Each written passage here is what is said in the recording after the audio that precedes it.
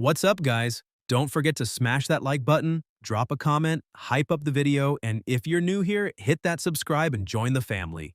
Inside a cave, only screams could be heard, shouting that a magical beast was there. Someone was begging for help while screaming for everyone to run. A young man was giving it his all just to stay alive. His name is Ye Qing. He is a level 0 collector. He stares at the magical beast in front of him and thinks he can't even scratch the demon's head.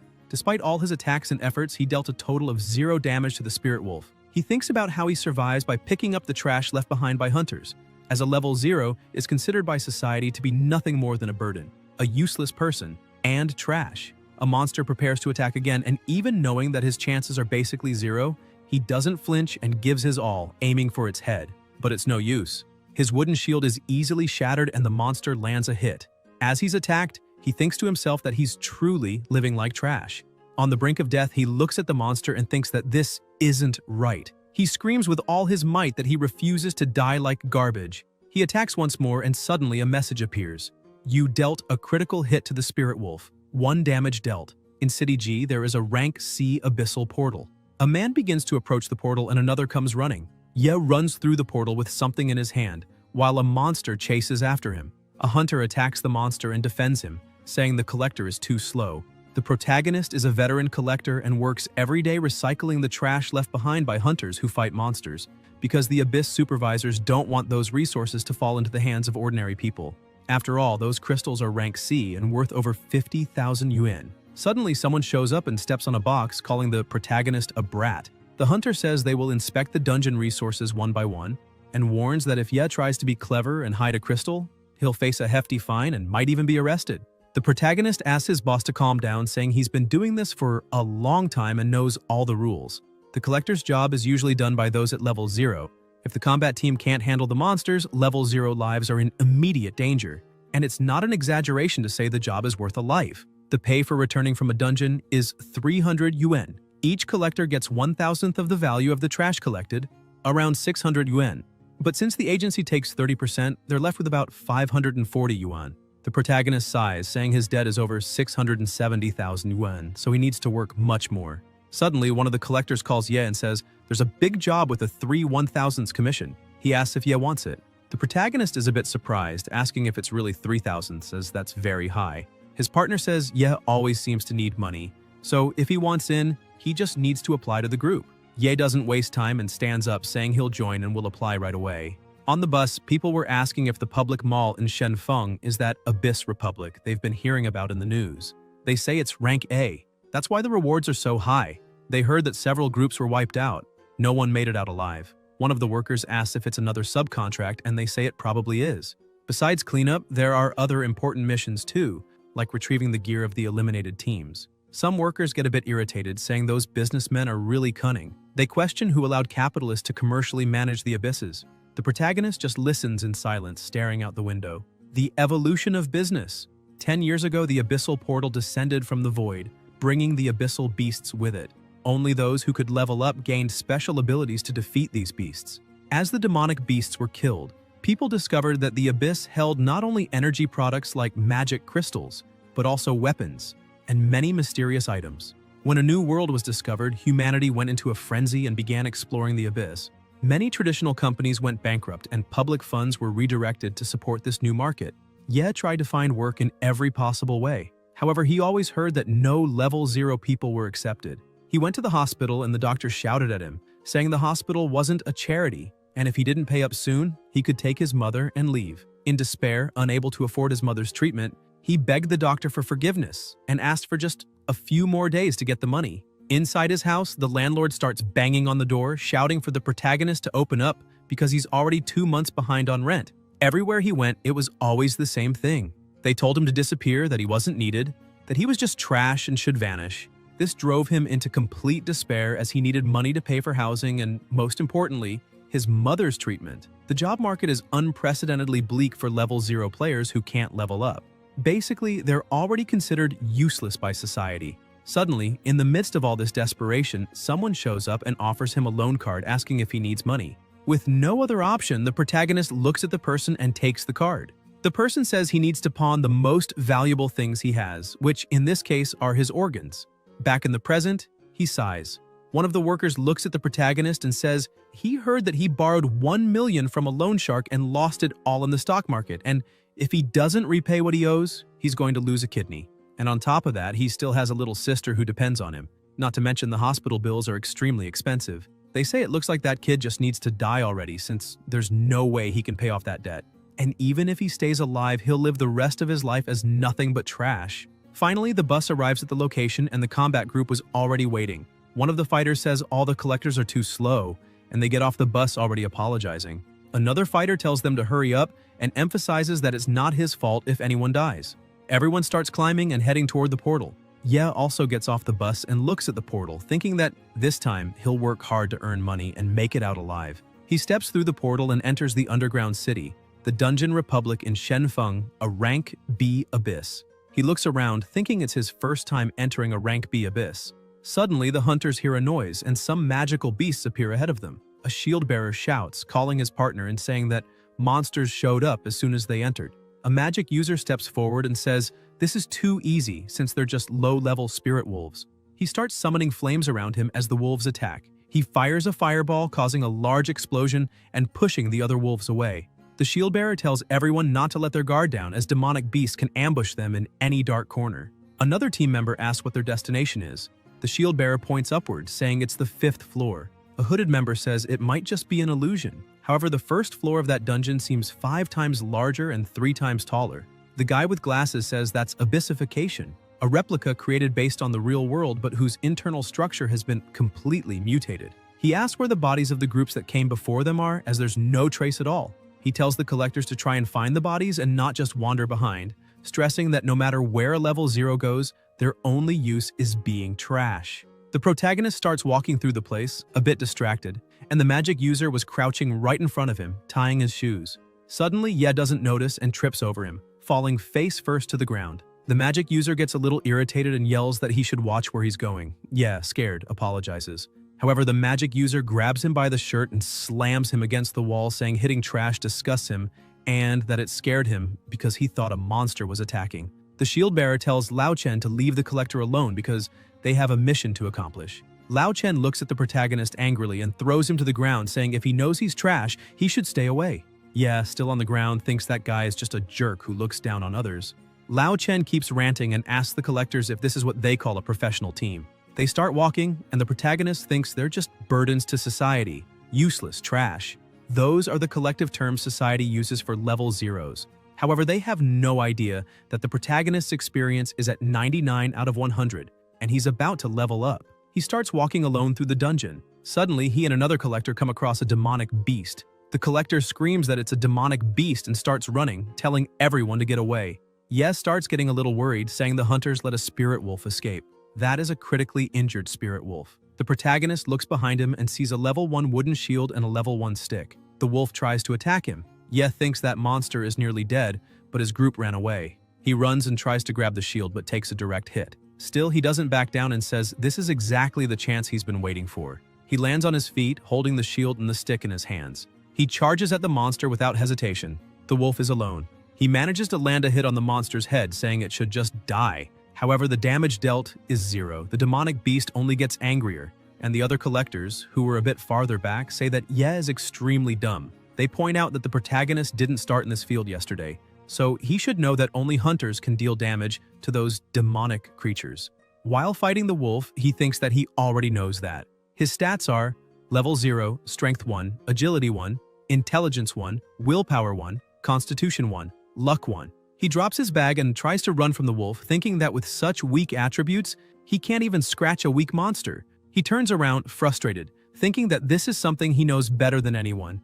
And it's precisely because he understands this so well that he has to go even harder. He dodges one of the attacks and charges again. Somewhere else, Lao Chen starts laughing, saying that when level 0s see a nearly dead beast, they'll tremble and piss their pants.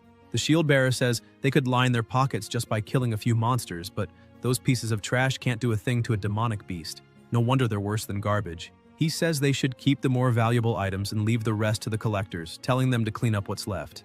Another hooded member warns the boss that it looks like another beast escaped around there. Suddenly, screams are heard, saying a demonic beast appeared, and they should run. The hunters start laughing, saying it's exactly as the boss predicted. Lao Chen, still annoyed, says that the purple item has already been claimed by him and warns everyone to stay away from it. Meanwhile, deeper in the dungeon, noises are heard from all directions. Ye is being attacked by the demonic wolf and, badly injured, begins to panic. However, he gathers all his strength and yells that he refuses to die like trash. He manages to stab the monster with his stick, landing a critical hit and dealing 1 point of damage. With that, he defeats the wolf, which collapses in front of him. On his knees, he starts panting and, even in excruciating pain, begins to laugh, shouting and celebrating that he managed to take down at least one. Suddenly, he hears someone approaching. Lao Chen starts mocking him, saying the loner managed to defeat a low-level wolf. He grabs Ye by the shirt again and yells, asking if he's playing hero and whether he thinks he's immortal. Lao Chen keeps yelling, saying they didn't spend money just to drag the corpse of a worthless idiot like him. However, despite hearing all of this, the protagonist smiles. A hunter's career doesn't follow just one path. When you reach level 1, even a level 0 can change classes and gain access to a hidden class more easily. But for that, you need to find ways to gain experience and level up. Yet, for a level 0 who can't deal damage to demonic beasts, that's like climbing a slippery mountain barefoot. Even so, Ye spent years risking his life, seeking a critical hit to gain experience, accumulating little by little, rising slowly. But he never gave up until reaching 99%. A message appears. Repeated kills. You dealt 1 damage to the spirit wolf. You gained 1 experience point. With that, he finally reaches 100%. Completely injured but happy, he says, this is the only way to gain experience. The conditions have been met. The system shows that his experience points went from 99 to 100, and that the requirements for leveling up have been fulfilled. Lao Chen is shocked and shouts that someone like that actually managed to change class. The system congratulates him, saying he finally reached level 1. An aura begins to envelop his body. In the end, he obtains the class Abyss Collector, and his max level is 1. Lao Chen looks at that and bursts out laughing. He asks what kind of joke of a class change that is. A garbage collector is still a garbage collector, and the max level is 1. He taps Ye's shoulder, apologizing because he just can't stop laughing. He says this was a once-in-a-lifetime chance, and even so, the protagonist managed to get a class that literally means trash. He keeps laughing and says it's perfect for him. Suddenly, Lao Chen stops laughing and gets serious, staring directly at Ye, saying all the other collectors are gone, and that's why Ye will finish the cleanup alone. He turns and starts walking away, mocking and telling the other fighters that they won't believe what just happened. The protagonist looks at his injured hand and asks if collectors really are weak. He thinks that if the max level is 1, then he won't be able to use attributes to level up. He looks at the wolf's corpse and wonders what a collector's ability is. Suddenly, his eyes start to glow and the wolf's corpse begins to emit a strange energy. The system says, recyclable trash found. Low-level spirit wolf corpse.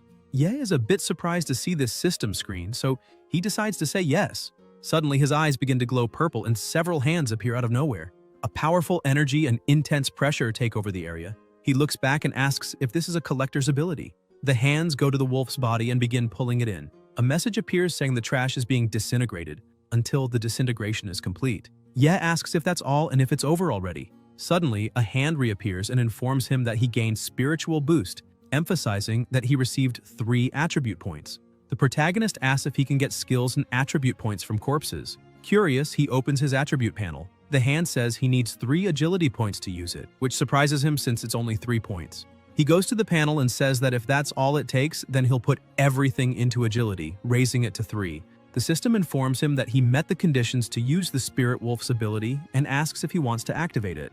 Without hesitation, he says yes. Suddenly, he starts feeling something strange in his body. When he opens his eyes, he's a bit confused because he didn't feel any result. Someone yells at him, saying he needs to go clean up that mess, and he yells back that he's going. Afraid of getting scolded, he starts running. But as he steps on the ground, he notices something different. His speed is extremely higher.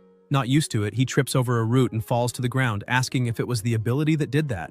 The system screen appears again, informing him that the spiritual boost is on cooldown. He gets up, takes a deep breath, and looks ahead. But when he sees it all, he's surprised. There are several wolf corpses there. With his new vision and collector ability, he can see that all those bodies are recyclable. Ye wonders if he can take attributes and recycle abilities from beasts, because that's the only ability of an abyss collector. He starts using his ability again, saying that maybe it's his only ability, but it's extremely powerful.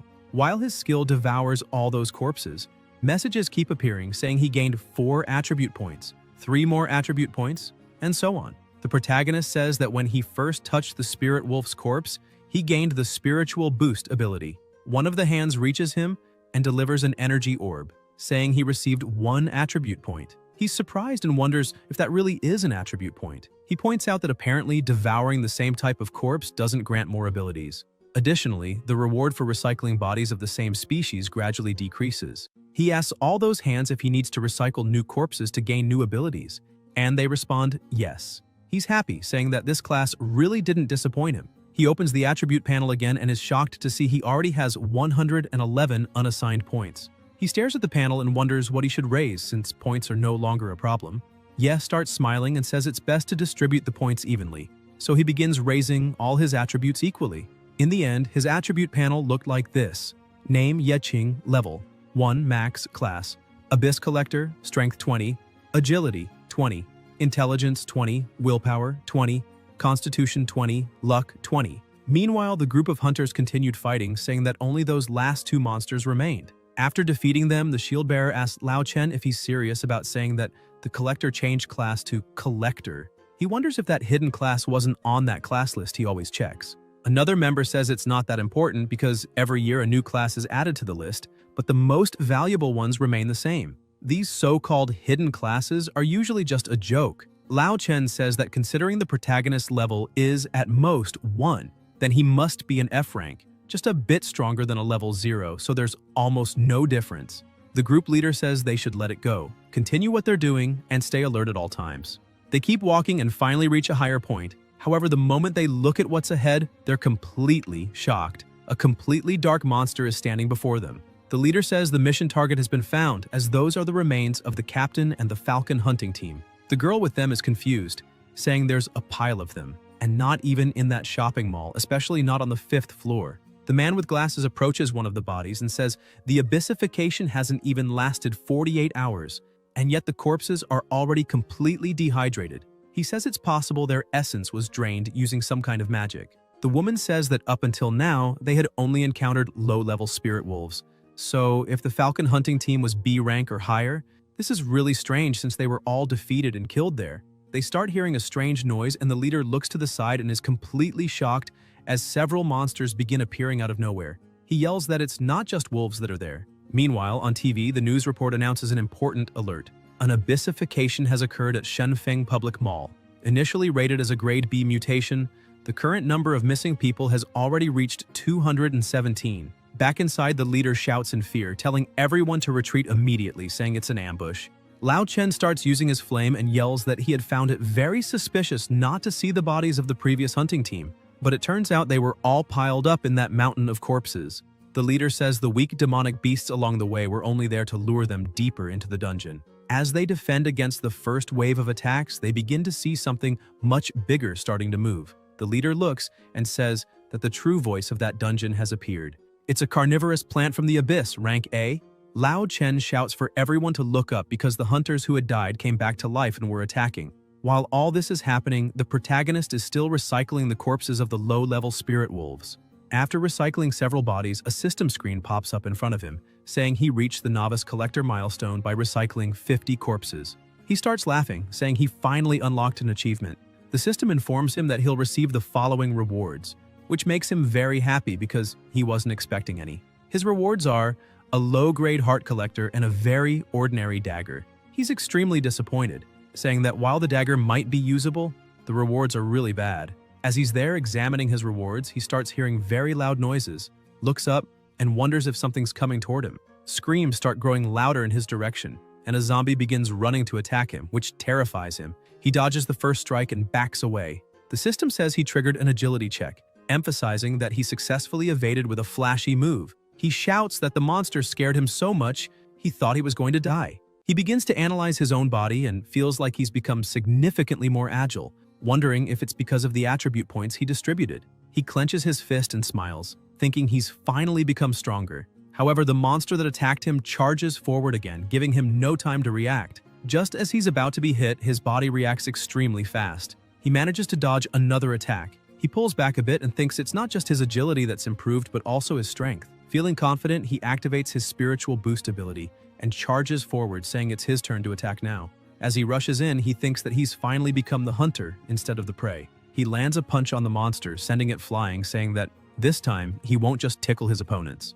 The system appears again saying he triggered a new strength check, noting that he caused a breakthrough in the target's defense, doubling his physical damage. The monster starts groaning in pain and shaking. Ye begins to smile and says that this is his new version, and it's way better than the old one. The system screen appears again saying that, thanks to his 20 points in intelligence, the protagonist's perception has been significantly enhanced, allowing him to detect hidden traps and weak points in his targets. The monster starts moving again, and now, with his new analysis ability, Ye can see that its essence level is parasitic, and that its weaknesses are fire and its neck. The monster lets out another roar and charges full speed, but this time, instead of dodging, Ye also starts moving forward. The monster attacks with everything it has, but the protagonist manages to dodge and slips under it, going for its back. He starts summoning his dagger, thinking that the monster's weak point is its neck, and with a quick strike, he manages to hit the nape of its neck. The system notifies that he triggered another luck check. The effect of the common dagger was activated and the target received a bleeding effect. Ye steps back a bit and realizes he cut directly through the root on the monster's neck. The system notifies that he killed the parasitized human. The purple liquid on his hand begins to evaporate.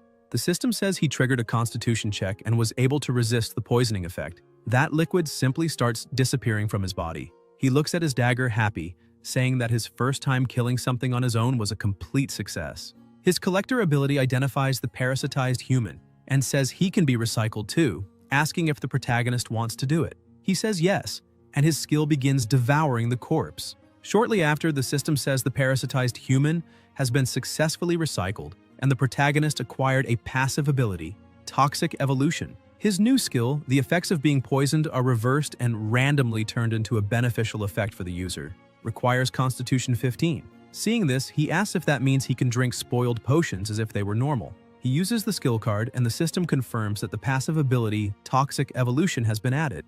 In addition, he received 5 more unassigned attribute points and also disintegrated the spoiled potion. The system warns that it's highly toxic and shouldn't be consumed, but he looks at his skill card and thinks that with his new Toxic Evolution ability, the poison will turn into something very beneficial. With that in mind, he starts drinking the highly toxic potion to see what happens. The system informs that due to Toxic Evolution, the critical effect was transformed into a healing effect, and all the damage he had taken up to that point was instantly healed. The system also notifies that he acquired the Buff Essence. All attributes doubled for 10 minutes. Ye says the randomly gained effects are so strong that he can feel his strength gradually increasing. He opens the attribute panel once again and remembers that after increasing intelligence to a certain number, he gained more info about his targets. So he decides to use the 5 attribute points on intelligence. Currently, his base stats are Strength 20, Agility 20, Intelligence 25, Willpower 20, Constitution 20, and Luck 20. However, because of the buff he received, his strength is at 40, Agility 40, Intelligence 50, Willpower 40, Constitution 40, and Luck 40. While analyzing his attribute points, he hears another sound approaching. He starts wondering if it's more monsters. When he turns around, he sees it's not just one monster, but a small army of them. He stands still, thinking that he was always called a burden to society, trash, useless. That's how everyone always treated him. But now he can proudly say, his name is Ye Qing, an abyss collector. He activates his ability and grips his dagger tightly, saying they can all come at him because he only has 2 times to fight, daytime and nighttime. Meanwhile, on the 5th floor, their fight was still going. However, they were starting to feel overwhelmed because the entire Falcon team had been parasitized. The leader tries to defend himself but realizes that even though those monsters are just the bodies, they're stronger than they were alive, not to mention the boss itself, the carnivorous plant from the abyss. He shouts to the whole group that they need to retreat immediately. They start running while Lao Chen tries to clear a path with his fire magic, but the woman gets hit in the back and the man with glasses had already been killed. The leader just keeps running, saying the monsters are still chasing them no matter what they do. Lao Chen, trembling in fear, thinks those monsters are too strong and they won't be able to do anything more. With that, he just keeps running non-stop. The shield bearer tries to block an attack while Lao Chen keeps running. He thinks he only came there for money and gear, so dying there would be a waste. Suddenly, the team leader starts being enveloped by a strange magic and can't move properly. He looks at Lao Chen and asks what he's doing, saying they're a team. Lao Chen apologizes to his boss but points out that he needs to hold the monsters off as long as possible. He abandons his leader to his fate and starts running, saying that when he comes back, he'll spend a little more on his funeral. The shield bearer, lying on the ground and unable to do anything, just tries to call for help but is completely ignored by his companion. While running, Lao Chen thinks he won't lose anything if he escapes now. because at least he still has the equipment he managed to grab, and at worst, he'll just have to come up with an excuse for his whole team being wiped out. However, he crashes into someone and falls to the ground. Seeing the protagonist, startled, he covers his mouth, but once he realizes it's Ye, he starts getting nervous, saying that once again that trash kid got in his way. The protagonist begins to get angry, asking if Lao Chen really betrayed all his teammates just to survive. Lao Chen, watching Ye's ability in action, asks if that's all he can do. Suddenly, he starts thinking that he can't let the protagonist leave, because if Ye reports him to the committee supervisors, he'll likely be condemned. He shouts at Ye, asking if he doesn't want to become stronger and stand out from the others. Then he says this is the moment and tries to kick the protagonist, telling him to go and become monster food. However, the kick has no effect on Ye. The system appears, saying that the strength check failed. The kick was invalid and will have negative effects. Lao Chen falls to the ground in pain, screaming and insulting the protagonist, asking what he's doing. Ye begins to release his aura, cursing Lao Chen, saying that he may be trash, but anyone who abandons their friends is worse than trash. Without hesitation, he begins using his ability. Lao Chen starts shaking and screaming, "What is this?" begging for help and calling for his mother, but he is dragged away by the hands. The ability notifies that the trash triangle is in progress, but that trash is not recyclable. The hands throw him back to the ground, and the protagonist says that apparently not all trash can be recycled. Suddenly, another notification appears saying the recycling skill has been upgraded. Now, the target's useless abilities can be recycled with their consent. Additionally, Ye receives another card saying he is the Spellmaster, the 3-minute experience card. If the target is unconscious, consent is given by default, which is very convenient. He uses the 3-minute experience card. With it, he gains control over all flames. The Fireball skill requires 15 intelligence points, and he has 50 in total. By activating the Dark effect, the Fireball evolves into Grand Flame Explosion. Several monsters begin moving again. Ye looks back and sees they're getting closer and closer. He starts trying to figure out how to use the Fireball skill and tries to remember how Lao Chen did it last time. When he uses it, it creates an extremely powerful explosion. The flash takes over the entire floor, and all the monsters in front of him are completely disintegrated. He gets irritated with himself, saying he didn't have time to recycle the bodies and begs them not to turn into smoke so easily. However, another monster appears at the top of the stairs and stealthily advances behind him. But Ye senses the presence of someone else and dodges at the last second. He moves away from the opponent, who keeps pressing forward without giving him any time, but none of its blows can land. Ye grabs his dagger again and begins fighting on equal footing with that monster. He starts thinking that he still hasn't learned any close combat skill. He looks back and sees the body of the shield bearer, thinking that might work. He says the shield bearer wouldn't want to be resurrected by that boss after death, so maybe he should help him become stronger. Using his ability, he begins to consume the entire body of the shield bearer, thus gaining the golden shield. Immediately, he starts using the shield, and in the middle of the opponent's charge, he spots a weakness and rushes in, smashing the monster's head with the shield and winning the battle with relative ease. Without wasting time, he apologizes to the former hunter, who had been parasitized but says he needs to recycle that body too. He asks the former warrior to rest in peace. Upon absorbing the body of the former hunter, he gains the Dagger Demon card. Now, he can use a dagger like an assassin and unleash a flurry of stab attacks. He quickly uses the card and gains another ability. Upon absorbing it, he says the dagger now feels more flexible in his hand. A story is told. Their fight was brutal. The committee states that the protagonist's mission is to find the Falcon Group and bring them out of the dungeon. Instantly, the response to that is yes. The committee says that if their bodies aren't found, the mission will be considered a failure and no payment will be given. The battle continued, and with each moment, the protagonist gained more abilities. By recycling the bodies, he managed to gain speed, and his strength and agility attributes increased significantly, in addition to becoming immune to control skills. The man telling the story says he already knows he won't get anything. The committee asks if he has found the bodies of the Falcon Group. He replies yes, but that they've all been recycled. The committee asks what he's talking about, and the man says all the corpses and monsters were taken into the abyss by that person. At the Abyss Supervisory Committee building in the interrogation room, Lao Chen is sitting in front of the evaluators, trembling with fear. The committee says he was the only survivor from that dungeon, so the person he's referring to doesn't exist. And furthermore, there's something very strange. When they found Lao Chen's body lying on the ground, his level had been reduced to 1, something that's never been seen before. Driven mad, Lao Chen starts screaming that it was exactly like he said, his abilities were recycled by that person. And that's the proof that he's the trash collector, but he doesn't sound credible saying that. The committee states that the abyss's energy pollution level is so high that it's possible he was recycled and then spat back out, which is what's causing hallucinations. That's the main theory proposed by the assassination team. Lao Chen keeps yelling that it's not true and insists he's telling the truth, that he wouldn't lie about it. He insists that everything really happened. The trash collector did all of it at the entrance to the rank B abyss. After all that, the protagonist sold the magic crystals on the black market, but received only 30% of their value since crystal trading is monopolized by large corporations and private transactions are illegal. The black market charges 70% as a handling fee. The magic crystals he brought were barely enough to pay what he owed the loan sharks from some time ago. However, since then, there have been no more incidents. He looks at his own hands and thinks that he's a bit afraid of using his recycling ability in front of others, as they might report it to the supervisors. Not to mention that he awakened an extremely strange class, so it wouldn't be impossible for them to lock him up for a year to run major experiments. The protagonist concludes that he needs to earn as much money as possible while he's still a free man. Among several other people, the group leader says that Abyss just appeared, and everything is still extremely new, so everyone there needs to be aware of the risks involved. That's why the rewards will be doubled. He emphasizes that only people with a class qualification and a rank higher than B can sign up for the mission. Ye asks the leader if he thinks someone like him would qualify. The leader asks what his rank is.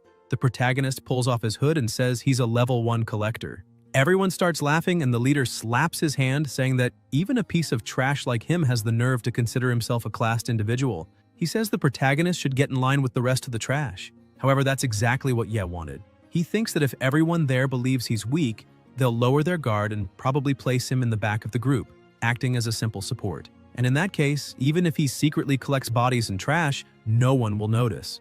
It's a dangerous plan, but a brilliant one. Suddenly, another person arrives and says they should get going. People start commenting that she's the daughter of a famous family, the one who awakened a god-chosen class. The woman tells the leader that if they take the protagonist, then they'll have enough people.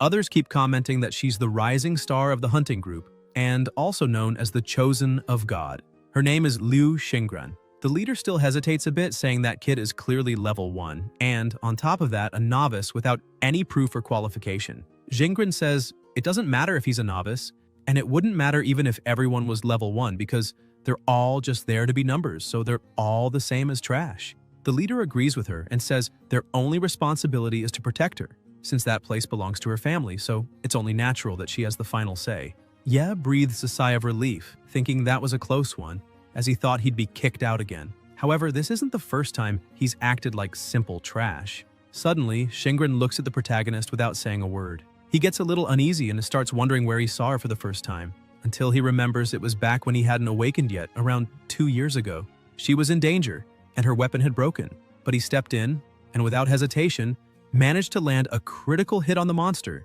finishing it and saving her life. Still shaken from the situation, Xingran asks if he's really a trash collector. Then how did he manage to kill demonic beasts? Suddenly, Ye starts celebrating, shouting that he did it, that it was his first time. He finally managed to earn a single experience point. He turns and asks if she's okay. Xingran says she really had heard the rumors, but didn't believe anyone was actually trying to level up that way. She asks if it's true, if he's really trying to gain experience like that and why. The protagonist says the reason is obvious. He needs money. He bends down to pick up the magic crystals and she stands up, saying she can't believe someone is actually doing that, since that method could cost him his life. But the only thing that caught his attention was that the monster gave a lot of magic crystals. He turns to her and asks what she really knows, because people with good classes like her always think they're superior. So how could she understand how hard the life of trash like them is?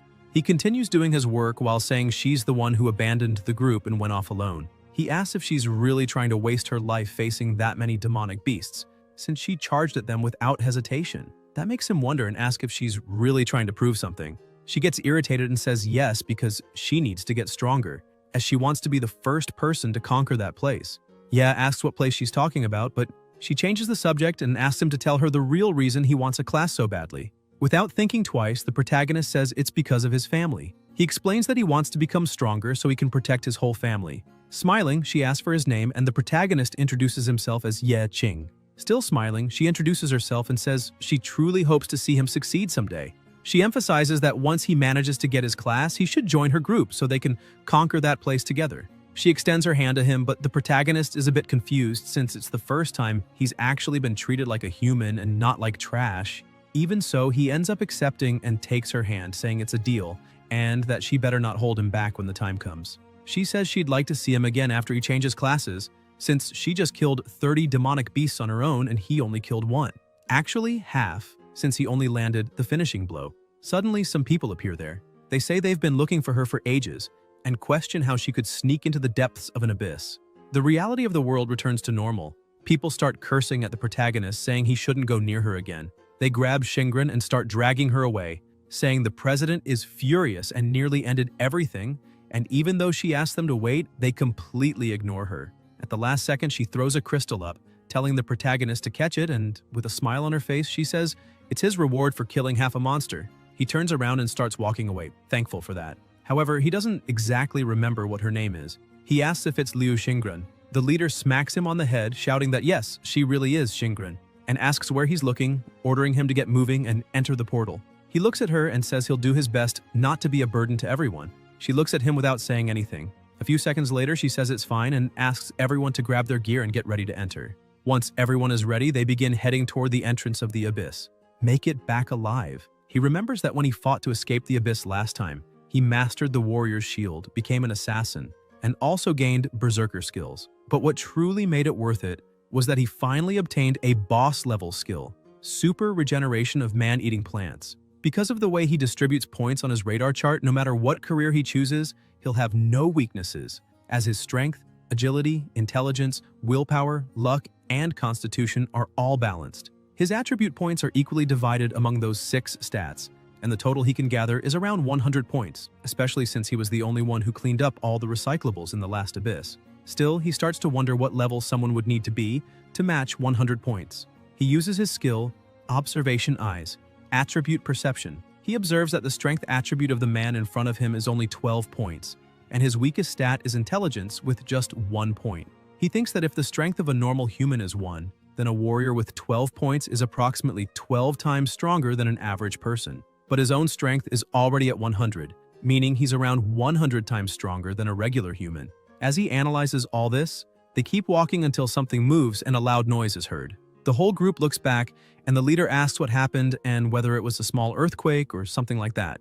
In reality, it was a trap. However, Ye managed to hold it back with just the strength of one arm, pushing the wall back and preventing it from crushing someone. He remarks that the structure of that underground space is very unstable. Suddenly, someone else arrives, shouting that they found a chest, drawing everyone's attention and allowing the protagonist to breathe a sigh of relief for not being noticed. When they reach the chest, the leader says, this is total crap because they don't have any assassins in the team. And that chest looks like it's rank A. The protagonist raises his hand and says he can open it. However, the whole group is confused as to how a level 1 person could open something like that. He walks up and effortlessly opens the chest, leaving everyone stunned. He thinks that opening that lock is as easy as eating, but the rest of the group can't believe he did it so easily. The leader says that lockpicking skills like that can only be learned by assassins above level 5. Ye explains that a level 1 collector can learn a bunch of useful skills because they come across lots of unopened chests while cleaning up trash. The leader ends up understanding and says they'll divide the items once the mission is over. For now, they should keep moving. The group agrees, but they hear a small sound. Ye asks the woman next to him to stand still for a second because it seems like there's something ahead. He throws a rock, and the walls quickly begin to move. This way, he triggers a trap and prevents a fatal incident. The woman looks a bit uneasy and questions whether the protagonist is really level 1. Ye asks her not to think too much about it, saying they just happen to run into something he's good at. He finds a lot of traps while picking up trash, so he usually suffers because of them. That's how he ended up unlocking the trap perception skill, and there's nothing strange about it. Xingren was behind the two of them and hears the whole explanation. However, she remains silent, saying nothing. All 3 members of the group end up accepting the explanation, saying they understand. The system appears saying, Deception check, success. Target has become more persuadable. The protagonist begins to wonder if this is the power of having 100 intelligence points.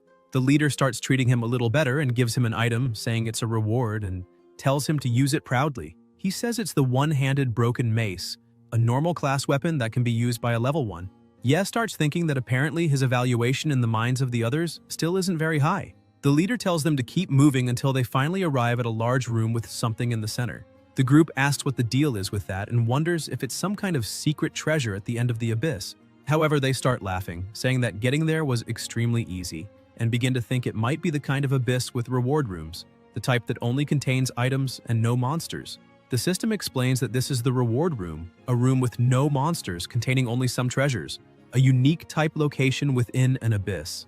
Jingren asks the group not to get overconfident and to pay attention to places where monsters might spawn. One of the group members walks up to the plaque and holds it in his hand, saying, "There's no way that stone plaque is the only thing in this abyss." He turns, letting his guard down, and asks if now that they've found the last treasure, they can leave. However, the chalice in front of him begins acting strangely. Suddenly, it starts to emit an absurd amount of blood, and the system announces that the blood trial has begun. Jingren curses that member, calling him an idiot, and points out that this isn't an abyss reward but a trap. She says the thing in front of them is the blood nightmares. Jingren opens her inventory, grabs her sword, and shouts for everyone to get ready to fight. The blood monsters begin surrounding them. The protagonist says that to avoid exposing his attributes, he should fight using only 20% of his power.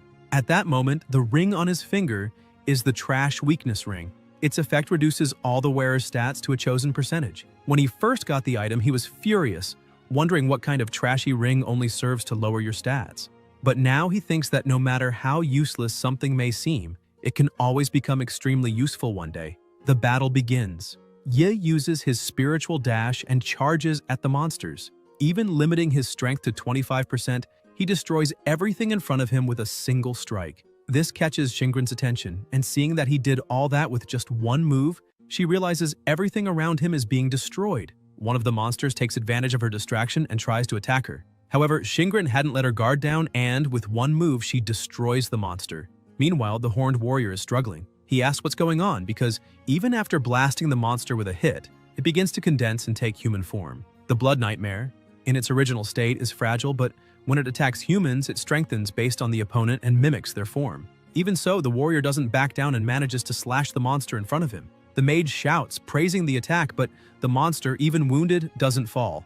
It counterattacks, cutting off one of the warrior's arms. He falls, screaming in pain, and the mage, in despair, says, "Decapitation doesn't work, so how are they supposed to win against those things?" The monster prepares for the final blow and attacks with everything. At the last second, its sword stops inches from the warrior. Jingren had completely frozen the monster and asks if they could be just a little less useless. She touches the monster and shatters it entirely. Jingren points out that this is just a bloody nightmare and says they're embarrassing themselves just as expected, because a piece of trash is still trash in the end. The monsters keep attacking. With the warrior on the ground, the mage tries to attack but shouts that there's no time to cast spells since the monsters are moving too fast. Ye says that if swords don't work on those monsters, then they'd better just barbecue them all. He uses Grand Fire Explosion, destroying several monsters at once. Once again, the entire group is left speechless. The mage screams that Grand Fire Explosion is an S-rank spell, and casting it instantly is basically impossible. She asks if something's wrong. How can a level 1 player do that? More monsters begin appearing and advancing. They let out a loud roar. However, Ye does the same, and his roar stuns the monsters. Berserker mode is a skill exclusive to berserkers. Speed is increased by 100%, strength as well, and damage taken also doubles. With one punch, he completely explodes the blood nightmares, but he notices blood fragments flying all around him. When he looks back, the monster he just destroyed starts to fully regenerate, but with something different. The mage, still frightened, says that monster duplicated. The creature begins to evolve, transforming into a blood nightmare king. The group starts shouting, asking how a king-level monster could appear in a B-rank abyss. That's why they're certain something's wrong there. Ye says that monster can mimic its target's form and grow stronger by facing stronger enemies. That blood nightmare absorbed the protagonist's attributes and instantly evolved into a king-level monster. The blood nightmare begins its assault, but Ye manages to dodge. As he pulls back slightly, he wonders if that monster's attributes are enough to match his own, because if that's true, it means there's no way to win by overpowering it. Jingren steps forward and calls the protagonist a useless little fish, telling him to get out of the way because she wants to handle that powerful opponent. The monster starts attacking her too, but with her speed, she's able to dodge and begins climbing up its body. With her freezing sword, she attacks and begins freezing parts of the monster. Ye is surprised to see that she can use domain-level ice control, but it still isn't enough. With its other hand, the demon strikes, landing a direct hit and throwing her to the ground. She gets up and even without major injuries thinks that it's not going to work this way because she's still too weak. Some time ago, she was at the edge of an abyss, and her guards warned her that the abyss's energy was highly unstable, asking if she really wanted to go in alone. Jingren kept preparing and thought her goal was to conquer that place once and for all. the highest darkness level of the Tower of the End. However, her growth rate is still far below that of her brothers and sisters. She stands up and keeps thinking that, honestly, to be a princess, she doesn't even come close to them. The blood nightmare keeps attacking, and she begins gathering energy around her, thinking that if she can't easily eliminate the abyss, she's not worthy of inheriting her family's name. Liu Xingren opens her eyes with intense focus and creates a barrier around herself, managing to block the attack. A flag appears beside her and she slams it into the ground. That's the Frost Banner. The system appears and says, "Haste! All allies within a 30-meter radius gain a 50% speed boost." The ground in front of her starts freezing and quickly reaches the monster, freezing it completely. With her boosted speed, she charges forward. She thinks that the Ice Demon specializes in restraining water-type monsters. Even if it can't kill, it'll no longer be a threat if it's frozen. Xingren uses Comet Strike, an extremely powerful blow that manages to slash the monster. The protagonist watches and says that this must be the legendary God-chosen class. However, he's still uncertain, wondering who is stronger, the King-level Blood Nightmare or the God-chosen Knight. As she finishes her attack and pulls back slightly, she looks at the monster and starts to wonder if her attack had any effect at all. The part she managed to cut falls to the ground, but the King-level Blood Nightmare remains intact. It continues attacking, but none of its blows land. While fighting, she thinks that even though she's an S rank, her strength still doesn't come close to her older siblings. She keeps dodging while questioning her own power, thinking that even though she carries the Liu name, she always feels like she's being left behind. And clearly she is the weakest member of the entire family, always mocked and ridiculed, called the disgrace of the Liu family, with people questioning how they could have such a weak sister, saying she should just stay home because the abyss is too dangerous for someone so fragile. With all that weight and those repressed feelings in her heart, she gathers her strength, thinking that she wants to become the strongest, even if that means starting with a beginner's abyss. Because as long as she keeps challenging greater hardships, she'll be able to surpass everyone one day. And to surpass everyone, she must be capable of facing every challenge by herself. She lands a blow on the monster's head with all her strength, but it's not enough. Ye looks slightly alarmed and she notices something behind her. The monster lands a direct hit, slamming her into the ground with immense force. From that attack, she begins coughing up blood. The team's mage starts panicking, shouting that the monster was able to defeat even Xingren, an S-rank hunter. So everyone needs to get out of there immediately. The Blood Nightmare prepares to deliver the finishing blow to her, but the protagonist won't allow it and once again uses his firepower, destroying one of the monster's arms. The severed arm flies toward the rest of the group, who scramble to dodge. Thanks to that attack, Xingren manages to get up. Ye was going to face the monster head-on. He uses his observation eye skill to find the monster's weakness. He thinks that if that monster really reaches king level, it will gain resistance to abnormal conditions. And if the level is high enough, it might become completely immune to freezing, stunning, paralysis, and slowing. As the levels progress, even places that were originally weak points will no longer be. That's why he thinks there's no reason to keep holding back and decides to activate all his attributes. He gathers an immense amount of fire in his hand and with a punch causes the monster tremendous pain, but it's still not enough to defeat it. The monster counterattacks, but the protagonist manages to get out of range. While Xingren takes a healing potion, the mage is impressed by the protagonist's speed. He keeps dodging and attacking like it's nothing. His movements are truly impressive, like those of a real assassin. He begins releasing even more power, thinking that as long as he can find the weakness of that king-level monster, he'll be able to reach his goal. He attacks with consecutive fireballs, causing great damage. However, he thinks that no matter what part he destroys, it will always regenerate, and he hasn't managed to identify any weakness on the monster's entire body. However, he notices the monster seems to be remotely controlled by something. When an object was removed, a trail of blood appeared, indicating that the cube had something to do with the Blood Nightmare. He asks the group to throw it to him. The warrior sees the block in front of him and with a three-fingered kick, makes a perfect throw. The system screen appears saying the intelligence test was successful and that he can now decipher the ancient writing on the block. The system begins decoding the ancient enchantment on the block to break the blood curse. Ye is shocked and thinks the solution was right under everyone's noses, and if he had used the observation eye from the start, all of this could have been solved. The monster grabs the plaque in midair, puts it in its mouth, and enters invincible mode. The group asks why the monster is no longer moving, and the protagonist gets frustrated, saying he was too careless. Now that monster has gone into invincible mode. Xingren approaches him and asks if they've met before, because when she heard him for the first time before entering the dungeon, his voice sounded familiar. Ye is surprised and asks if she really didn't recognize him. He explains that he met her in the abyss 2 years ago and says he was the trash collector who took her experience point, the first one he ever earned in his life. She remembers and brings up the 29.5 points she got from that monster. So, he's that brat who took her 0.5 point. Shingren says she remembers now, but can't recall his name. She throws out a few guesses, making him a little uncomfortable, so he decides to tell her his name is Ye Qing. She's surprised and happy at the same time because she never imagined he'd succeed just through hard work. He confirms she's right and says he's now a level 1 collector. Shingren is amazed because he'd always risked his life for experience, slowly accumulating his points, and still managed to become incredibly strong. He asks why she's looking at him like that. She smiles and says it's a little embarrassing to say it out loud. She taps her sword on the ground again and says the block will orbit around the Blood Nightmare's body, so her control over the ice demon can freeze it for a short time. Shingren asks the protagonist to use that brief moment to locate the block. Yes smiles and says he expected that, because no matter who you are, there are always moments when you can't handle the challenge alone. With a smile on his face and confidence in his heart, he tells her to consider this a 0.5 reward and emphasizes that they'll work together to defeat that monster. She smiles and gives him a high five, saying he better not slow her down. The rest of the group yells at both of them, telling them to wait a bit because they want to join the battle too. Even if they're not much help, they want to fight with everything they've got.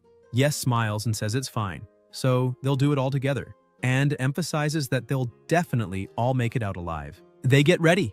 Meanwhile, the plate starts acting inside the monster. The protagonist pays attention to this and says they still have 5 seconds until invincible mode ends, and after that the monster will enter berserker mode and attack non-stop for 30 seconds. He turns and tells the whole group to listen carefully because these are the last 30 seconds of opportunity they'll have, and they must return alive no matter what. Even though they're very afraid, the whole group gets fired up and shouts that they'll return alive no matter what it takes. A system alert appears stating that the intelligence test was activated and the spirit boost was successful. Shingren also receives this buff, and the spirit boost on her caused her fatigue value to decrease by 100%. Her magic recovery rate increased by 15% for 30 seconds. She's surprised by these effects and turns around in disbelief. She smiles and says that it seems she really can't underestimate the protagonist. She begins to coordinate the first attack and orders the warrior to keep the monster's rage low. Without hesitation, the warrior charges at his leader's command, goes up to the front of the Blood Nightmare and starts insulting it, trying to grab its attention. This works, as the monster's rage is now focused on the warrior. Wasting no time, Shingren continues coordinating her team and asks the beloved to hit the monster's newly formed tentacles and cover the collector. She immediately gets to work and manages to restrain the monster for a while using her magic. Ye observes the situation and says the block with the griffin is the key to ending the blood trail, and that if it gets destroyed by the fireball, the blood trail will never end. Shingren asks what they should do. Even without being sure of what he's saying, the protagonist says maybe he can pull it out with his bare hands. Shingren is shocked by this idea and shouts that there's no way he can do that with his bare hands, questioning if he really plans to dive into the Blood Nightmare's stomach. Ye starts focusing and says, no, in fact, he's going to penetrate the monster's body. Still surprised and not fully understanding, she ends up agreeing and tells the archer to hit the ceiling so the falling rocks can create a platform for the protagonist to jump from. The archer says he got it and prepares, firing a powerful shot at the ceiling, causing an explosion above the monster. Shingren uses her flag again and shouts that she's going to freeze the lower half of the Blood Nightmare. Ye gets ready to act and says they can leave the rest to him. The two launch the attack. The monster notices this and starts attacking them as well. However, all the attacks are avoided, and the protagonist charges in without fear. The reason he advances so confidently is because his super regeneration ability can instantly heal light wounds, so he can ignore minor attacks from the Blood Nightmare. Shingren drives her flag into the ground, freezing the monster and temporarily immobilizing it. Ye takes advantage of the opening and leaps. She shouts for him to hit the chest area since it's the easiest to penetrate. The protagonist says he can't go that fast and activates his berserker mode, gaining 20% more speed. He also uses his toxic rush skill, and the potion's effect is reversed into an additional 15% speed increase. He thinks the trash potion cards he picked up at the Abyss entrance can finally be used. A bonus effect is also granted, hardened skin. Defense is increased by 15%. With everything ready, he charges forward shouting, this will be his final blow. Even with his increased speed, one of the tentacles manages to intercept him. Unable to dodge midair, he gets hit. Shingren gets worried and the protagonist is flung away. While falling, he says this is his time to shine. It was expected from a piece of trash like him, so he should have stayed low. However, he refuses to be a burden to society once again. He activates his recycling skill and says the recycling target is himself. He starts to fall and his own skill begins trying to recycle him. The monster is confused, and so is the entire group. They begin asking what kind of power this is and where it came from. Ye stands up as the system notifies that it's not possible to recycle a living organism, so the recycling fails.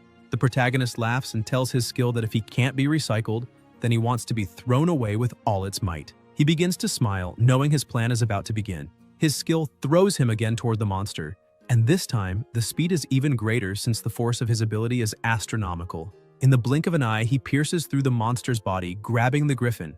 On the other side, with the griffin in hand, he says he did it. As he lands, the monster falls beside him, starting to melt, and the system announces that the blood trail has been completed. The monster begins to dissolve. Seeing this scene, the entire group remains stunned, asking what just happened. Shingren, also shocked, asks if they really managed to win. As reality sets in, they begin to celebrate, and the system says everyone is leveling up. Everyone's strength, agility, intelligence, determination, constitution, and luck start increasing. Shingren is also surprised to see her stats increase. Strength plus 33, agility plus 28, intelligence plus 38, determination plus 26, constitution plus 21, and luck plus 34. Meanwhile, the system says Yev failed to level up because he's already at max level, and a bit embarrassed, he says that was expected. Suddenly, a treasure chest appears in the middle of them all, and the group is impressed. It's the real treasure. Once opened, several powerful cards emerge. One of them goes straight into the protagonist's hand, an extremely powerful weapon card that grants plus 88 attack. However, the required level to use it is 10. He's a little disappointed since his max level is only 1, and the system promptly notifies him that he doesn't meet the requirements. He throws the card to the ground, frustrated, saying all those shiny items he wanted so badly are now completely useless to him, and he's sad, wanting to cry. Shingren picks up some cards and calls Ye, saying that he was the one who completed the blood trail and was undoubtedly the biggest contributor among them, so he should be the one to distribute the items. A little shy, he smiles and says it was nothing. He walks up to her and speaks more quietly, saying he has something to talk to her about. Shortly afterward, outside the portal, several agents were waiting. Their leader says they must contact the 4th General and prepare to send in a rescue team immediately. Suddenly, Shingren appears at the portal's exit, saying there's no need. She exits with the entire group intact, and the leader even sheds tears of joy seeing his lady is safe. Even reporters are there, shouting that this was expected of Miss Shingren, since she managed to clear the abyss on her own. The rest of the group starts saying their goodbyes and quietly agrees to keep it all secret. She waves at everyone and, in front of everyone present, claims she did it all herself, asking why they were so worried and if they really thought she couldn't do all that on her own. She smiles and says that after all, she's an S rank. A little earlier, still inside the abyss, she asks what the protagonist wanted to talk to her about so badly. He says her family definitely doesn't have money problems and asks if he can sell those items to her. With a discount, he charges 500 magic crystals. Even without understanding, she immediately agrees, saying it's no problem. However, he adds that there's one more thing. He asks that when they leave, she pretends he was never there, and insists she take full credit for the abyss, as if she had done it all alone. Once again, she's extremely confused, but agrees with what he just said. He turns and begins to say goodbye to her, saying they can go ahead and he'll leave secretly afterward. Shingren agrees to everything. However, she's a bit uneasy, thinking the protagonist is setting her up to owe him a favor. Once everyone leaves the abyss and everything is quiet, Ye takes the griffin and sits alone on the ground. He extends his hand, sensing something, and as a small piece of the blood nightmare appears, he smiles. He leans down and tells the little nightmare that even something weak like him doesn't want to be trash and let others decide for him. So, he offers the nightmare to become part of his strength. He captures the blood nightmare with his skill, and suddenly a message appears. Recycling successful. Blood nightmare, skill acquired. Humanoid nightmare consumes life essence to summon a nightmare clone. The clone can imitate the host by dealing or receiving damage. It will dissipate immediately after the effect is triggered. This skill can be upgraded. Cooldown time, 305. Upon seeing the full description, the protagonist says it's a great skill, and that in future battles, he's really looking forward to working together with the nightmare. Sometime later, in another place, the protagonist is sitting at a table drinking coffee while analyzing his card system. He thinks about how he gave all the higher requirement items to Shingren. However, now that he thinks a bit more about it, an unknown collector, holding several shiny pieces of equipment, would definitely be noticed by a group of supervisors. However, all that trash he's been wearing is so unnoticeable that the supervisors wouldn't even care, even if he were selling it in secret. He leans back in the chair and takes a deep breath, thinking he's overthinking it because no one would buy that trash anyway. Absent-mindedly, while holding his cup, he touches the recycle button, and suddenly, the system shows that one piece of equipment was recycled. BP gained basic point. Upon seeing that, he's a bit surprised and questions whether he really recycled an item by accident. A bit doubtful, he goes to read the tutorial. The tutorial says that recycling is done by processing the selected trash, and after a preliminary classification, BP is a universal substance extracted from recycling useless equipment, which can be used for improvement, repair, and crafting of new items. Ye is very surprised to realize that those pieces of junk equipment can be recycled. The tutorial system gives him a task, asking him to complete the repair of the common dagger. A bit confused, he wonders if he really needs to complete the task. Following the hints, the tutorial informs him that repairing the common dagger costs 5 BP. He sees that the remaining durability of the dagger is 0.33, and he had almost thrown it away after killing the boss. He says that if he counts the BP from that accidental recycling, then he still needs 4 more. He begins recycling some trash weapons and says he needs to recycle at least 4 more. Once he gathers the necessary amount, he repairs his common dagger. However, he gets a surprise. The weapon wasn't just repaired, but the durability and attack also increased a bit. The system shows that the common dagger now has a durability of 34/34. Before, the max was 33. In other words, 1 point was added. The requirement is still level 1. The attack, which was previously 21, has now increased to 22. The repair rewards were weapon max durability +1, attack +1. Upon seeing this information, he thinks, in other words, that while equipment is constantly used and repaired, even trash items can be improved. He smiles and says that apparently, bad equipment needs to be reinforced to improve. The system congratulates him for completing the tutorial and asks him to choose a reward. The first option is a beginner's blueprint, a convenient magic potion that can instantly recover someone's mana while removing a large amount of fatigue. Or the second option, a random attribute value +2. He starts reflecting a bit and thinks that at the moment, attribute points are not scarce for him. What worries him most when venturing into the abyss is that he can't predict its depth, and many adventurers who are unprepared often run out of mana before reaching the boss room and need to backtrack to resupply. As a result, mana flasks are usually key survival tools for a group, and the value of those flasks speaks for itself. He ends up choosing the potion, and the system appears again saying, "Tip, congratulations, you have learned item regeneration." However, on the card he receives for the flask, it's written, "Convenient Magic Potion Blueprint." The protagonist wonders why it's a blueprint. The system appears again saying that the regeneration requirements for the Convenient Magic Potion are 6 BP plus a random container. Ye starts thinking that it's not surprising an item's regeneration would need BP, but he is surprised to learn it also needs a random container. He raises his hand and calls the attendant, asking if he could provide a small container. The attendant hands him 3 disposable cups. With everything in hand, he begins his production. In no time, he manages to recycle the trash completely, and now the next step is regeneration. However, he is surprised to see that even within his system, there is a focused mini-game to do everything perfectly. He draws the attendant's attention, who doesn't understand what he's doing, talking to himself at the table. A few minutes later, all the cups are filled with potions. He picks up one of the cups and says, "That's what you'd expect from a recycled item." It's a bit weird, but it's not like it's unusable. He starts drinking, and the system announces that he gained Convenient Magic Potion X5. However, he starts to feel a bit sick, shouting that it tastes like some kind of rancid juice.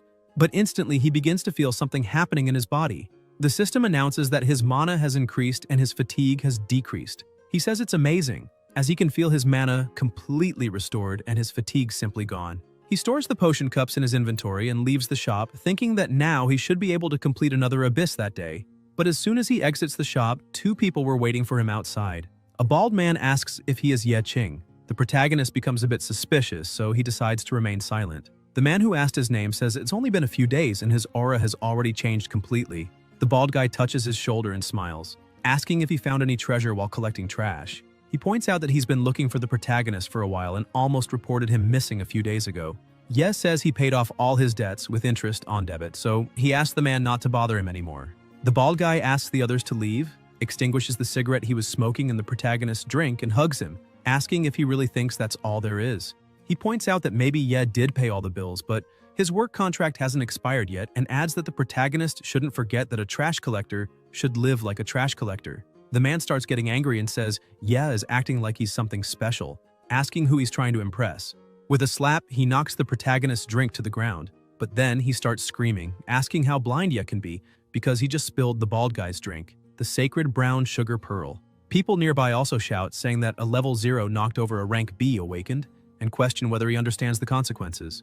The henchmen get ready and say they've always been disgusted by the sight of him. The protagonist looks at a nearby camera and thinks that, according to the supervisor regulations for Awakens, using abilities outside the Abyss is forbidden. The only ones allowed to activate their abilities outside the Abyss are law enforcers, such as the Special Police. Therefore, he needs to find a blind spot in the security cameras to activate his recycling and regeneration abilities. The bald guy makes a proposal and asks what he thinks about picking up the pearls from the ground and eating them one by one.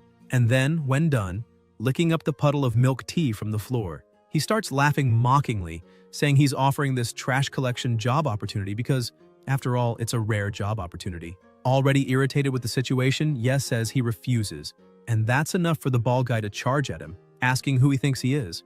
However, someone starts approaching. This person is so powerful that upon getting close, the bald guy starts trembling. That man is Rodrigo, known as Caesar, from the S-rank hunting group, Blood Oath. Caesar grabs the bald guy by the tie and asks if he has gathered enough people. The bald guy, trembling, says he's almost there, only one person left. Caesar starts getting irritated and asks where the last person is. Suddenly, he turns and calls the protagonist, saying he's hired. The bald guy says that kid is just a trash collector. The protagonist observes the two, and the bald guy keeps saying that the kind of person Caesar wants should be someone who can defend himself and promises to find that person right away. Caesar replies that when entering the Abyss under the Red Moon state, all monsters become extremely fierce, and what he really needs is someone who can be used as bait, so the individual's strength doesn't matter. Upon hearing about the Red Moon, the protagonist begins thinking that during that state, monsters in the Abyss go into a frenzy. Rare monsters also appear, rewards are doubled, and the quality of the magic crystals is purer. Seeing this great opportunity, he thinks for just a moment and already gets excited, saying he wants to be part of it. Caesar says that's an excellent answer and emphasizes that he likes the protagonist's determination. He calls everyone else to gather, and suddenly the protagonist hears a shout. Lao Chen appears behind him, saying it's him, but before he can say anything else, Ye charges at him, telling him to shut up. With that, they start fighting in front of everyone. The protagonist drags him to a corner, and a bit more calmly, they try to talk. Lao Chen, still scared, shouts that he's not hallucinating and emphasizes that the protagonist really is that guy. Ye explains that if he hadn't borrowed everyone's strength that time, they all would have died inside the Abyss, and it's thanks to him that Lao Chen is alive now. Caesar appears from behind the wall asking if the two know each other, but the protagonist says no. Caesar turns and says that answer makes sense, because how could someone who killed his own teammates have any real friends? Ye asks Lao Chen how he managed to get out.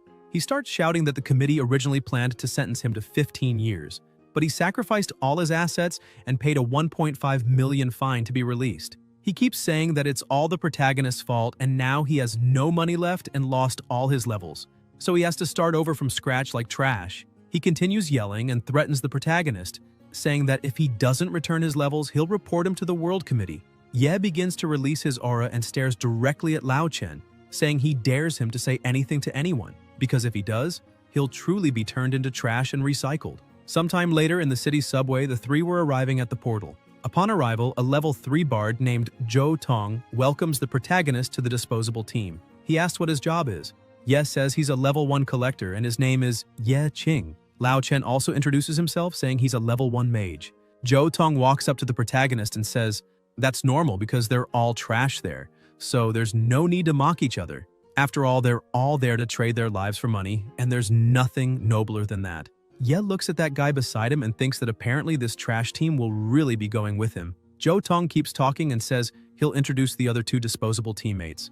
They stress that they need to choose a leader for the small disposable team. As a level 3 bard, he believes he's the most qualified for the role. A level 2 healer named Lao Zhu tells Zhou Tong that he's the highest level among them, so it's fine by him. Another group member is a level 3 warrior named Lao Zhang. He says it's fine by him too. Caesar begins to speak, saying he's going to announce something. Besides the 6 main members of Blood Oath, there will be 5 temporary members accompanying them this time. One of the Blood Oath members asks Caesar not to speak so loudly about the disposables. Another member says, "Once disposable, always disposable," mocking the rest of the Awakened. Disposables are used as bait to reduce the losses of the main members. Caesar continues explaining that this abyss has the form of a labyrinth with various traps distributed in each room. He emphasizes that the disposables have the duty to find a passage to the boss room as quickly as possible and bring the information back to the main team. He starts laughing and opens the labyrinth, saying he doesn't expect any of them to have combat skills. So, if they encounter a monster, just run. In addition to all that, he explains that if they really want a share of the money, At least one of them must survive because if only one survives, that person will get all the rewards. The healer starts to cheer, and the warrior asks if he's feeling okay. However, Lao Tzu says that doesn't matter because he can't give up, since he still has 4 daughters waiting for him to bring dinner home. The warrior sighs, saying his wife is seriously ill and needs money, and begins to question what other reason he would have to accept this kind of job. As the portal fully opens, Zhou Tong calls his disposable team to enter. Lao Zhang looks at his companion and says he seems to be a newbie, but the healer thinks that's normal and asks if there isn't always a newbie in the disposable field. The warrior says that's not what he meant, rather that the newbie looks extremely relaxed and it's the first time he's seen someone so calm before entering such a difficult abyss. As soon as they enter, they start walking through the place, and their leader turns and asks if they don't find it strange that no monsters have appeared even after walking so far. Lao Chen yells at his leader to stop jinxing them by saying things like that. Lao Tzu starts looking around and asks why the environment suddenly got colder. The warrior agrees with him and says the temperature dropped. Zhou Tong continues walking while shivering from the cold, saying he already knew this could happen and should have dressed better. Distracted by the temperature, he ends up stepping on a trap and a giant blade starts falling toward him. The protagonist flicks his forehead, pulling him out of danger. However, he complains that it hurt a lot. He turns and asks what just happened. Lao Chen explains that he stepped on a trap and calls him an idiot. Ye watches the scene and wonders how their leader has survived until now. He keeps walking like nothing happened and says he's extremely lucky, yet almost got killed by that mechanism. However, his luck is only at level 1. The protagonist looks at him saying he's not lucky, just careless. But the leader isn't discouraged and takes the lead again, saying it's no big deal, they should keep moving. However, he steps on another trap and more things start falling on him. He runs back to the middle of the group, dodging another trap. The healer stares at the things that fell and asks if those things might be alive. Suddenly, spikes start coming out of the cocoons and turn into level 5 demonized spiders, elite creatures. Demonic insect spits poison. Zhou Tong starts screaming, saying those disgusting bugs are terrifying. Quickly, Lao Chen activates his ignite and tries to attack the monsters. However, nothing happens. The group shouts that those are elite creatures. While the others are panicking, the warrior says to leave them all to him and charges in. However, one of them slips past and reaches the protagonist, trying to bite his leg. No damage is caused, and he just kicks the creature, destroying it completely. Lao Chen looks at Ye and asks why he's being so arrogant since he's nothing more than a skill thief. The system shows that the demonized spider is recyclable and has been found, and asks if he'd like to recycle it. Immediately, the protagonist decides to recycle it and gains 1 more attribute point and a new skill. It's an arcana. They're an additional type of skill that can be used on items and equipment. After one use, the arcana will disappear and the target item or equipment will gain the arcana's enhancing effects until it's destroyed. Arcana of the same type cannot be stacked, but various arcanas have fusion traits. Upon seeing this information, the protagonist says it looks like he can obtain not just skill cards and job cards from recycling bodies, but arcana cards too. And in addition, this type of card seems to be able to strengthen equipment. While he's thinking about these things, the warrior calls him, asking what he's doing, and says that if he doesn't want to hold everyone back, he needs to retreat quickly. The protagonist says he's going, but then takes out his dagger and says he'll test the annihilation poison on that common dagger. Upon applying the poison, the dagger changes shape. Meanwhile, Zhou Tong is just running from the monsters. While running, he thinks that even though he's the highest level person on the team, he's still scared to tell them something. One of the spiders tries to hit him, but he manages to dodge. He thinks his job actually barely has any combat skills. He can only buff others. And seeing how dangerous the situation is, he thinks the only thing he can do is buff himself with a life preservation buff. First, he starts saying that he's the elegant bard. During the battle, he must always remember to be merciful and doesn't care whether the situation involves monsters or ghosts. Everyone in his territory must be captured without mercy. Ye watches and asks what that guy is doing. The system shows that the target's buff was successful, and as soon as it happens, their leader starts running and yells that he messed up, wondering how he ended up buffing the monster instead of himself. A strengthened insect manages to be faster and charges to attack him. Zhou Tong freezes, waiting for his end. However, the protagonist appears and shatters the monster with extreme ease. But all the other monsters also got stronger. The healer starts getting worried, and the warrior yells for everyone to retreat immediately. Lao Chen can't retreat and tries to defend himself with his fire skill. However, being weakened, he can't do anything. Seeing this, Ye charges forward without hesitation and starts destroying all the monsters in front of him like it's nothing, and within seconds he completely annihilates them. The team members are shocked by what happened and ask if it was their leader who did that. The warrior agrees, saying it must have been him. The protagonist was so fast that his team couldn't even see him destroy all the monsters because his speed is extremely high compared to theirs. While the healer and the warrior are beside their leader praising him, Ye thinks that the demonized spiders have poison resistance, which weakens the poison's effect. And for that reason, he's not impressed, since the annihilation poison is an arcana extracted by the very demonized spider. Used on itself, the effects definitely won't be obvious, but they overflow only with physical damage.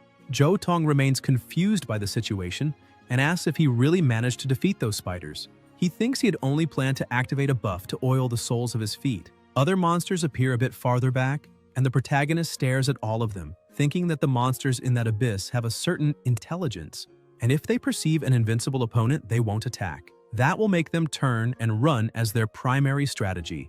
The monsters, sensing the protagonist's aura, begin to tremble and immediately retreat, and he says that was to be expected. Lao Chen observes the situation and comments that apparently the monsters are retreating. The healer says that's just the first room, and it's already extremely scary, so he can't even imagine what comes next. Ye starts thinking and says he already has many recycled annihilation poison arcanas, and decides to keep one card as a reserve, converting the other 27 into basic BP points. He asks his skill to do exactly that, and as a result, he gains 54 BP. The leader says that now that the monsters have retreated, they can continue moving forward, and asks Lao Chen to light the torch. Zhou Tong starts walking again, saying their mission is to explore and find the boss room. He emphasizes that they must be careful from here on, and asks his team not to trigger any more traps. The protagonist looks at him and asks if he's not just saying that to himself. However, while walking, Ye notices something beside him. The system notifies him that a secret berserker area has been found. He thinks that thanks to the Red Moon's influence, new areas are emerging. Swimming alongside it, he begins to wonder if he should explore that secret area. He summons the humanoid nightmare, which creates a copy of himself. He orders the copy to walk with the team for a while, saying he'll catch up later. The copy of the protagonist starts running toward the team, and the leader asks where he went. He emphasizes that no one should fall too far behind, or they might die without anyone even knowing how. Meanwhile, inside the berserker area, Ye begins to explore and suddenly hears a loud scream. A gigantic monster was stuck to the wall behind him like a trap. He turns to see what it is, but the monster attacks. With extremely fast reflexes, he manages to dodge the first attack and distances himself from the creature. The two face each other, and the monster keeps attacking non-stop. Ye dodges again and tries to counterattack, but his attacks do absolutely nothing to the monster. This surprises him, as its physical defense makes it almost completely immune. The giant spider attacks again, and without time to dodge, the protagonist tries to block it with his arms. However, the impact is so strong, it throws him against a wall. He uses the Observer's Eye skill, and his eye shows that the monster is a level 20 Blood Mother, Rare, and Elite class. Instead of being scared, he starts smiling, saying that a rare elite has appeared before him, and that if he can kill it, maybe he can recycle something of rare level. The monster continues its attacks, trying to hit him any way it can, but the protagonist keeps running and dodging. He uses a great flame explosion to counterattack and hits the monster directly. However, once again, the attack is not very effective. The spider gets even angrier and continues attacking multiple times, but none of the blows land on the protagonist. While dodging, he thinks the monster has fire damage immunity, so he can't use that attribute as an advantage. He charges in saying that if that's the case, then maybe he should just kill it directly. He grabs his dagger and goes on the attack. Striking the spider, he lands a critical hit on its weak spot. The spider starts screaming in pain and loses some balance.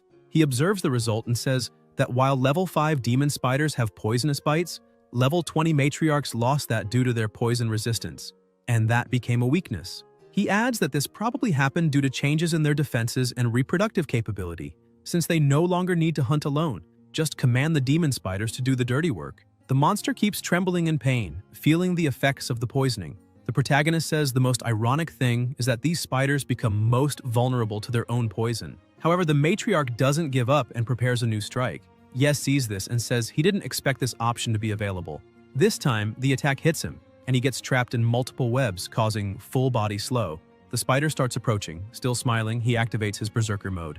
With extreme ease and sheer physical strength, he breaks all the threads binding him and charges at the spider with his bare hands, landing a direct punch. He simply explodes the spider completely. The system announces that the Berserker card can now evolve and asks him to choose one of two routes. First route, Blood Carnage, increases Berserker mode efficiency. His physical attack can ignore part of the enemy's resistance, but his life will gradually decrease until he dies or the time ends. Route 2, Unshakable Fury increases the Berserker mode duration and halves the cooldown time. He comments that most people would choose Unshakable Fury because it's the safer option. However, he's been facing monsters with high resistance, like the Matriarch Spider he just defeated. That's why, if he chooses Blood Carnage, he'll undoubtedly strengthen the Berserker. Still, the life loss is a heavy side effect. He starts laughing and says the choice is obvious.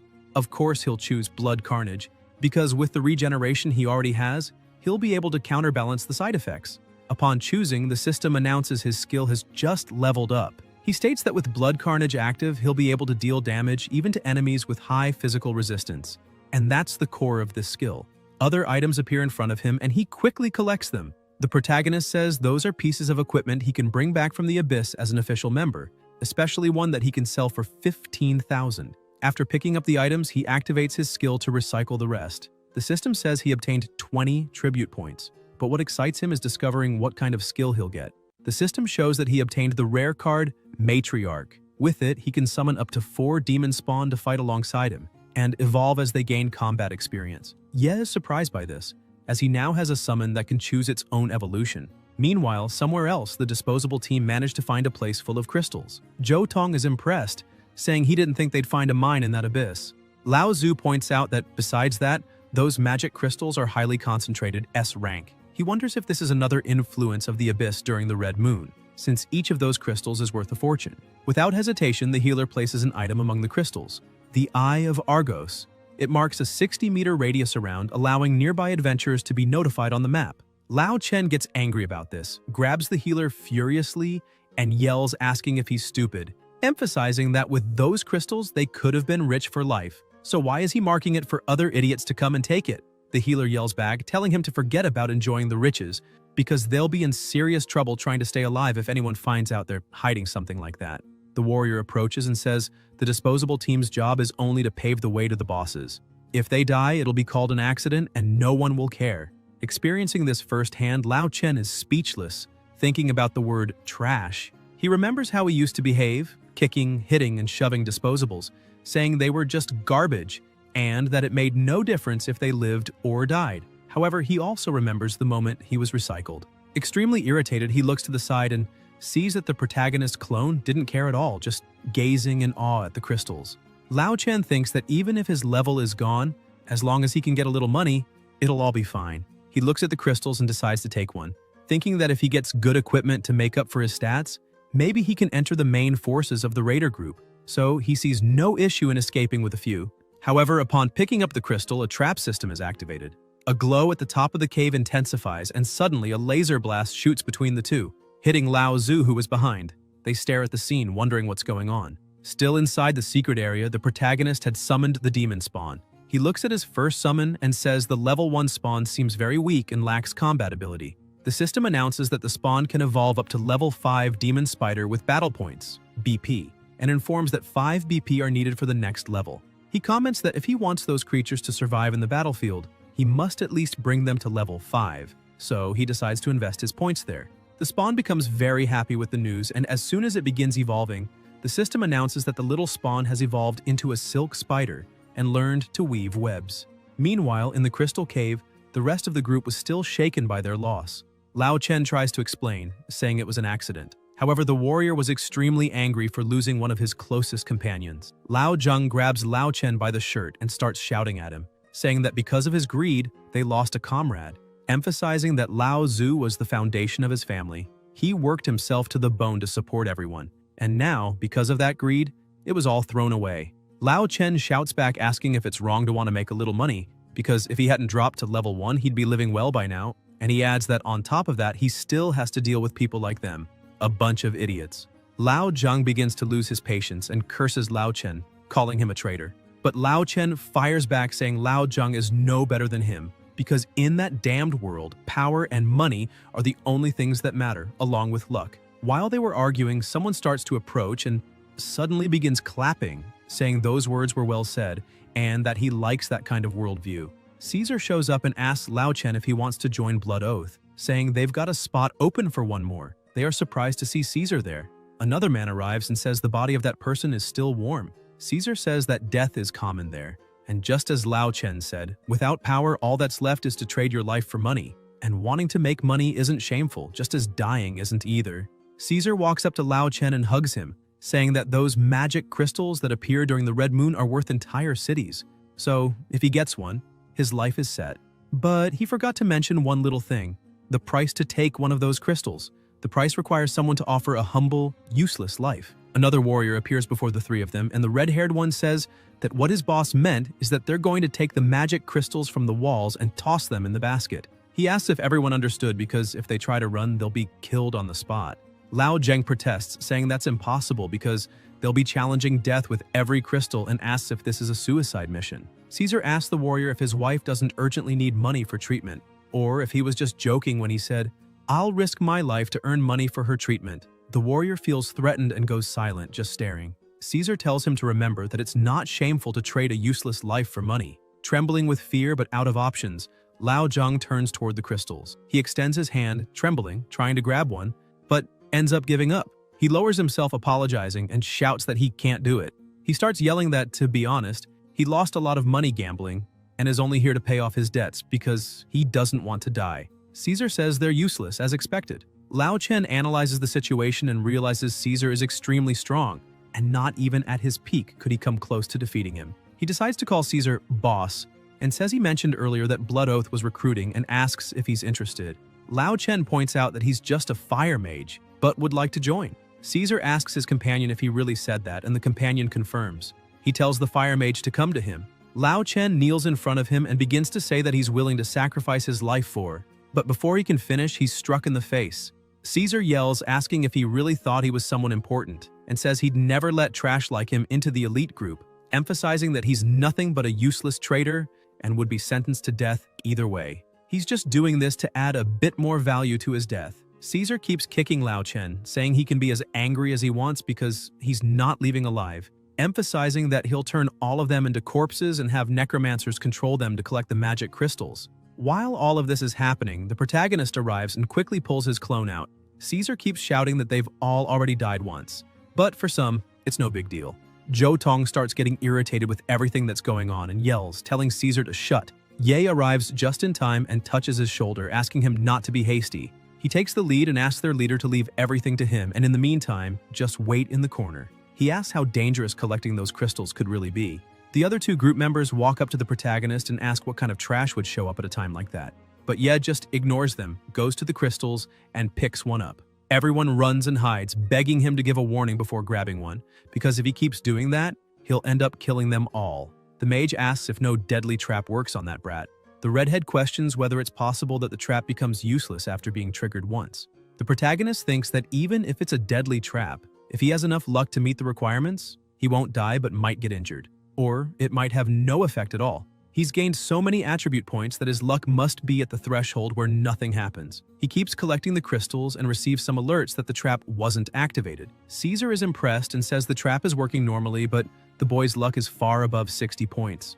The mage asks if it's possible for a level 1 collector to have over 60 luck, since in most class changes, luck doesn't increase by itself. Caesar says that if that's taken into account, there's only one possibility: the deadly trap failed. The redhead goes to a crystal, saying it's already happened twice and clearly must be that. So he decides to grab one and smugly says nothing happened. But in the next second, he's also hit by a laser blast and falls dead on the spot, leaving the mage stunned. Caesar says that, eliminating all other possibilities, the boy named Ye Qing has an abnormally high luck stat, and it may be a rare trait related to his class, since in the Abyss, it's more common for power attributes to increase. However, he wonders if the protagonist really spent all his growth potential on something as useless as luck. Ye thinks to himself that he didn't do any of that. He just distributed the points equally. Caesar says the original plan was to turn all of them into corpses he could use, but now he can change the plan because he only needs one corpse with high enough luck. As for the rest, he can discard the bodies. He calls the rest of the group and orders that none of them escape. Lao Zheng starts trembling, saying they're finished now because their opponents are qualified members of Blood Oath, so they're not capable of winning that fight.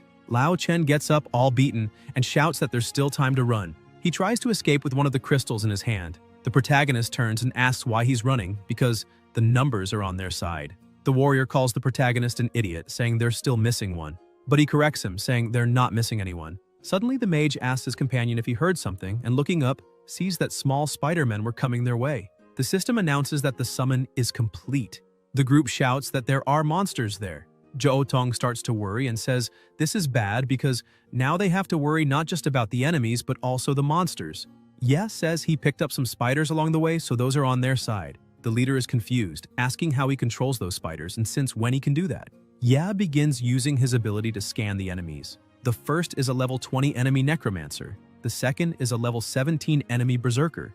Then there are 2 level 18 enemy hunters and 1 level 19 enemy paladin. The protagonist thinks he can't be certain of the power gap between the humans and the monsters he summoned, but he doesn't think it will be a problem. However, when he tries to scan Caesar, his skill says it's not possible to identify and states that it can't analyze nearby human enemies of comparable power. Caesar starts speaking, saying he's impressed to discover the protagonist can control abyssal monsters and that apparently he picked up a few tricks from rummaging around. Ye thinks that in that case, the guy's stats probably aren't much lower than his own and may even be higher. Caesar shouts that if they're not level 10 monsters or above, they're not even worth mentioning. He orders his group to take care of the monsters first, then eliminate everyone else, and tells them to be careful not to damage the crystals. The protagonist says the plan has changed a little. He looks at his group and tells them that if they don't want to die, they need to run immediately in the same direction as Lao Chen. The warrior is surprised and thinks he already knew the protagonist was an idiot, sacrificing himself like that to stop the enemy group.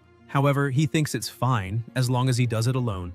Without thinking twice, he also turns and starts running away. Jo Tong looks at Ye before leaving, but Ye says he's sure they each have their own reasons for exploring the abyss, so if he doesn't want to die, he'd better run. Jo Tong says he'll never forget this sacrifice and also starts running. However, thanks to his luck being one, he ends up stepping on a trap and an avalanche of rocks comes their way. The warrior asks what he just did. Jo Tong screams an apology, saying that ever since he entered the abyss, bad things have been happening one after another and he doesn't know why. Meanwhile, the battle between the two groups begins, and the paladin charges at one of the spiders, landing a direct hit. He says he's going to crush those bugs one hammer strike at a time. However, the spider manages to counterattack and spits web in the paladin's face, causing a distraction. When he finally looks forward, he sees the real demon approaching. He manages to defend himself and says the protagonist is an idiot for trying to take on a level 19 while being level 1. However, he realizes that this strength isn't normal and uses a shield strike to push the protagonist away. While in midair, he thinks his spiders are level 10, so they're good enough to scatter their forces, but against an organized group like Blood Oath, it's not enough. With a quick move, he turns and cuts both of the paladin's calves, who screams in pain. Seeing the opening, he charges in to finish the attack, but 2 shots come toward him. He notices and dodges easily, impressing both archers. One of them asks how a level 1 can dodge that attack. The other says he probably missed and tells him to adjust the speed and try again. The archer does that and fires, but Yes sees the arrow coming and slices it in half. The archer is even more impressed, saying that this time he blocked it. The protagonist ducks and uses the great flame explosion on the ground. The blast destroys the floor beneath the 2 archers, making them fall into a pit full of fire. They scream that the protagonist really is someone extraordinary. The enemy warrior gets ready to deliver a finishing blow to one of the spiders. He manages to defeat it, impressing the rest of the group. He looks at the 2 and charges. Jo Tong begins to panic and says he didn't do anything. Lao Zhang doesn't hesitate and steps in front to protect him from the attack. Even angry, he says it's all the fault of their idiot leader that they couldn't escape. So if he doesn't want to die, he should get up and try to fight. The berserker prepares another blow. The warrior tries to defend, but the strength is unmatched. The hit is enough to shatter his shield and throw him away, smashing one of the rocks behind him. The warrior's sword falls in front of Jo Tong and the berserker starts approaching to deliver the final blow. Jo Tong stands up, trembling in pain, and starts laughing, saying he shouldn't have come to the abyss. Either way, he's doomed to die. He yells that his debts will be paid when he dies, so it's nothing, and tells the berserker to get it over with already. The berserker charges in, but is paralyzed mid-run and shouts that he can't move. Looking back, he sees that Jo Tong is the one doing it. The leader says that this time, the buff hit the right target, emphasizing that he used his immobilization technique and yells for Lao Zhang to make history. However, the warrior yells back, saying he's also immobilized and calls him an idiot. Ye looks back and thinks he's surrounded by idiots. The necromancer starts acting, saying that even if the protagonist has a powerful hidden skill, there's always a limit to one's powers. Also, he doesn't have the stamina for long battles. Ye thinks that casting continuous spells consumes a lot of mana. When he summoned the clones earlier, he lost 1/3 of his total mana. Summoning the spiders also consumes mana. He takes one of the cups from his inventory and starts drinking. The necromancer asks what kind of drink that is. However, Ye says he doesn't care what he's saying because it's already too late to restore his mana. While summoning the dead, the necromancer yells that necromancer is a very powerful S-rank class. The creatures controlled by necromancers are practically immortal, as they won't disappear until the controller is killed. Ye asks if he's talking about body control, and now that his mana is full, starts using his skill, saying the dead should just rest in peace. Quickly, all the bodies start being recycled by his skill, and the necromancer is shocked, asking if that's some kind of evil technique, and where all the bodies went. Suddenly, Ye starts attacking with impressive speed and lands a direct hit on the necromancer, knocking him to Caesar's feet. Caesar turns and says to the protagonist that he really does have some interesting tricks, so it's no wonder he caught attention at the drink shop. Ye says that if Caesar had shared with everyone and let them go their separate ways, everything would have been fine. But he wants to trade human lives for crystals, and that's already an offense, especially calling them cannon fodder. Caesar asks what that has to do with anything, and questions if a protagonist can really stop being cannon fodder just because he has potential. He says that's a joke, because people who are trash will always be subordinates. He asks how long Ye will keep pretending to be a hero, and emphasizes that he's only saying this to remind them. They live in a world that devours people. Only the strong can keep standing. Suddenly, he hears someone screaming for their life, saying they're just a handyman. Looking to the side, he sees his berserker is about to take a hit. Caesar turns and says that, judging by the situation, it's impossible for all of them, the cannon fodder, to get out of the abyss while he's still there, and asks if that isn't obvious. Lao Zhang shouts, telling his leader to ignore that man, because the moment they rebelled, their chances of making it out alive vanished, and that's why they need to kill them in order to escape. Zhou Tong says he's a support, and it's impossible for him to defeat anyone alone. Caesar returns to speaking with Ye, emphasizing that only one group will leave alive from there, and asks if he knows which one. The protagonist crouches down and starts laughing, saying there's one thing he's sure of, and emphasizes that everyone has the right to enter and leave the abyss alive. He begins releasing his aura, preparing for battle. Caesar does the same, saying that unfortunately, Ye was too naive. Caesar manages to land a direct punch and sends the protagonist flying far away. He gets up thinking that Caesar's strength is truly impressive, and that he's definitely the strongest person the protagonist has seen so far. Suddenly, Ye is startled as Caesar charges at him like a madman. With a quick move, he manages to dodge the attack and gains a bit of distance. Caesar turns and says that to him, everything in front of him is just trash. Meanwhile, Lao Zhang yells to his teammate, asking why he's still hesitating. The berserker manages to break free and punches Zhou Tong in the face, saying he's too weak. The former team leader falls to the ground and, unable to react, just stares at his opponent. But before the worst happens, the warrior jumps in and grabs the berserker. He yells for his companion to do something. The berserker turns and lands a blow on Lao Zhang, cutting his chest. As he falls to the ground, he yells once again for Zhou Tong to do something. Then he raises his trembling hand and says that he's powerful because he's leader Zhou Tong. You remember that before entering the abyss, he told the protagonist they needed a leader for the cannon fodder team, and since he was a level 3 bard, maybe he was the perfect choice for that.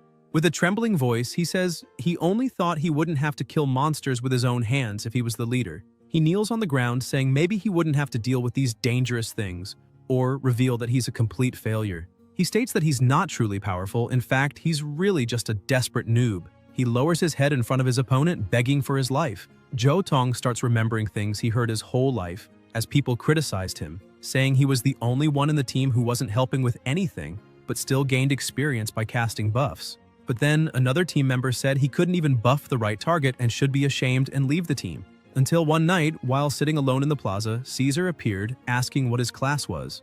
Zhou Tong explains that he's a level 3 bard. Caesar immediately smiled and told him to follow. The protagonist's fight was still raging, and he kept taking the worst of it, hit after hit. Caesar charges in, saying that was a technique from the martial artist Kang Longjin, which causes continuous physical damage to the targeted organ. And if Ye uses magic after the hit, the injury will worsen, possibly even causing death. Suddenly, Ye dodges the attack and Caesar keeps talking, saying that move is a signature combat skill that can cripple even a master of magic. The protagonist realizes his opponent is very fast and needs to create some distance. Caesar starts chasing him, asking if he really thinks he can escape. While trying to get away, Ye looks back and wonders if there's a blood loss debuff when using that skill because he really wants to see it. Thinking of debuffs, he turns to Zhou Tong but doesn't even get a chance to speak before getting hit.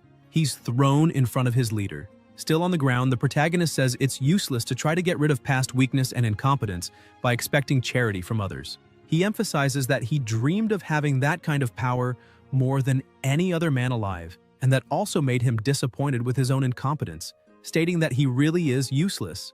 Ye takes a deep breath and says that even so, he doesn't plan to run, because being weak isn't something he should fear. In truth, what he should fear is letting his heart become weak too. Jo Tong begins to reflect after hearing those words.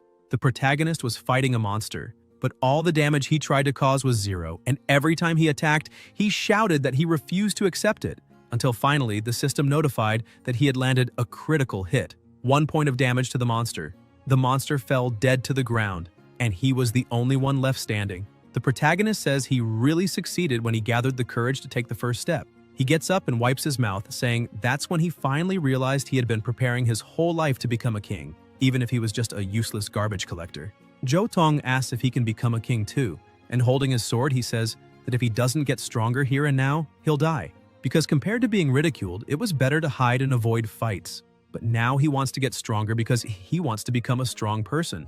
The berserker starts laughing, saying that's a joke, because how could a mere level 3 support cut his level 17 armor? Confident in his power and defense, he says he'll stand still and let Jo Tong try to cut him. However, Jo Tong throws the sword aside, confusing his opponent. He grabs his microphone and starts singing the poem, Great Dispersion.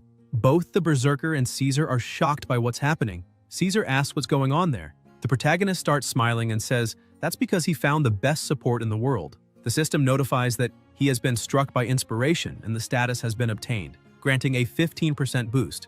Defense increased by 15%, speed increased by 15%, resistance increased by 15%. Yi summons his blood nightmare. The little monster goes after the berserker, and as he looks back, he sees an image of the protagonist, but the blood nightmare quickly begins wrapping around his body. He starts losing balance while screaming for that thing to let him go. Jo Tong can't believe the protagonist is that strong. He hears a noise, looks back, and realizes that now their fight is different. Ye is dodging all the attacks. While evading, he thinks that due to the abundance of magic, his body's regeneration speed is very fast. He activates Berserker mode, Carnage. The two clash on the first strike, but the protagonist's speed is very high and he manages to strike again before Caesar can do anything. However, one attack grazes him, and Caesar begins to question whether his armor is even working, as it was pierced by a ragged dagger. On the other side, the protagonist is also reflecting, since his Carnage skill, which ignores defense, was very effective in the attack. However, the blood loss debuff is still active. He jumps again to attack, thinking this fight must be resolved as soon as possible. Caesar looks at him and starts laughing, shouting that this is getting more and more interesting. He dodges the protagonist's attack and blocks the second one, saying that after 20 years of training, how could he lose to a kid like him in skill? Caesar punches Ye in the face, asking if he can feel the difference in strength between them. He points out that martial artists can advance in their upgrade path and change class to a Destruction King, based on strength, or to a Street Fighter, based on skills. The protagonist drops his dagger and goes in with his fists too. The two clash at the same time, creating massive pressure inside the abyss. Ye starts to worry a bit while Caesar continues acting like a madman, saying he really doesn't like those weak styles based on technique, and that's why he poured all his points into destructive power. He uses his skill, Instant Death, Heaven-Shattering Punch, and sends the protagonist flying, making him crash across the area and land on the other side with a massive impact. However, it wasn't enough to defeat him. He lands on his feet. Caesar states that the protagonist is extremely stupid for wanting to face instant death head-on. He asks if Yes still thinks he can lose to someone like him in terms of strength. The protagonist begins to get extremely angry. He grabs his clothes and tells the system to add all his free points to strength. Yes stands and rips his shirt. The system announces that 176 free points have been added to strength. Caesar asks what he's doing adding all that to strength. The protagonist thinks his strength stat has increased instantly and his muscle mass has changed a bit.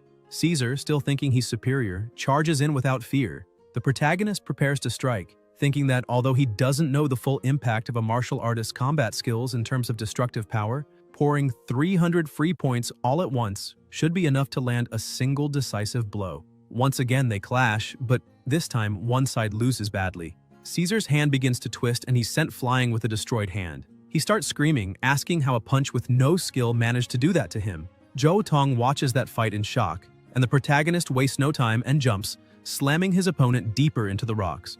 While grabbing Caesar's face, he says, there won't be time for him to be shocked because that fight needs to end immediately. Caesar starts to get scared and remembers someone saying that from today on he could join Caesar's cannon fodder team. 8 years ago, he was being told by someone to clean all the gear because there would be deeper dungeons to return to later.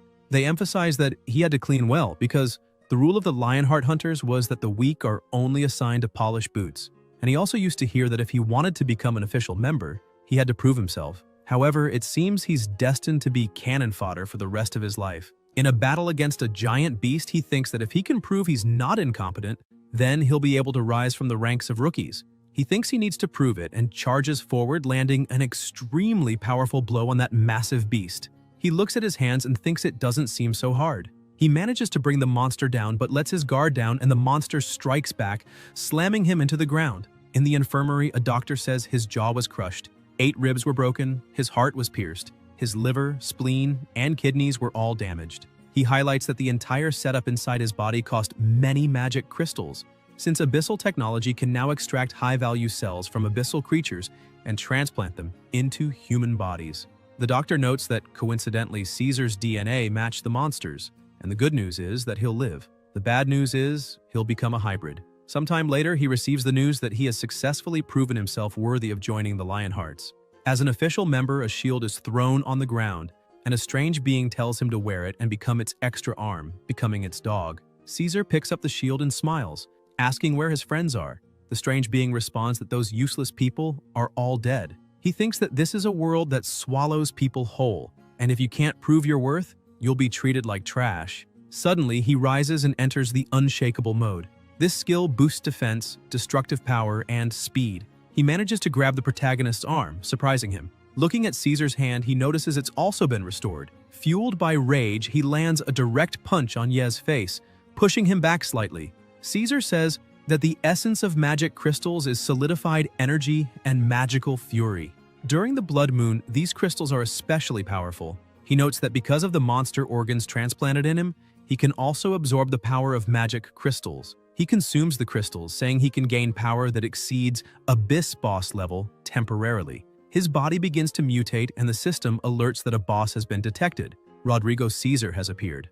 On the other hand, the system also alerts Ye that his berserker mode has ended, and he's now entering an exhaustion state for 30 seconds. The protagonist starts brushing himself off and says his opponent has truly been recognized as a boss by the system. He starts wondering what happened to that guy's body. Caesar continues radiating more and more power and says all he needs to do is give up human dignity. Ye looks at Zhou Tong and gets an idea. Caesar starts attacking, kicking several rocks toward them, saying they should just give up their human bodies and become monsters with no moral restraint. The two begin dodging the rocks being hurled, and Caesar charges at the protagonist, saying he accepts the price of that power. As he runs, he looks back and sees Caesar closing in more and more. Even Zhou Tong, who is a bit farther away, begins to tremble at the overwhelming aura. He stares at that monster in front of him and thinks that without a doubt, they, the trash, don't have the power to fight against truly powerful players. However, Ye Qing, the name of that person with hidden strength, is already far better than his teammates, and even so, he's no match for that thing and could be killed with a single punch. Zhou Tong keeps thinking that even though he's exhausted all his strength, he still activated that unshakable power. His body just reacted instinctively. Caesar starts laughing hard and says the weak tremble before the strong. That's an unchanging truth. He keeps laughing and says that to be strong, you must show that ugly face. Suddenly, he turns and says he almost forgot something. Zhou Tong tries to cover it up, saying he swears he didn't see anything about him being ugly. Caesar says it doesn't matter because he messed up the crystal collection mission anyway, and he's the last cannon fodder to witness this tragedy. Caesar begins screaming that he'll give him a heroic death. However, Zhou Tong pleads for a moment and says that if he has no choice but to die, then he'd like to say one last thing. Caesar grabs his neck, saying he talks too much, and asks what his final words are. Behind them, the body Caesar had defeated, the protagonist, starts to dissolve, revealing it was the blood nightmare. Zhou Tong says his last words are that he wants to leave the abyss alive, and that maybe he's not the only cannon fodder to witness this tragedy. Caesar is confused and turns, seeing blood bubbles forming. The protagonist appears among them, saying that thanks to the bard he gained a little more time. The exhaustion state was cancelled by that drink. Ye grabs the blood nightmare in his hand and emphasizes that it was impossible to get a read on his opponent's body by relying only on his observer's eye. So he had to rely on the blood nightmare's traits to gather hidden information by making contact with the Caesar's body. The Abyss boss is a bit confused and starts questioning if that thing he tried to kill was just a clone. He asks, "Since when has this been happening?" The protagonist says that the price of these superhuman powers may be heavier than it seems. Although the Berserker combat skills increased his strength in a short time, the price of forcibly relying on that power beyond his physical limits was 30 seconds of exhaustion. However, since Caesar has a body that blurs the lines between humans and monsters and he stretched his greedy hands toward the abyss itself, then the abyss will naturally want him to pay the price. Caesar gets angry, telling the protagonist not to joke about it and asks, if that power is his own, what does the abyss have to do with anything? Suddenly he feels something strange in his arm and upon looking, realizes it's taking on a monstrous form and begins to scream in pain. His arm starts growing, becoming more monstrous. Caesar looks at Ye and thinks he's the one doing it. He charges forward, but the protagonist is extremely fast and easily dodges the attack.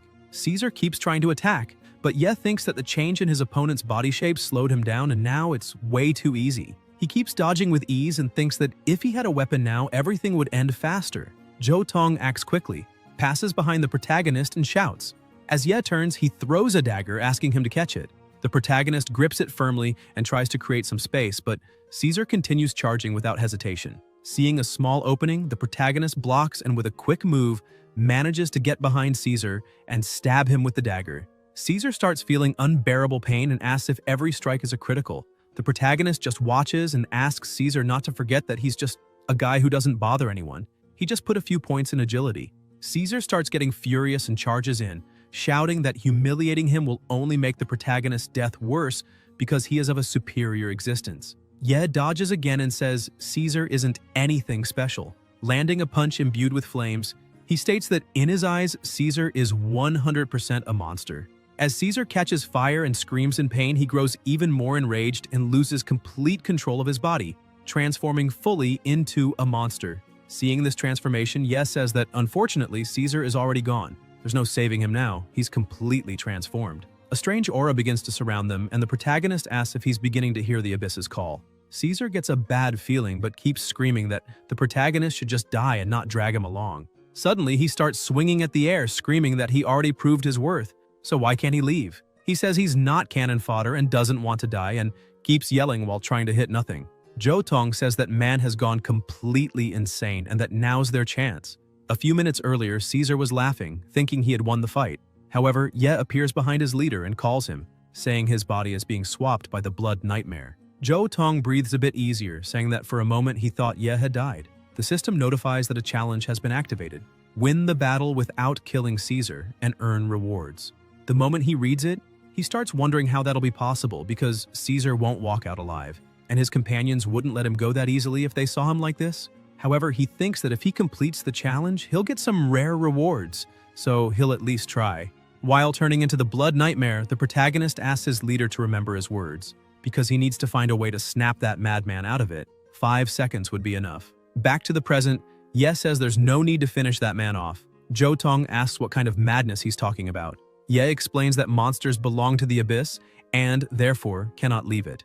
Those who abandon humanity and fall into the abyss are welcomed with open arms. That's the law of the abyss. He notes that he heard monsters go into berserker state during the blood moon. But unfortunately, during this blood moon, the one who gave into madness was a person. Caesar starts walking through the abyss. Meanwhile, Lao Chen keeps shouting that everything is a mess and that he'll be lucky if he survives this. However, he feels confident, saying that this time it's finally his turn to strike it rich. He manages to open the chest and shouts that it's full of treasure. Happy about it, he says he's finally rich and now has freedom, equipment, and a new identity. Caesar appears behind him as a monster while he keeps laughing, saying it's amazing and telling fate to screw itself. Later, outside the abyss, Zhou Tong bows, banging his head on the table in respect, and asks the protagonist to let him call him boss, emphasizing that he'll follow him forever. Ye says he can't accept something like that. Zhou Tong emphasizes that he spent his whole life preparing to turn things around, and ever since he heard that phrase, he's been determined. He chose to follow the protagonist everywhere. Ye takes a deep breath and says he was just trying to sound cool at the time and that looking back now, he was talking a bunch of nonsense. Zhou Tong scolds him and says that's not it, because it was only with his encouragement that he discovered his own value and the goals he's aiming for. Ye asks what his plans are for the future. Zhou Tong says the protagonist said he was the best support. Ye asks when he ever said that. Zhou Tong, determined, says he wants to become the king of supports. The protagonist thinks that a guy with agility 2 and luck 1 is impressive for still having a place on the battlefield. Ye understands that if he keeps encouraging that young man to fight on the front lines, he'll end up hurting him. Jo Tong remains extremely enthusiastic. He asks the protagonist to imagine the following scene. Ye in front, fighting, while he provides support from behind. That way, they'd make a great team. However, the protagonist says he doesn't recommend he keep going into the abyss. Jo Tong gets a reality check and asks what his boss means by that. The protagonist thinks that if his only skill is making others stronger, but he's so weak he needs protection himself, then that's not a qualified support. He thinks he just doesn't want Jo Tong to keep risking his life. Ye holds out his hand to Jo Tong and transfers 1,000 magic crystals to him. The protagonist says that's all the magic crystals he has so far and that it's enough to support him for a long time. However, he wants Jo Tong to promise he won't set foot in an abyss again. Jo Tong gets a little emotional and lowers his gaze. However, he says he understands, and that this is a truth his boss told him for his own good. But then he raises his head again and says, unfortunately, he can't accept that at all because he can't go on living in that world as trash, and even if he dies, he doesn't want people to look down on him. Ye starts to smile and thinks that expression is very convincing, one that no one can refuse. He asks Jo Tong how he's going to protect others if he can't even protect himself. He starts picking up a sword and says he remembers well. Jo Tong's microphone only occupies one hand. Jo Tong realizes that's Lao Zheng's sword. The protagonist climbs on the table and sticks the sword into it, saying that according to the information he has about bards, it's a half magic, half physical class. That means Jo Tong can use magic weapons to cast buff and debuff spells, which he's already good at, and can also master certain attack effects. Ye keeps talking and emphasizes that if he couldn't wield a sword for Lao Zheng before, then he must try his best from now on. This is a favor he must repay to Lao Zheng. Jo Tong holds the sword and tells his boss he doesn't need those magic crystals. The protagonist says if that's the case, then Jo Tong should give all the crystals to the families of Lao Zheng and Lao Zhu, because in the future, they'll earn much more than that. Jo Tong remains excited and takes the sword for himself, saying yes. Meanwhile, at the entrance of another abyss, 3 people are waiting outside. A woman comes out of the abyss and says that after the Red Moon incident, several Class S teams were sent to deal with the abyss monsters.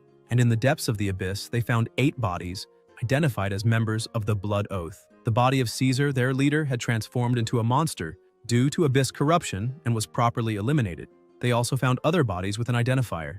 The man sitting asks who those people are. The woman hands him the report, saying one of them has always been accused of being a team killer during abyss invasions. His name is Lao Chen. She notes that high-quality equipment was discovered near his body and that he probably found the mutated corpse of the former team leader and died in combat. She highlights that this is an unexpected factor, but still within their calculations. The man sitting asks if that's really the only factor. The woman says yes and emphasizes it must be just him. The guy says he understands. Another man standing beside him asks if that means their plan was a failure. The man sitting replies that Caesar was just a small fry who failed to prove his worth, so they can always find others like him. The next day, at the People's Hospital of Shenfeng, some people are walking normally through the hospital visiting patients. However, inside a room with the door closed, a man is completely broken down. Sitting on the floor, crying in despair, he begs forgiveness from his son, saying he had no choice, but he'll have to do it again. With the key in hand, he begins to use it, and an immense amount of strange energy starts being released. Quickly, this energy expands and begins flowing out of the hospital, reaching the street and destroying everything around. The people walking nearby start panicking, asking what's happening, until suddenly a gigantic portal begins to form. They shout for someone to call and notify the authorities immediately. The city begins being attacked and destroyed by monsters. 2 people hold hands, and the older brother tells his sister to hang in there and hold on tight without looking back. He starts pulling her, telling Jo to run as fast as she can. However, the monster attacks them both, throwing the brother away and separating them. She starts being devoured by the monster while screaming for her brother. The protagonist wakes up startled and looks around, trying to calm down. He lies back down because he's had that dream many times before. He grabs his phone and says he almost forgot about today. He goes to a flower shop and asks Lady Zhang for a bouquet as always. She's happy to see him and asks if he's going to visit his little sister. He says yes, and emphasizes that, unfortunately, they had an incident. Zhang smiles and says his sister is extremely lucky to have him as a brother. She asks if he cut his hair and notes that it looks very good. Ye explains that on the way he was stopped by the military fanatic old man. He takes the chance, goes over to some flowers, and tells Zhang that he imagines she'll put those flowers out too, so he'll help her. She smiles and thanks him for his kindness. Outside, they see several police trucks passing at high speed. She comments that she's been seeing a lot of vehicles going to the hospital lately and that apparently they all seem to belong to explorers. She asks if something's going on. As soon as the protagonist hears the word hospital, He activates his power and immediately leaps, using all his speed to get there as fast as possible. Still in the air, he sees that a massive portal had formed. The police were shouting for all barriers to be opened immediately. Ye is shocked, wondering what an abyss portal is doing there. He goes to the authorities, but one of the guards says that civilians need to keep their distance because the area is under lockdown. However, the guard is surprised because the protagonist completely ignores him and keeps walking toward the abyss entrance. Another officer arrives and asks what kind of joke is going on there and why the guard is letting just anyone pass like that. The guard replies that her supervisor shouldn't ask him that because that guy and the people who came before him are folks they should never mess with. The protagonist keeps heading into the portal angry and says his sister must wait for him because this time he won't fail. As soon as he arrives on the other side, he says the abyssification happened because the hospital was transported to another dimension, and the space there is far larger than the previous hospital. He wonders if the same thing that happened at the mall is happening again. Ye looks around and notices that the room has already been cleared, probably the work of the team that came before him. He finds an empty bottle on the floor and comments that the people who came earlier are doing well financially too, because that bottle isn't something someone with a common class could afford. The protagonist asks for his skill to retrieve the effective magic bottle. The bottle appears full in front of him, and the system explains that the effective magic bottle restores 85% MP, removes fatigue, and halves consumption for the next 30 seconds. He stores that small bottle and says that even if he faces the abyss alone to find his sister, the magic consumption will be heavy, so he must be as prepared as possible. He keeps walking until he reaches a fork. He uses his exploration vision skill. The system gives a hint, saying that both paths lead to a point of no return. He comments that it looks like he needs to choose a direction. Looking at the ground, he notices that the previous group left some markings there, and they seem pretty recent, so they were probably left by the hunting team that came before him. He assumes they're there for a rescue mission, so he decides to take the other route to increase the chances of finding his sister. He grabs a torch and looks into the darkness, saying he doesn't know how long he'll be in there, so in the worst case, he'll have to worry about the entire place. He starts getting even more irritated and pushes himself, saying he doesn't have time to wait around because a normal person can't survive long in a place like that, so he needs to hurry. Ye starts moving quickly through the place, and when he steps on a carpet, he notices the red carpet is new, which indicates that place has never been seen before. Looking back, the protagonist notices that the path behind him has been swallowed by darkness, creating a barrier that prevents him from returning. He picks up an item and says he's seen that item's ability before and that if he's stuck in the labyrinth, he can mark parts of the area on the map. The system announces that he used the Eye of Argos, and asked to open the map. However, the system notifies that it's impossible to show the map outside that area.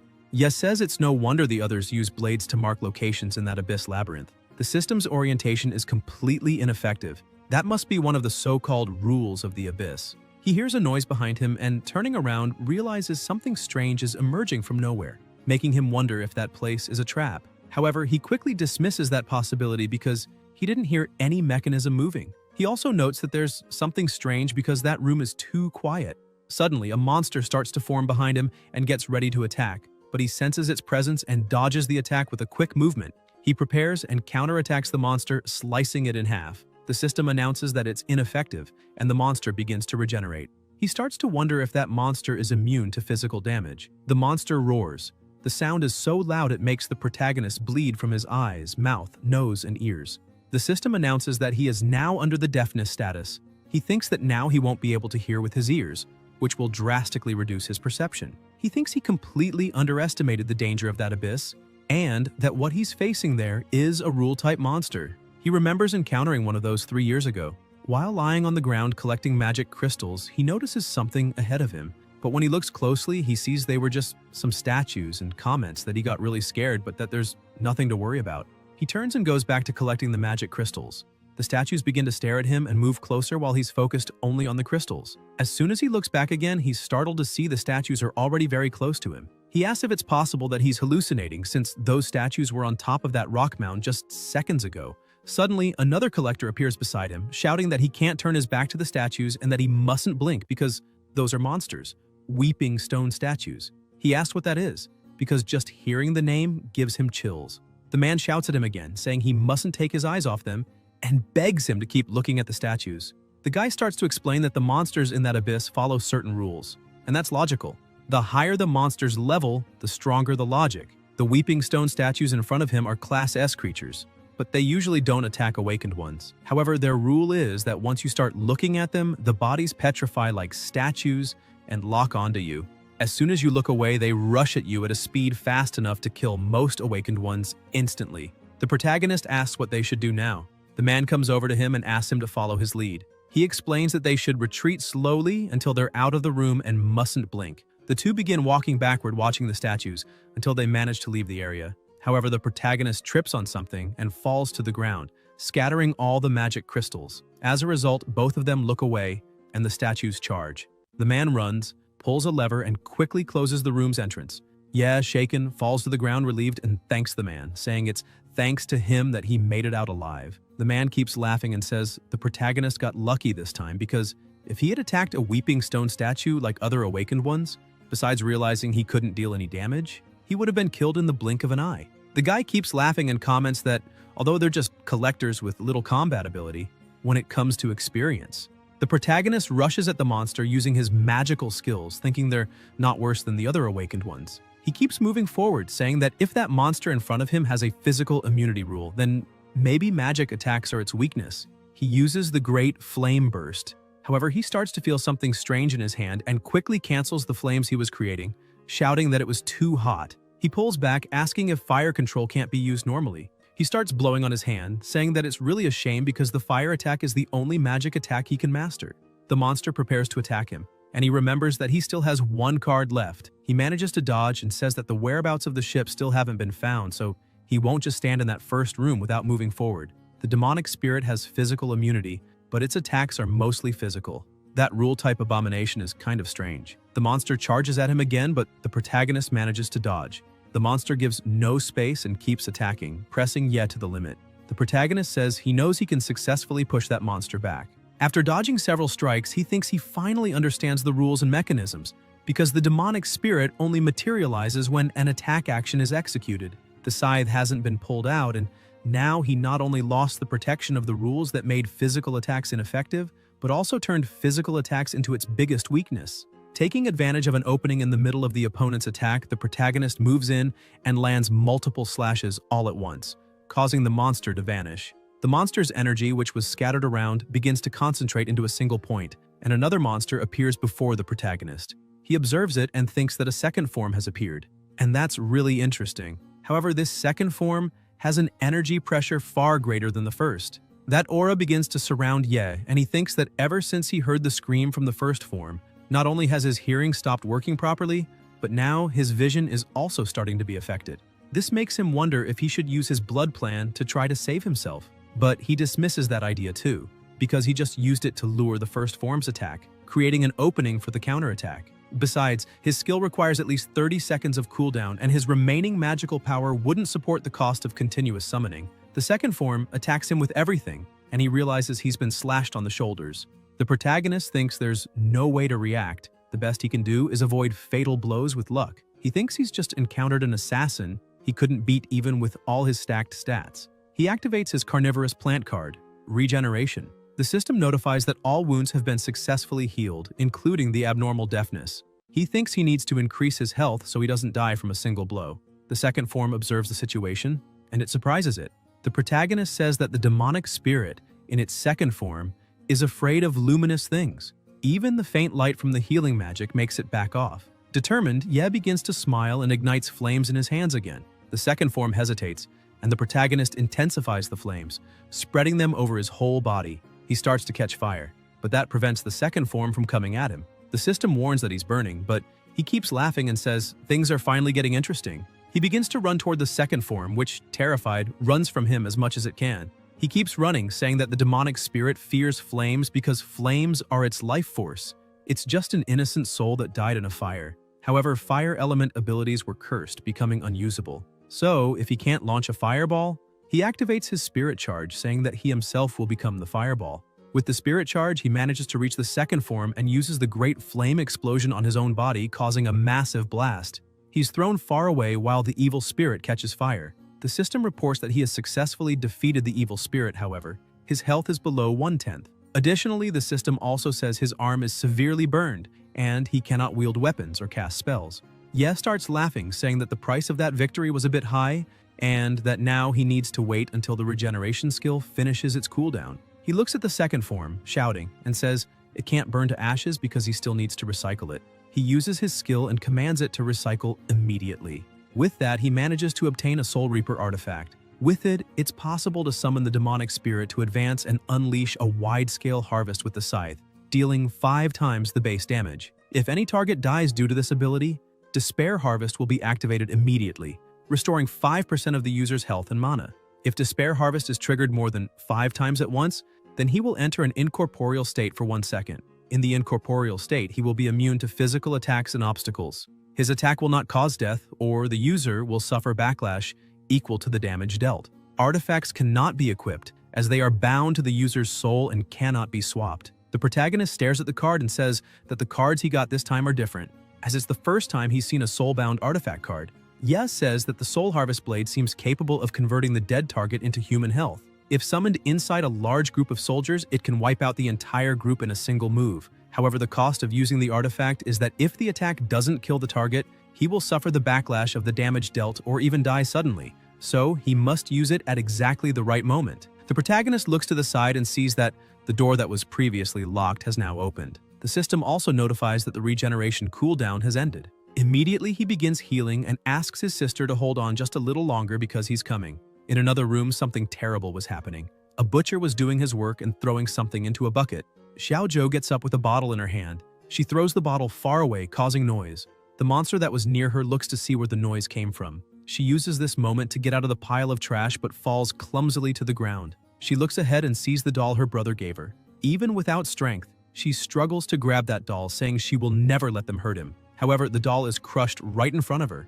As she looks up, she sees that the monster from earlier has already returned. It starts screaming loudly, making her so afraid that she can barely move. She just calls for help from her older brother. The monster prepares to attack and suddenly someone appears, slicing the monster in half. Xiaozhou is shocked by the strength of that attack. The man in front of her is a warrior swordsman known as Wu Ming. Still shaken by that strike, she says he's a hunter, but the man simply turns around. She tries to call him, but he just keeps walking. She runs and grabs his legs, screaming and begging Ming to take her with him. The warrior turns and says there are no more monsters there, so she should just hide because if she follows him, she will certainly die. Xiaozhou thinks about her brother and says she has to stay alive until she sees him one more time because of the promise from 7 years ago. Ye was sitting with his sister's doctor. He says her spinal nerves were badly damaged and therefore fears she may never be able to walk again. The doctor emphasizes that it's a miracle she can still move her upper body. The protagonist asks if that means she really won't be able to stand again. The doctor says that's exactly it, as spinal nerve damage is theoretically irreversible. At least theoretically. Ye asks why he says theoretically, and, thanks to that word, becomes filled with hope, saying that means there's still a chance. He asks what needs to be done. The doctor takes a deep breath and says that theoretically science can't do anything. But he's heard of cases where blind people recovered their sight inside the abyss. Because in recent worlds, there may be a way to heal his sister in a way that science still can't, with any tool. That mysterious power can't be explained by any science. And if his sister's condition was caused by a monster in the abyss, then the solution might also be in there. Ye starts looking at his hand and says that if the cure may be in the abyss, that means if he can enter the abyss, then he might be able to cure his sister. The doctor puts a hand on his head and tries to explain that only researchers can go in there, and someone like him entering would only be committing suicide. The doctor tries to say that instead of worrying about that, he should worry about the problem in front of him, and says that even the hospital's routine treatment costs an arm and a leg. The daily treatment is at least 8,000 won. The protagonist, without hesitation, bows to the doctor and promises to do his best to gather money, asking him to take care of his little sister.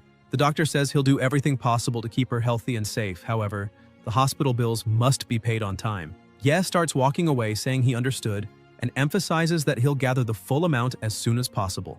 While walking down the hallway, the nurses start whispering, asking if they were talking about that boy, because his parents died that day and his sister became disabled. He's the only one left. They begin to say they feel sorry seeing such a little boy in that situation. With tears streaming down his face, he reaches his sister's hospital room door. Before entering, he puts a smile on his face, wipes his tears, and, as he opens the door, tries to look as cheerful as possible, shouting that he's back. Xiaozhou, worried, looks at him and asks where he had gone. He jumps onto her bed and says he was talking to the doctor.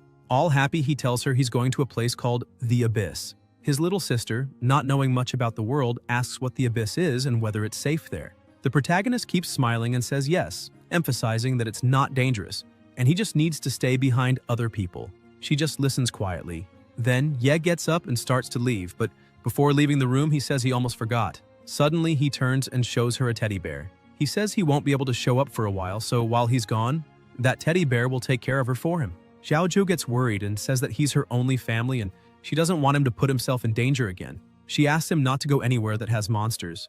Ye approaches his sister, still smiling, and says, "There's no way around it. He found a job that will pay very well, and then they'll be able to treat her legs. And as long as she waits just a little longer, she'll be able to walk again." Xiaozhou says that if her brother has to go to dangerous places for that, then she'd rather stay in a wheelchair for the rest of her life because she doesn't want him to go to where the monsters are. She says this is a pinky promise. Ye also hooks his pinky and promises not to put himself in danger. Back to the present, she keeps clinging to the hunter's legs and says that if she stays in the abyss, then her brother will find a way to come too, and she doesn't want him to risk himself for her again. That's why she can't die there. And besides that, she doesn't want her brother to die either. Ming keeps looking at her and says that apparently she's very stubborn. He picks her up and places her in a wheelchair, saying that's actually interesting. However, if a monster tries to attack her, he won't protect her. She manages to recover the teddy bear her brother had given her and is happy her chair is intact. The hunter turns to her and says she's not his employer, so whether she lives or dies isn't his concern. She says that's fine and asks him to just do his job, while she watches from a distance and won't get in the way. He introduces himself to her, saying his name is Wu Ming and that he's a warrior swordsman. Meanwhile, elsewhere in the abyss, the protagonist was walking and says that although he worked as a scavenger for a while, he saw many potions capable of healing wounds that could only heal those caused by monsters, with just a few exceptions. One of the rules of the abyss is that you can't heal injuries that were already there before the person entered. So, if a person has burns before entering and gets injured by a monster, they'll be healed to the state they entered in. If the burns happened outside the abyss, they can't be healed inside.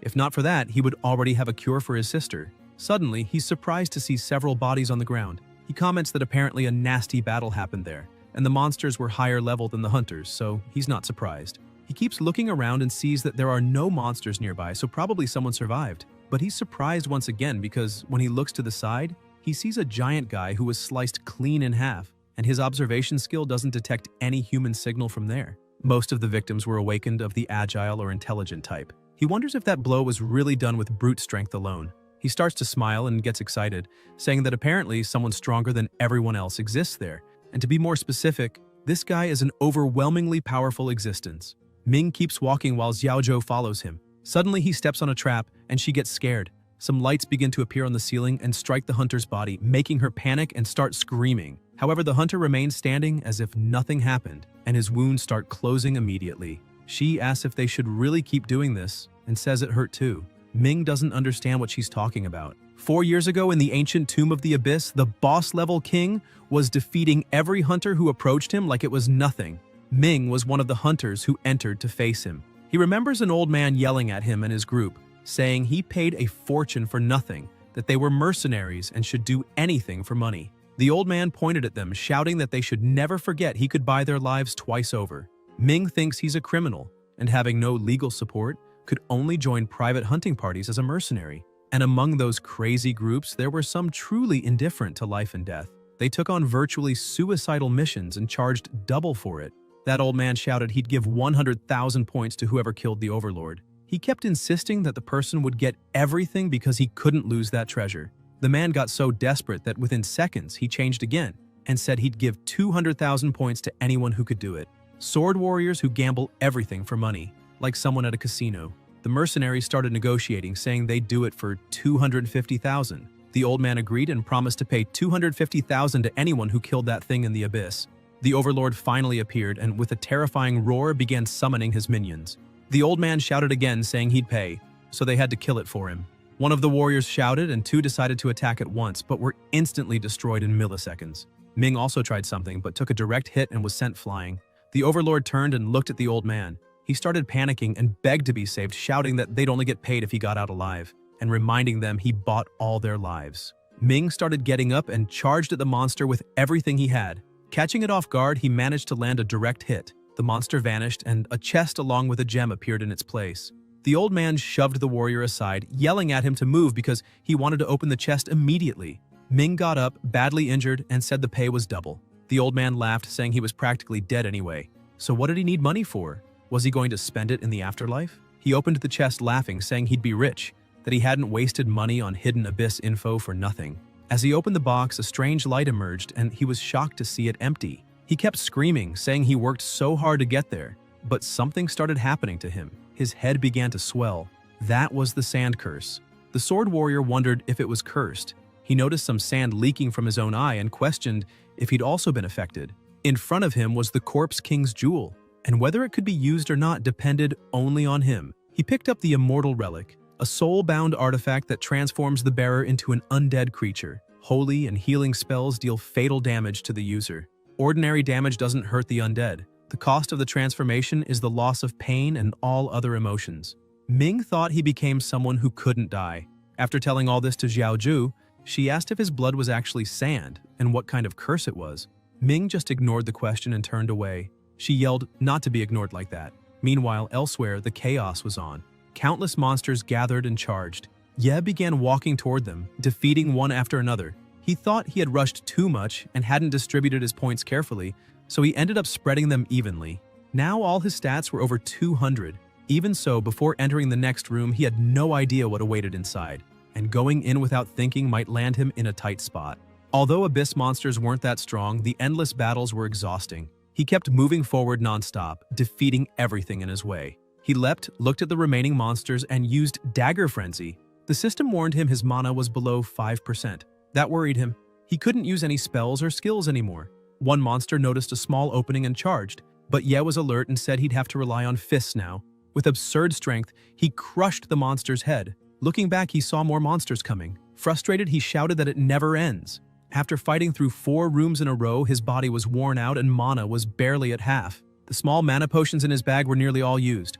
Only the large ones he found at the start of the abyss remained. He rushed toward the monsters, thinking he'd only use the large mana pots if things got truly dire. He kept defeating monsters with brute force like a beast. He used his artifact card, Soul Reaper. While using it, he thought that due to its big side effects, he wouldn't use that scythe for just anything. But if he faced a beast on the brink of death, the Despair Harvest effect could activate and restore his life. The Reaper swept through the monsters, obliterating them, and the system said the Soul Reaper artifact activated its effect. Life and mana fully restored. Now he had 100% life and mana. He sighed in relief, saying he managed to save the mana potions and reduce his use of super regeneration. The system also notified that cooldown times increase the more a skill is used.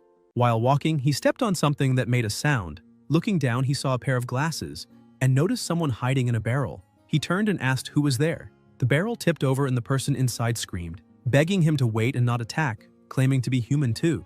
A man crawled out and asked if the protagonist had seen his glasses. Ye picked them up and handed them to the man, who introduced himself as doctor and researcher Song Qingshan. The doctor said he didn't know exactly what happened, but earlier several monsters showed up where he was, the same ones Ye had just killed. He said he was so terrified he only thought about running and ended up in that weird room with no choice but to hide in the barrel. Ye asked if he knew of any other survivors. Qingshan said that was impossible since it was a hospital, and if people with all limbs intact couldn't survive, let alone those sick or missing parts. Ye got furious and grabbed the doctor by the collar, asking how he could say things like sick or missing parts. If he really was a doctor, he shouldn't speak like that. Qingshan asked why not and said he was a doctor, not a hero, and couldn't fight those monsters. He asked if Ye understood. He added that even when rescuing others, one's own life must come first. If he were strong, he wouldn't have been hiding in a barrel. Then asked if Ye came to save him. If he was paid to, he shouldn't be talking crap. Lionheart must have offered a massive reward if he got him out. Ye remembered that name and thought of the Emperor. A few days ago when he defeated the Emperor, a small shield had dropped and he got 150 points. Ye had asked Zhou Tong what that guy just dropped. Zhou Tong said he'd seen it before and thought it was the Lionheart Hunter's emblem. Ye said that was the group of super hunters who only accept the strongest, with entry requirements so absurd they were nearly impossible. Back to the present, Ye just turned away and ignored the doctor. Qingshan yelled at him, saying he just came from that direction, so the exit had to be the other way. Ye said the doctor came from the infirmary, but Qingshan didn't understand and asked what that had to do with anything. He said Ye shouldn't care about saving those weirdos since they're all trouble and wouldn't be able to pay for a rescue. Ye said sadly that he was sorry, but his sister was there. When the doctor heard that, he realized Ye wasn't there to save him and wasn't part of Lionheart. Ye confirmed it and said he just collects trash and doesn't usually rescue it. Ye begins unleashing his power, saying that when it comes to trash like Qingshan, He doesn't even want to bother collecting him. The passage that had been sealed now starts to open, and the protagonist moves toward it. The doctor runs after him, warning that the place has become a confusing labyrinth, and if Ye happens to take the same path he came from, he will certainly encounter an absorption, and they could end up getting lost. Still, he offers to help, saying he can guide the protagonist through the abyss so they can find his sister together and return safely. Ye keeps walking in silence. Qingshan steps in front of him and says he'll take that silence as agreement, urging him to follow since that's the path he had taken. The doctor leads the way through the first portal with Ye right behind. Qingshan asks what group Ye belongs to. The protagonist replies that he works alone. The doctor is shocked, questioning who would work alone in such times, since anyone capable is quickly recruited by major groups like Tartarus, Lionheart, or Cloud Top. He explains those groups pay hunters very high salaries and then suggests that once they get out, he could introduce Ye to some of them as a reward for his help. The protagonist grows irritated, glares at him, and says his sister's name is Ye Xiaoju. If he really wants to guide and help, then he should shut up and do it silently. Upon hearing that name, Qingshan becomes desperate. He recalls a past conversation where he had asked about the condition of those two test subjects since, according to the documentation, both were underage. A man laughed and told the doctor not to worry because those girls' families had no means. One of them was Ye Xiaozhou, who lived with her older brother. The man explained her brother was a mercenary who risked his life in the abyss to make money, and sooner or later he would die there. The other was Lin Shugu, whose father had just gotten out of prison and survived on scraps. The doctor stared at the man and asked how he had convinced them. The man responded mockingly, asking if he really thought persuasion was needed. He had only asked if they wanted to be a burden to their families. He told Lin Shugu that her father was unemployed, struggling to afford her treatment, and had been visiting her less often. Maybe she was already a burden to him. Then he pointed at Ye Xiaoju, saying he told her to think about how her brother constantly risked his life to pay for her treatment, and asked if she didn't want him to be safe. Ye Xiaoju immediately said yes. Seeing their interest, the man laughed and said there might be a new treatment that could cure them both and prevent them from being a burden, asking if they wanted to participate. Lin Shugu asked to go first. Ye Xiaozhou also raised her hand, saying she would love to be able to stand on her own and no longer be a burden to her brother. The man placed 2 papers on the table, praising them as good children and telling them the agreement was right there. Just sign. Inside the lab, the man and the doctor watched the experiments, and the man commented on how easy it was to deceive people like that. Qingshan said that what was truly amazing wasn't the trick, but that even this kind of trash could hold value for humanity. The man praised the doctor, calling him the best director, and saying the research could help job changers push past their limits to become stronger, making his contribution to society extraordinary. Qingshan grew excited, agreeing and declaring that each subject could be sold for billions, a great contribution indeed. One of the other doctors in the room asked if they could start the experiments. The chief doctor gave the order to proceed. A physician injected a syringe into the patient's blood bag, announcing her as experiment number 1. But immediately her body began bleeding and decomposing inside the chamber. Everyone was shocked, and Qingshan demanded to know what was happening. A woman involved in the project explained that the abyssal cells were rejecting the host, with no energy variations coming from that incompetent vessel, so the abyssal stem cell injection had failed. Qingshan looked at the grotesque sight and dismissed it as just a corpse, saying it didn't matter. They still had one more chance. Suddenly, the woman says there's a big problem because someone is causing trouble. Qingshan asks who it is, and she points to the screen, saying it's the father of the girl they just tested. Qingshan becomes irritated and orders that the man be brought in. The doctor's accomplice says he will fetch him personally. By the time he arrives, the guards have already restrained the man. He demands to know what they're doing, saying they can't beat a patient inside the hospital, and stresses that the director ordered the man to be brought in. On the way, the father starts smiling, saying his daughter is with the director. When they reach the experiment room, Qingshan introduces himself and says he's the director of that hospital and that the man's daughter is right there. The father looks around in confusion and asks where his daughter is. The director points at the tank and says she's inside. He explains that unfortunately she agreed to it, but there were complications.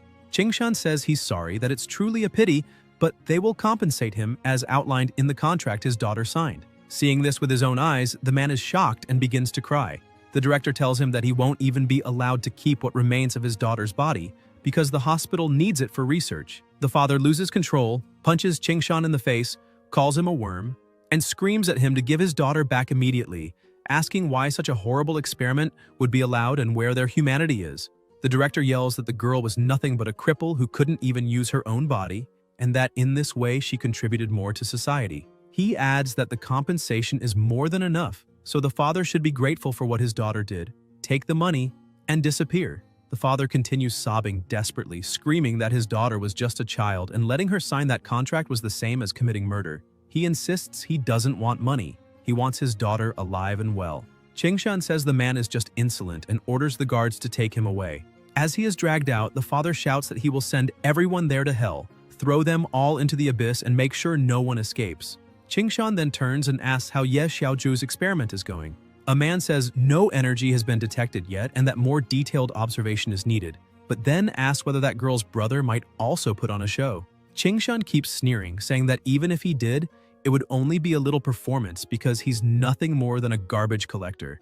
Back in the present, the protagonist notices that the moment he mentioned his sister's name, the doctor went silent, so he asks if by chance they know each other. Chingshan tries to distance himself, laughing nervously and saying he's never heard of that name and maybe she's behind the next door. Trembling with fear, he wonders if this man wasn't supposed to be just a trash collector. So why does he seem so strong? He even questions if he had been hallucinating when he saw him defeat the beast in the previous room. Chingshan grows more desperate, realizing that if the man is really strong, this time he's as good as dead.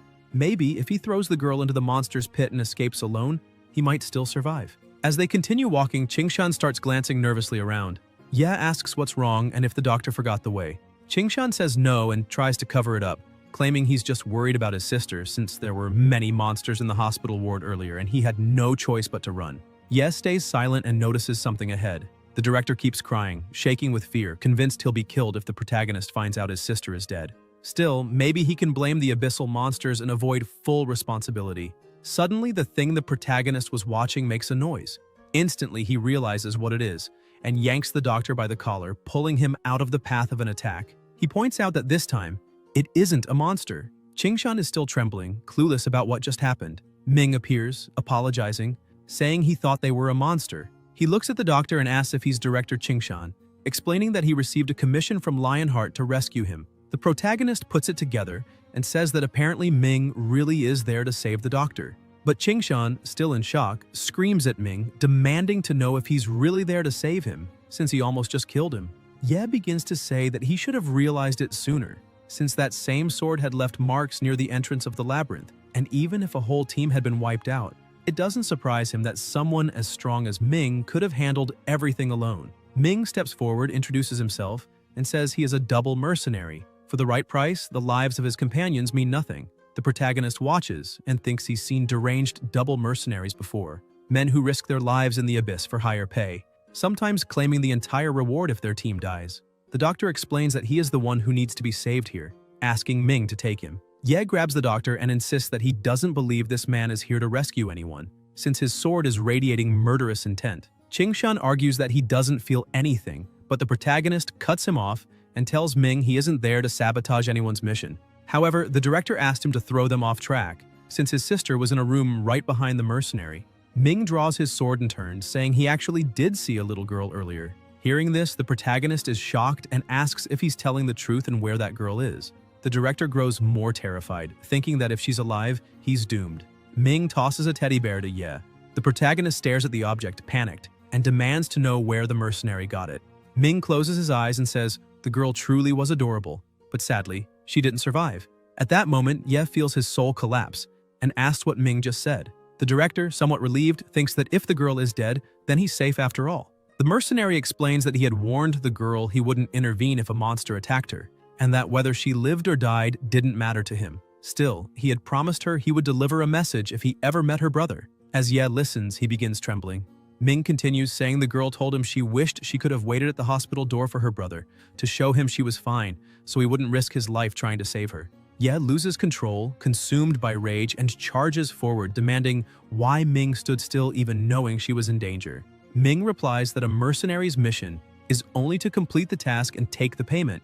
Anything beyond that isn't his concern. Preparing for battle, he adds that the curse he carries ensures all who follow him will die, and each time he alone survives. So, in a way, it was still her own fault. Ming defends and counterattacks, but Ye keeps pressing, screaming and demanding to know where his sister is. The mercenary holds his ground and says if Ye hands over the director, he'll show him the way. The protagonist asks what happens if he refuses. The director interjects that he's still standing there, hearing everything. Ming answers coldly that if Ye refuses, he'll show no mercy to anyone and send them all to hell, even comrades he once fought beside. He launches another strike, but Ye dodges and finds an opening, disarming his opponent. He rushes in, demanding what Ming can do now that he has no weapon. Ming simply studies Ye's movements and manages to grab both his hands at once. He activates a skill called Disarm, which disables any weapon for 8 seconds, then headbutts Ye and throws him back. Ye steadies himself to continue fighting and admits that, for a moment, he thought the mercenary only knew how to use that weapon. But this was unexpected. Ming explains that double mercenaries in dangerous situations are always the first to be used as human sacrifices, even against unknown monsters.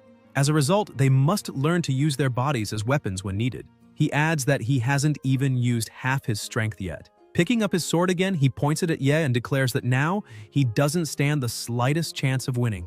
Ming prepares to attack once more with the emerald blade. Ye watches the weapon and thinks that although the sword is extremely powerful, its size and weight make it slow, and as long as the target moves before the strike is completed, it can be avoided. Ming continues his assault, but the protagonist manages to dodge, though only with great difficulty. Ye realizes his opponent is truly fast and, without hesitation, summons his creatures.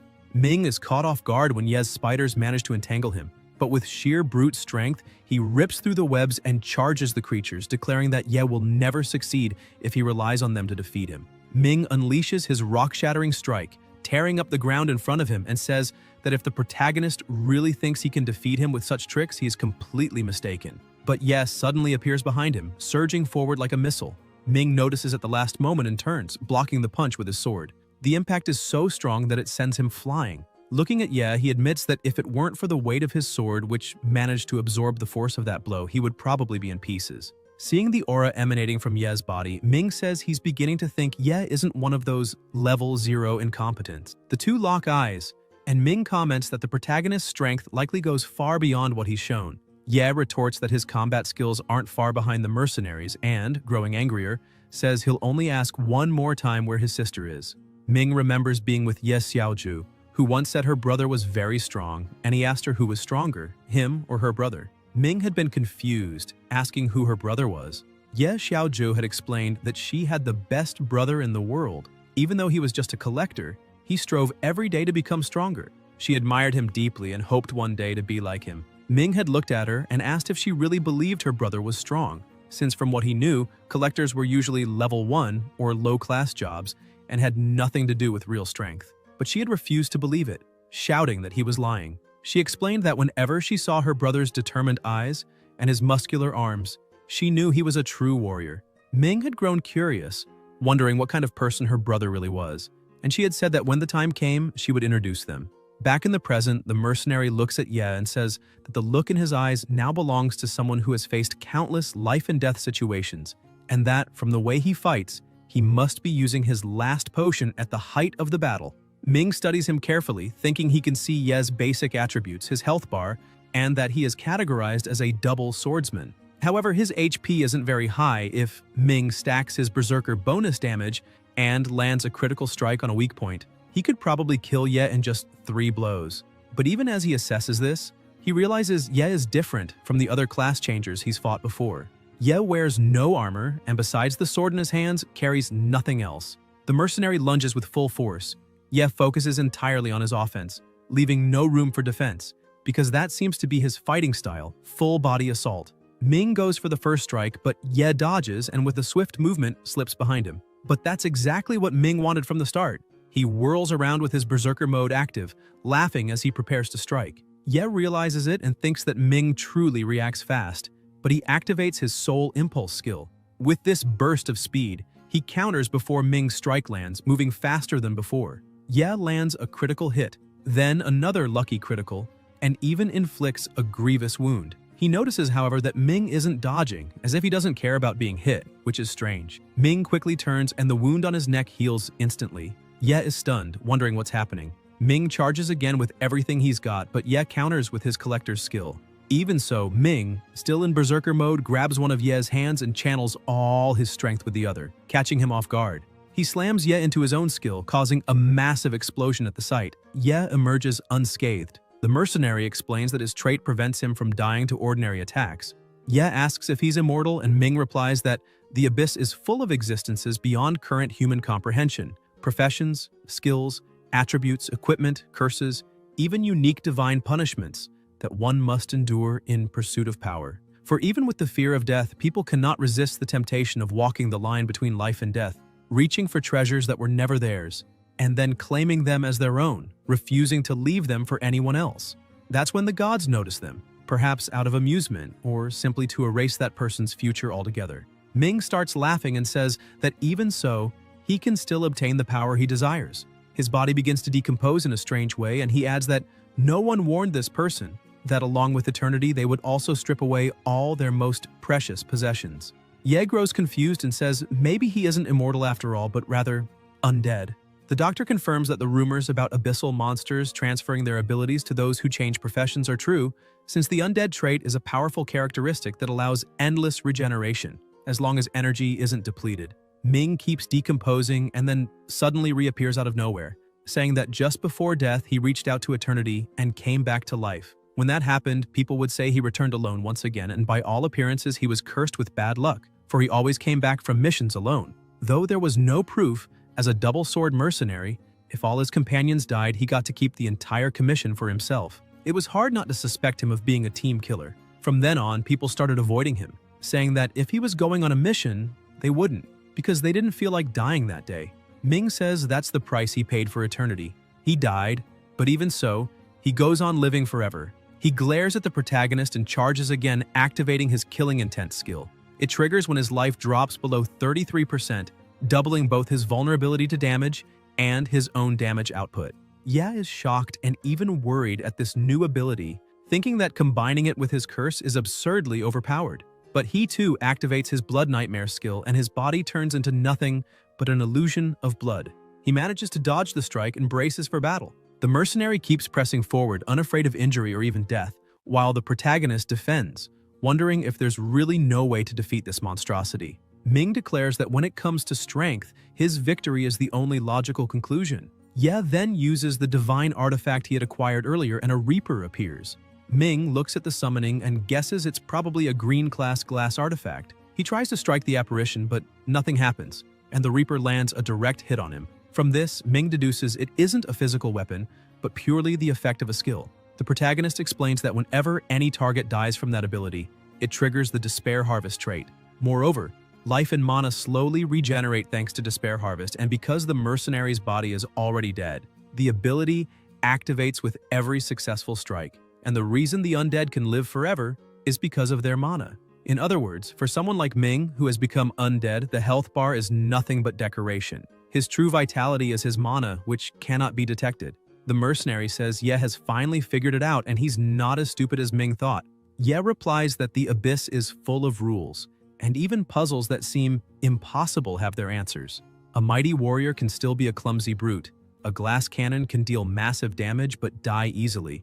And a body that seems invincible can still have a weakness outside itself. The protagonist points out that Ming doesn't wear armor, and that with his self-sacrificial attack style, he tricks enemies into thinking they can trade blows with him, when in truth, hand-to-hand combat isn't a path to victory. It's a flaw he shows on purpose. Ming admits this is true, saying that survival in the abyss means knowing how to bend the rules to your favor. But he warns that even Ye must have some fatal flaws. Ye asks what he means, and Ming explains that among strength, agility, intelligence, constitution, willpower, and luck, one of those 6 attributes is likely his weak point. Ye apologizes and says he's different. He has many extra points, which he distributes evenly at each level, making his class the hexagonal warrior. This time, the one who attacks first is the protagonist, knowing he has to strike before Ming's wounds regenerate if he wants to end the battle quickly. Ming blocks, but he realizes Ye's strength, speed, and reaction time are all far beyond the norm for warriors his age. Clearly, the protagonist isn't holding back. Ye dodges the counterattack with ease and says that peculiar techniques, brute powers, or even those useless talents people often ignore, he has mastered them all. He dodges another strike and counters with a direct blow to Ming's back. Pulling away, he explains that physical attacks alone may not be able to kill Ming, but the continuous drain of mana will slow his regeneration. And eventually, when the mana runs out, he will die. Slower than before, Ming tries to continue attacking, but Ye uses his skill again and destroys the mercenary's arm. Ming stares at the ruined limb and asks Ye if his mana consumption has already failed. Ye answers that, either way, he still has the advantage. Ming then repeats Ye's own words back to him, saying that just as he himself had claimed, even the most impossible puzzles have a solution, and perhaps Ye's weakness doesn't lie in combat, but somewhere outside of it.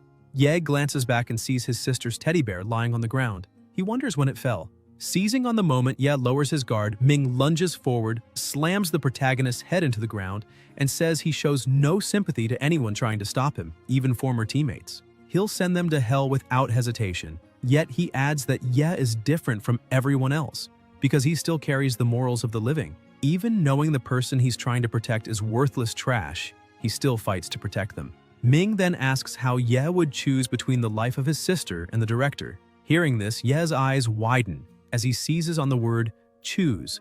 That means his sister isn't dead. Ming releases him and asks when exactly he ever said she was. The teddy bear, he explains, was only a symbol to convince Ye he knew where she was. Laughing, he walks off, saying that girl isn't easy to kill, just like her brother. Ye, still confused, demands to know what Ming really means by that. Hours earlier, in another room, the sound of battle rang out. The mercenary fought one of the abyssal monsters, while two others held Ye Xiaozhou in their grasp. She cried, thinking she would never see her brother again. She remembered the mercenary telling her that if a monster attacked, he wouldn't help. Since she hadn't hired him, her life meant nothing to him. She also remembered her brother's joyful words, telling her he had found a well-paying job that would be enough to heal her legs, and that all she had to do was wait so she could stand again. With the tears in her eyes, she thought about not wanting to keep being a burden, not even to her own brother. Accepting death, she began to say goodbye, apologizing, but the will to live surged through her body. She begged the heavens to make her strong, even if only for a moment. Whispering please over and over, she opened her eyes and a strange energy overtook her. The monsters recoiled in fear at what appeared before them. She had awakened a new skill, Metamorphosis Master. She transformed into her teddy bear, only massive and monstrous.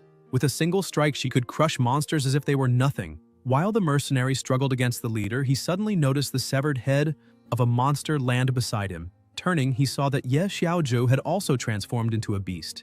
He muttered that those treated with abyssal cells often had a higher chance of awakening abilities, and that she must be one of those victims, just as another father had once said. Even as a monster, she continued crying and reached her hand out to him. He stayed on guard, fearing she might attack. After all, he had heard that those touched by the temptation of abyssal cells often lost their minds and became raging monsters. But Ye Xiaozhou spoke even in her monstrous form, asking what had happened, because she felt much taller than before and, more importantly, she could walk. She found it strange. Ming, shocked, asked if she truly hadn't gone insane and demanded to know her name.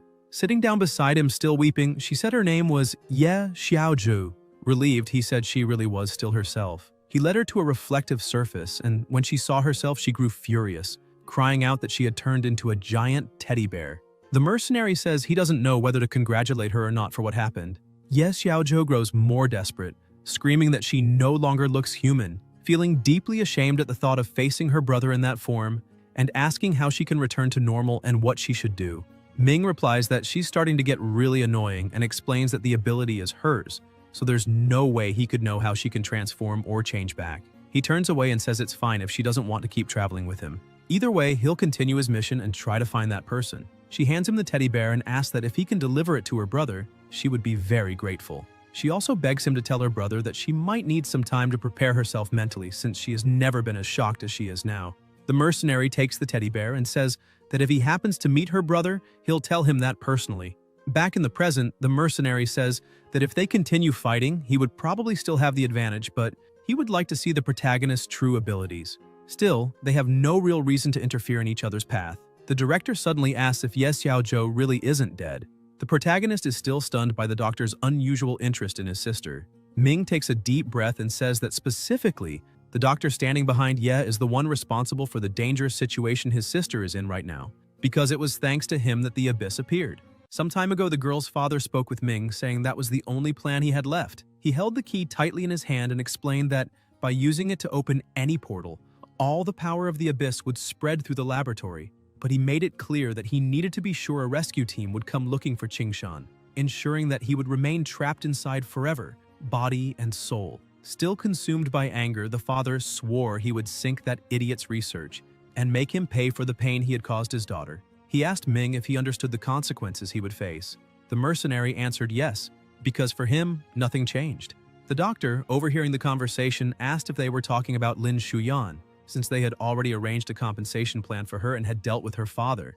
Qingshan sneered and said the girl was nothing but useless trash, spending more than she could afford and knowing nothing about maximizing profit. The protagonist grew irritated and asked if that meant his sister too was.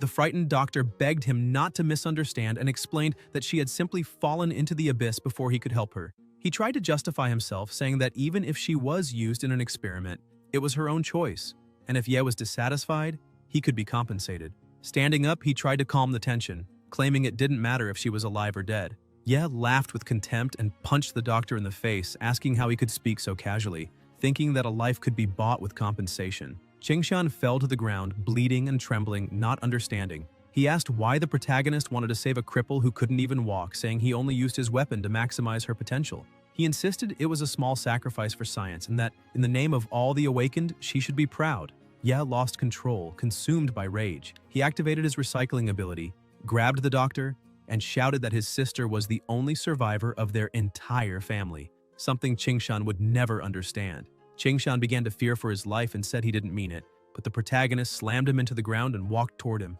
Grabbing him, he said he was so worthless that even hell wouldn't accept him. Ye looked at Ming and threw the doctor back, saying that from now on that scum was his problem. The mercenary, controlling his lost arm, held the doctor's head and smiled, saying they finally agreed on something. The protagonist stepped through one of the portals, saying he only wanted to make sure his sister was safe and nothing else mattered. Ming stared at Qingshan and reminded him that a mercenary's role was to fulfill the paid mission, which meant the doctor would die there, as that was also the wish of his client.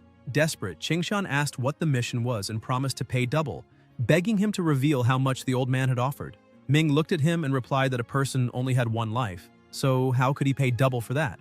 The doctor didn't understand and asked what he meant. Ming smiled, looked toward the protagonist, and said that next time they would fight with everything. As Ye moved away, the doctor's screams echoed. Crossing the portal, his sister, still in the form of a teddy bear, appeared and asked if it was really him. Ye confirmed, apologized, and said he was sorry for taking so long. Xiao Zhou began trembling and answered that it was okay, that she should be the one apologizing for always dragging her brother into trouble. Even though she didn't want him to take risks, she confessed she wanted him always by her side. Crying, she heard her brother say everything was fine. There were no more monsters and she was safe. But Xiao Zhou denied it, saying he was wrong because there was still a monster right in front of him, and admitted that now she herself was that monster. In tears, she confessed that she had always hidden behind him, asking him to protect her forever, while at the same time hating herself for being like that. She said that even if she couldn't be a heroine like him, at least she could stand without the chair and no longer be a burden. She apologized again for having turned into something strange. Ye took a deep breath, approached, held his sister's hand and said that those people might look human, but inside they were no different from monsters. So even if someone looked like a monster on the outside, they could still have the heart of a little doll. Xiao Zhou was surprised and asked if he was referring to her. Ye laughed and confirmed, saying he dealt with monsters almost every day and knew very well what a monster was, so he could state with certainty that she was not one. He noticed something, looked to the side, and remarked that it seemed his sister had become quite strong, asking if it was her who had done that. Xiao Zhou stood up, excited and confirmed, explaining that when she transformed, she ended up defeating them all. Ye feigned surprise and asked if it was with a single punch, emphasizing that she was really strong. Relieved, feeling pure and accepted after being treated kindly by her brother, the girl's body began to shine until suddenly she returned to human form and fell sitting on the ground. Confused, she asked what was happening and how she had returned to normal. Ye approached and explained that spells required mana, and when it ran out, the effect faded, revealing the original form. He assured her she was not a monster, only had an ability. When she took the bear form, she could walk freely, as that was the power of the shapeshifter class. He smiled and congratulated her, saying that now she too had the Abyss's abilities and could manage on her own. Xiao Zhou's eyes sparkled, and excitedly she asked if that was really true, wanting to know if she could now be like him. Ye put her back in the wheelchair and said no, because he would not allow her to take risks. Surprised, she changed the subject and asked if he had met anyone while he was there. Ye asked who she meant, and she tried to imitate the mercenary, saying he looked a lot like her brother. Laughing, she said the man had mentioned wanting to meet him because of the similarities between them. Ye asked if she was serious, but Xiao Zhou insisted, repeating the phrase the mercenary had said, "He must be just as hard to kill as I am." The two went together toward the portal, and Ye remarked that maybe he wouldn't be friends with someone like that. The next day, Ye slept peacefully until the sound of his phone woke him. He answered and heard a voice complaining about not having seen him for 2 days since the job at the public market. The person grumbled, saying the boss had commented that Ye had decided to work alone with only that blood guy, and asked how he had the nerve to do that. Ye got up and apologized to his uncle, explaining that he was desperate for money and needed something with faster returns. His uncle asked if he was still collecting, and Ye confirmed, saying he was still a collector. The man shouted, saying Ye was still young and inexperienced, and that worried him. However, since Ye had found a new job, he said he could feel more at ease, but warned him to be careful, reminding him that his sister still needed him. Ye replied that he understood and thanked him for the concern. Suddenly, the phone rang again and a notification surprised Ye. He had received a transfer of 2,400,000 from Shingrun. He commented that he had expected something like that from a noblewoman, as fast as she was. Opening the message, he saw she had written that she sold everything in her own name and asked him not to forget to thank her. Delighted with the amount, Ye smiled to himself, acknowledging that he really had used her name. After all, with her reputation, no one would doubt the authenticity of the items. The night before, the two had met in a private place. Ye had poured out all the arsenal he had managed to gather, leaving Shingrun surprised, who asked where he had been to return with so many valuable materials. He disguised it, saying he'd just gone into the abyss to collect. Shingrun pressed him to tell the truth, but Ye answered that he no longer had any use for high-class items, so he had simply gathered them. She laughed and asked if he was still a level 1 collector, calling it shameful. Yet, observing his body, she noticed he had grown a little. Ye admitted he had been through a lot and was now more mature. Shingrun analyzed and concluded that the collector profession was new, not yet officially recognized at the Great Profession Exchange Table, so it was impossible to level up, but still possible to get stronger. Ye joked that he was just a guy picking up trash, but it made sense that he could get stronger that way.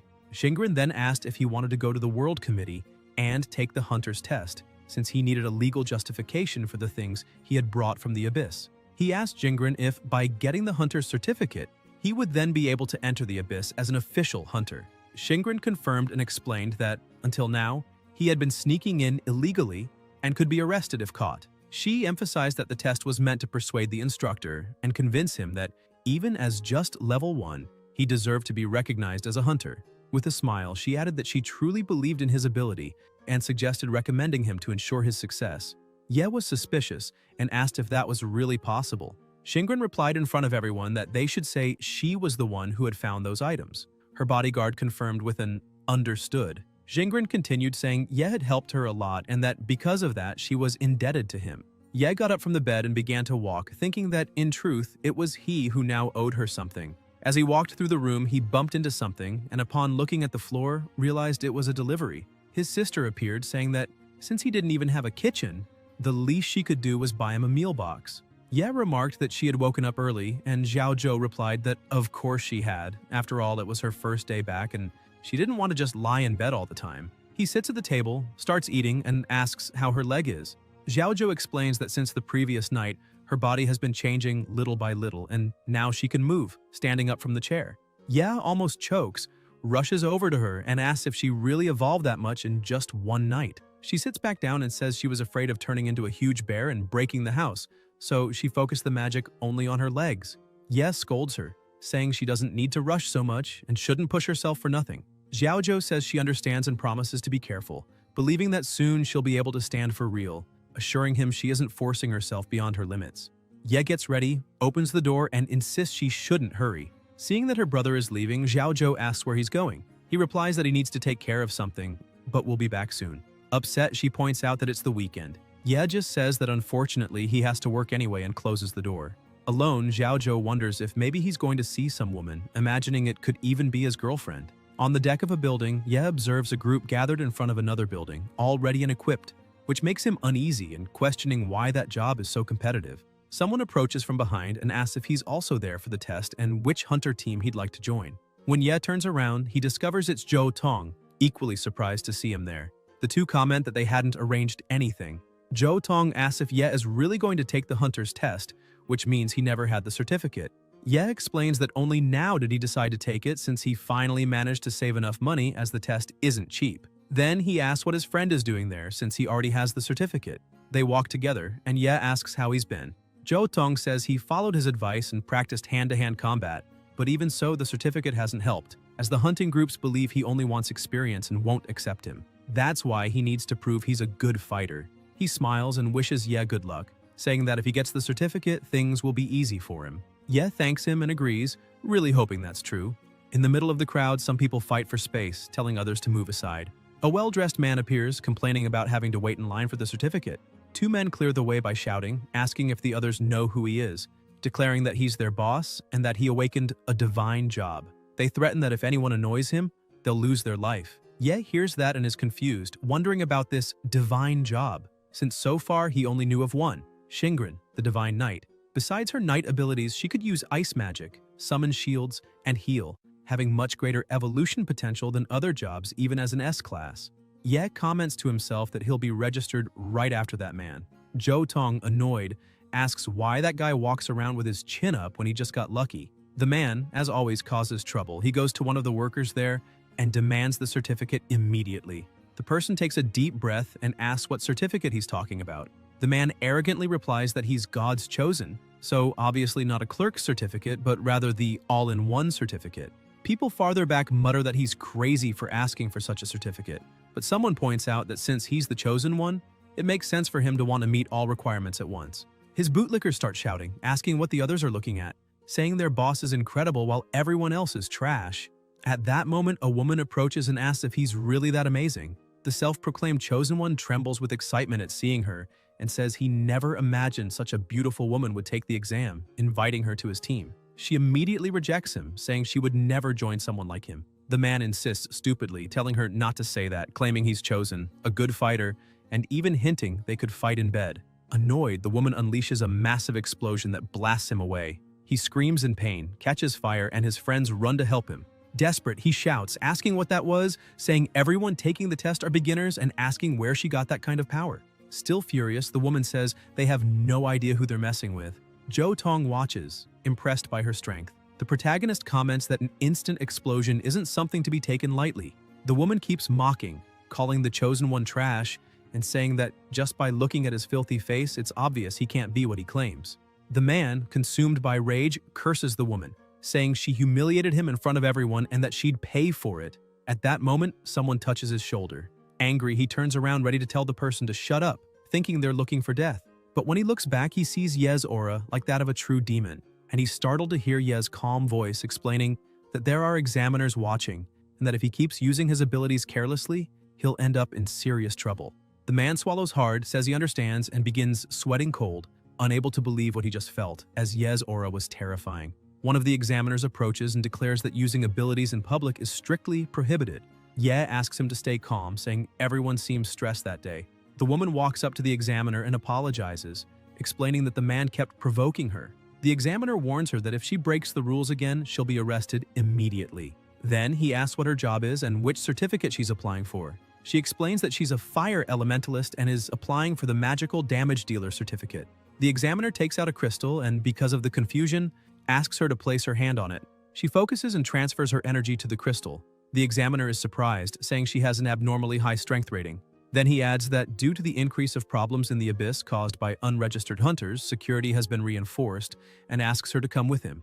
Worried and also a little annoyed, she tries to redo the test politely and calmly, saying there must have been some mistake. She places her hand on the crystal again, this time more controlled. The examiner, confused, comments that now the crystal reacts normally. The woman laughs, celebrates, and announces that she passed. Ye watches from afar and mutters to himself that it's very strange, as she suddenly turned into a completely different person. Jo Tong, worried, comments that the next person to be investigated is probably, but Ye interrupts him, asking for silence. The examiner announces that the joking is over and asks who will be next. Jo Tong insists that with Ye's strength, he will certainly pass the test. The protagonist raises his hand, saying he's next, and walks up to the table. The examiner asks which certificate he's applying for, and Ye answers that it's for the full certificate. Confused, the examiner asks what his job is, since only God's chosen usually request that kind of certification.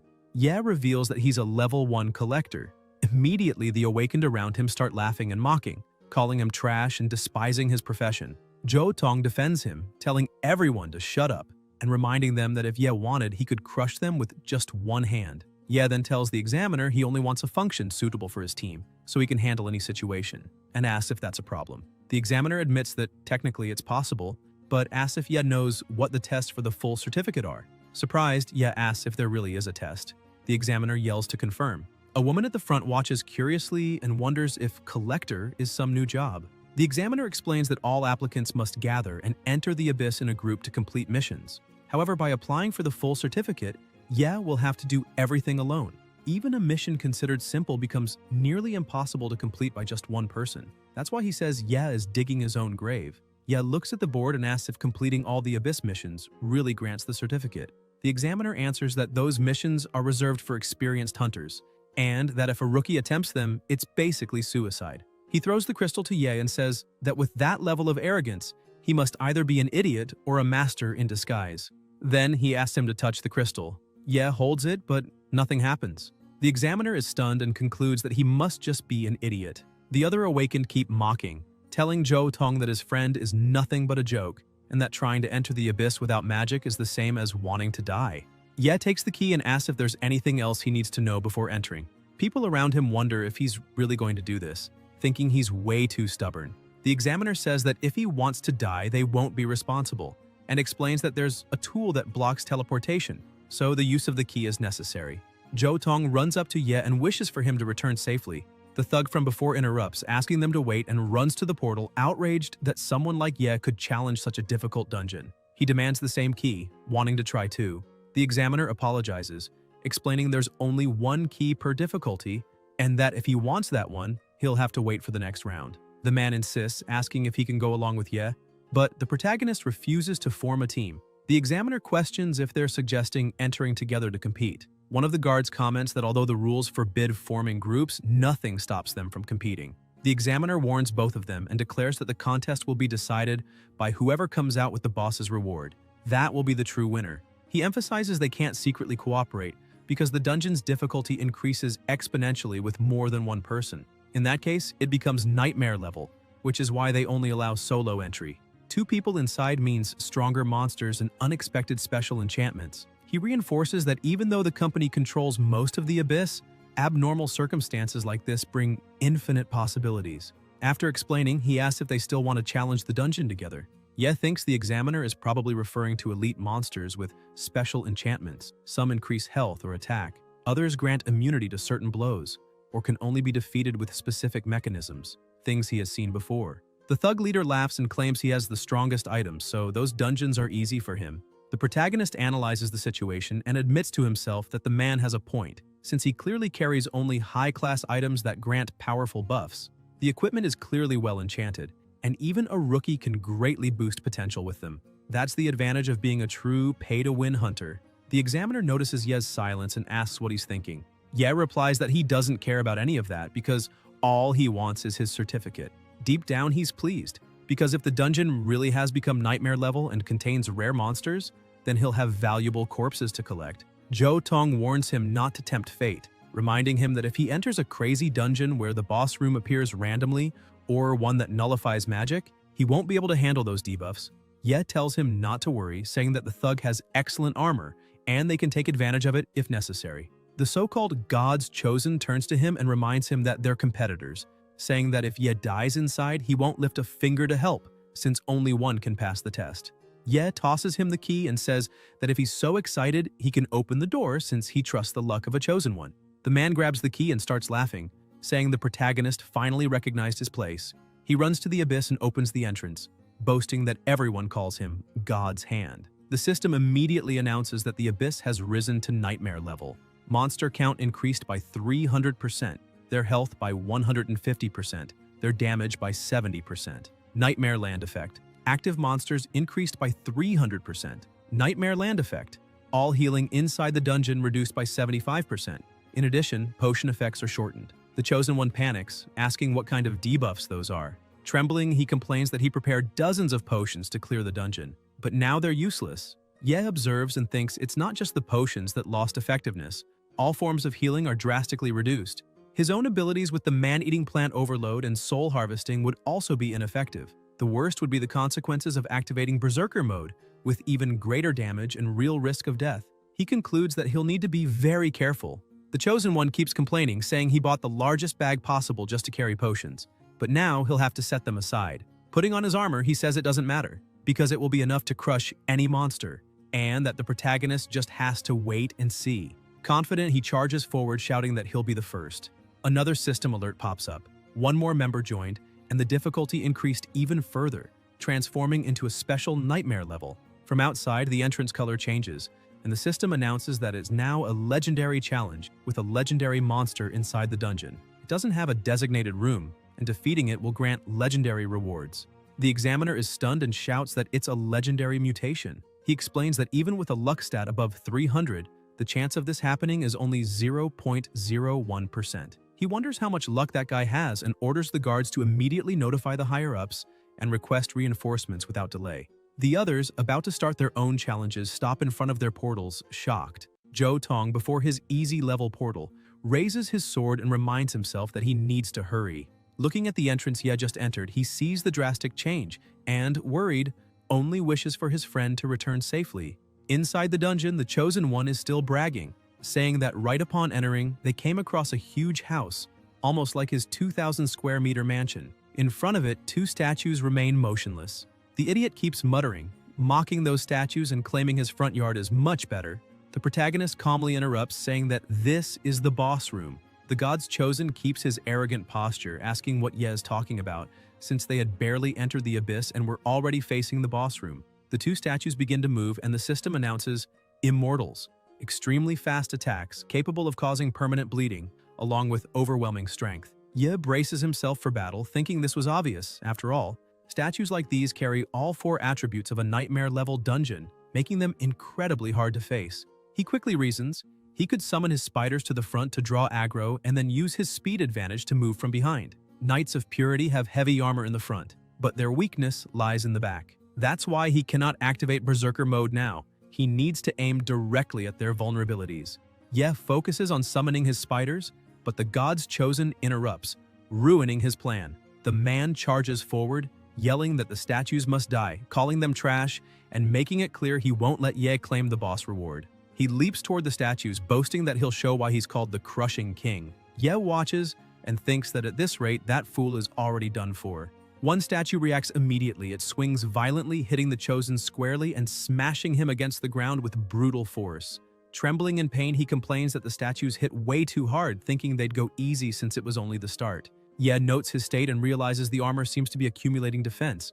But even so, it's a miracle it didn't break after the impact. Suddenly, Ye feels killing intent behind him. Turning, he sees the other statue already moving, targeting his back. He dodges quickly but realizes the statue is now fully focused on him, shattering his initial strategy. He leaps to counterattack, but the statue tracks his movement, striking even while he's airborne. Ye keeps dodging, but the statue accelerates. Its blows almost impossible to evade.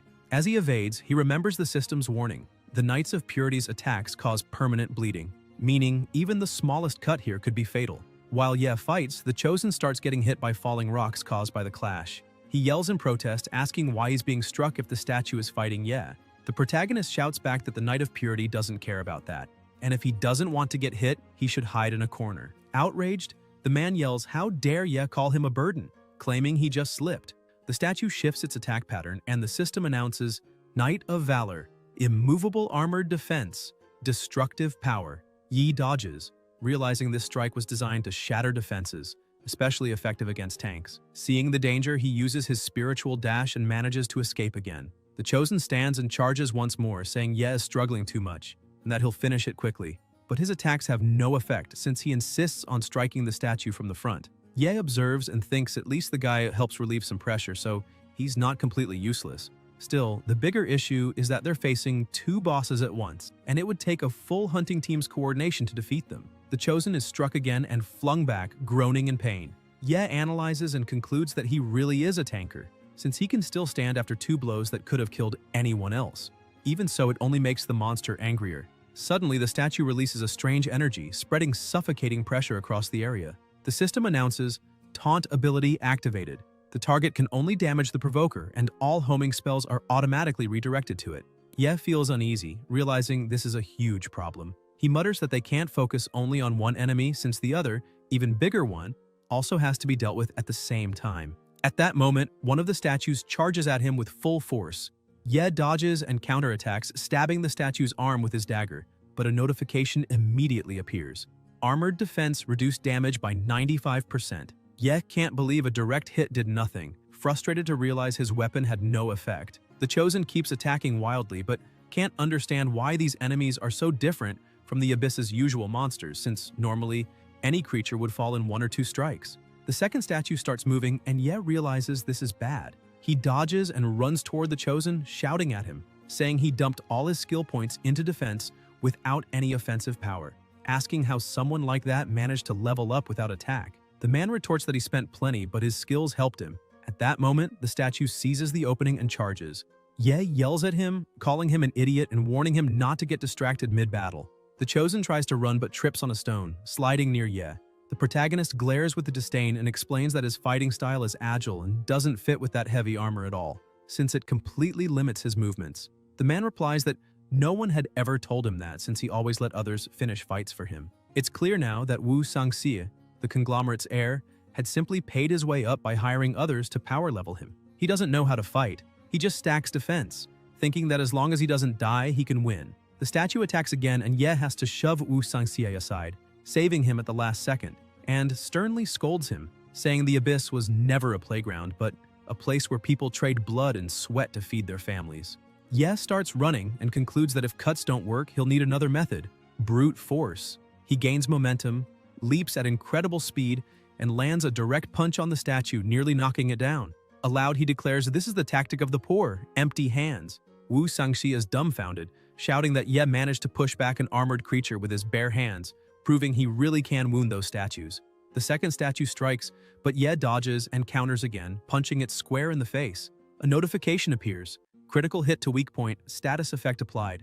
Even Ye is surprised, thinking luck must have influenced the result. The system confirms critical hits on weak points have a chance to apply status effects according to the luck attribute. Taking advantage of the lowered guard, the statue strikes brutally, slicing Ye in half. Wu Sangxi panics, believing the protagonist has been torn apart, but the body turns into a nightmare of blood, and the real Ye emerges behind, saying it's just the same as always. He evaluates the situation, realizing the Chosen's DPS is far too low to keep the monster pressured, and as a tank, he also can't withstand enough hits. For Ye, this was expected, since he never counted on Wu Sangxi putting in any real effort here. Even so, he concludes he'll need to control the entire flow of the battle himself. The two statues charge together, and Ye orders Wu Sangxi to flee.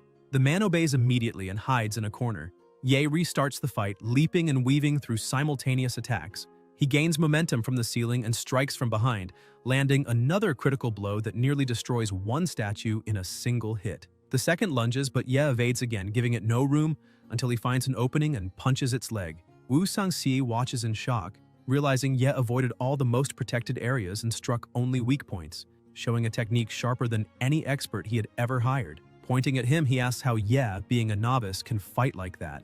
Ye replies that while he is technically a novice, having just been classified, years of excavation teams and fighting monsters to the brink gave him enough experience to evolve once he gained his class. He explains that his enhanced physique multiplies all the senses he trained with blood and sweat, hundreds of times over, always facing death head-on. Wu Sangxi retorts that Ye is overcomplicating things, asking if it wouldn't be simpler just to use better gear. Ye answers that gear is nothing but disposable tools, replaced every level, while his true and supreme equipment is his own body, which only grows stronger. At that moment, more statues appear and the system announces, Berserker mode activated, attack speed greatly increased, each strike empowers the next, and every physical damage received reflects an equivalent amount on the attacker. Ye glares at the situation and declares that the only supreme equipment he carries is a body that never stops growing stronger. The protagonist grows irritated upon realizing that even more mechanical monsters surround them. On top of that, their damage reflection ability means melee attacks bounce back, making it impossible to fight them up close. Because of this, they can only strike at the spikes from a distance. Wu Sangxi rushes over to Ye and says it's finally his time to shine. He tells the protagonist not to assume that, just because he's a dual swordsman, he only knows how to fight with blades. He also masters magic, and a monster that can only be hit from afar is the perfect stage for him. Wu Sangxi starts gathering energy in his hands, shouting that he can conjure something amazing, like lightning arrows. While he shows off, Ye ignores him and charges forward, casting a powerful fire spell that explodes right in the giant statue's face. Wu Sangxi is stunned as the statue collapses. Ye analyzes that resistance to all elements decreases when the spike is active, making it easier to land critical hits. He continues his assault, unleashing another huge blast of flames that destroys another statue, sending its head rolling to Wu Sangxia's feet, leaving him shocked at such strength. Shouting, he asks if that was a level 3 fire spell, and cast without chanting. Just an instant explosion of flames. He demands to know if the protagonist is hiding something, since physical classes shouldn't be able to learn elemental magic. Ye, however, keeps ignoring him and moves on to the next enemy. The statue swings at him, but he dodges. Suddenly, the system alerts that the spikes have been activated and started reflecting damage, causing the statue itself to crumble. Wu Sangxie watches in awe, saying that using the spikes as a counterattack was a technique he never expected. At that moment, another statue tries to strike Ye, who panics because his spiritual dash is still on cooldown and there's no time to dodge. He quickly activates another card and summons a shield, determined to withstand the hit. The blow is devastating. The shield shatters instantly and Ye is thrown back. As he recovers, he thinks that the knight's attacks are truly formidable, able to pinpoint and strike even weak spots in players, stronger than any elite monster he has ever fought. If his body didn't have high enough attributes, that single strike would have killed him. The statue charges again and Ye shouts that the knight's attack speed will only increase until it lands a hit. Otherwise, it will never slow down. He understands that this is the knight cult's mechanic. The more you resist, the more inevitable the strike becomes. So he clenches his teeth and decides to face it head-on, proving that this truly deserves to be called a brutal, hell-rank mechanism. The protagonist grips his dagger and prepares to fight, leaving Wu Sangxia confused and yelling if he's gone mad, asking if he's some kind of idiot to want to clash head-on with that thing. If he wants to die, now is not the time. But Ye ignores him, gathers fire, and blasts another explosion at the statue, making it even angrier. It tries to hit him, but he dodges again and yells that he's not trying to kill himself. Ye activates the Mangekyo Sharingan, thinking he needs to be faster and stronger, and his recycling ability starts manifesting. Wu Sangxie can't understand how someone can possess so many skills. The hands of the underworld grab the statue, but the system warns that living beings can't be recycled. The enraged statue bursts free from the spectral hands. Ye seizes the opening and charges, activating Carnage Berserker mode. While in this state, he becomes unstoppable. His physical attacks pierce some of the enemy's immunities, but he constantly loses life as the price. Bleeding from his eyes, Ye rushes forward, screaming at the statue that it's time to see who is truly stronger. He lands a direct strike on its eye. The system announces a critical hit, an armor-breaking blow to its weak point. He keeps attacking, shouting that he has enough time to destroy that trash before his life runs out. A notification appears. Only 20 seconds of life remain. The protagonist presses on, but the statue manages to hit him, slamming him to the ground. His instant self-heal automatically triggers but also heals the statue.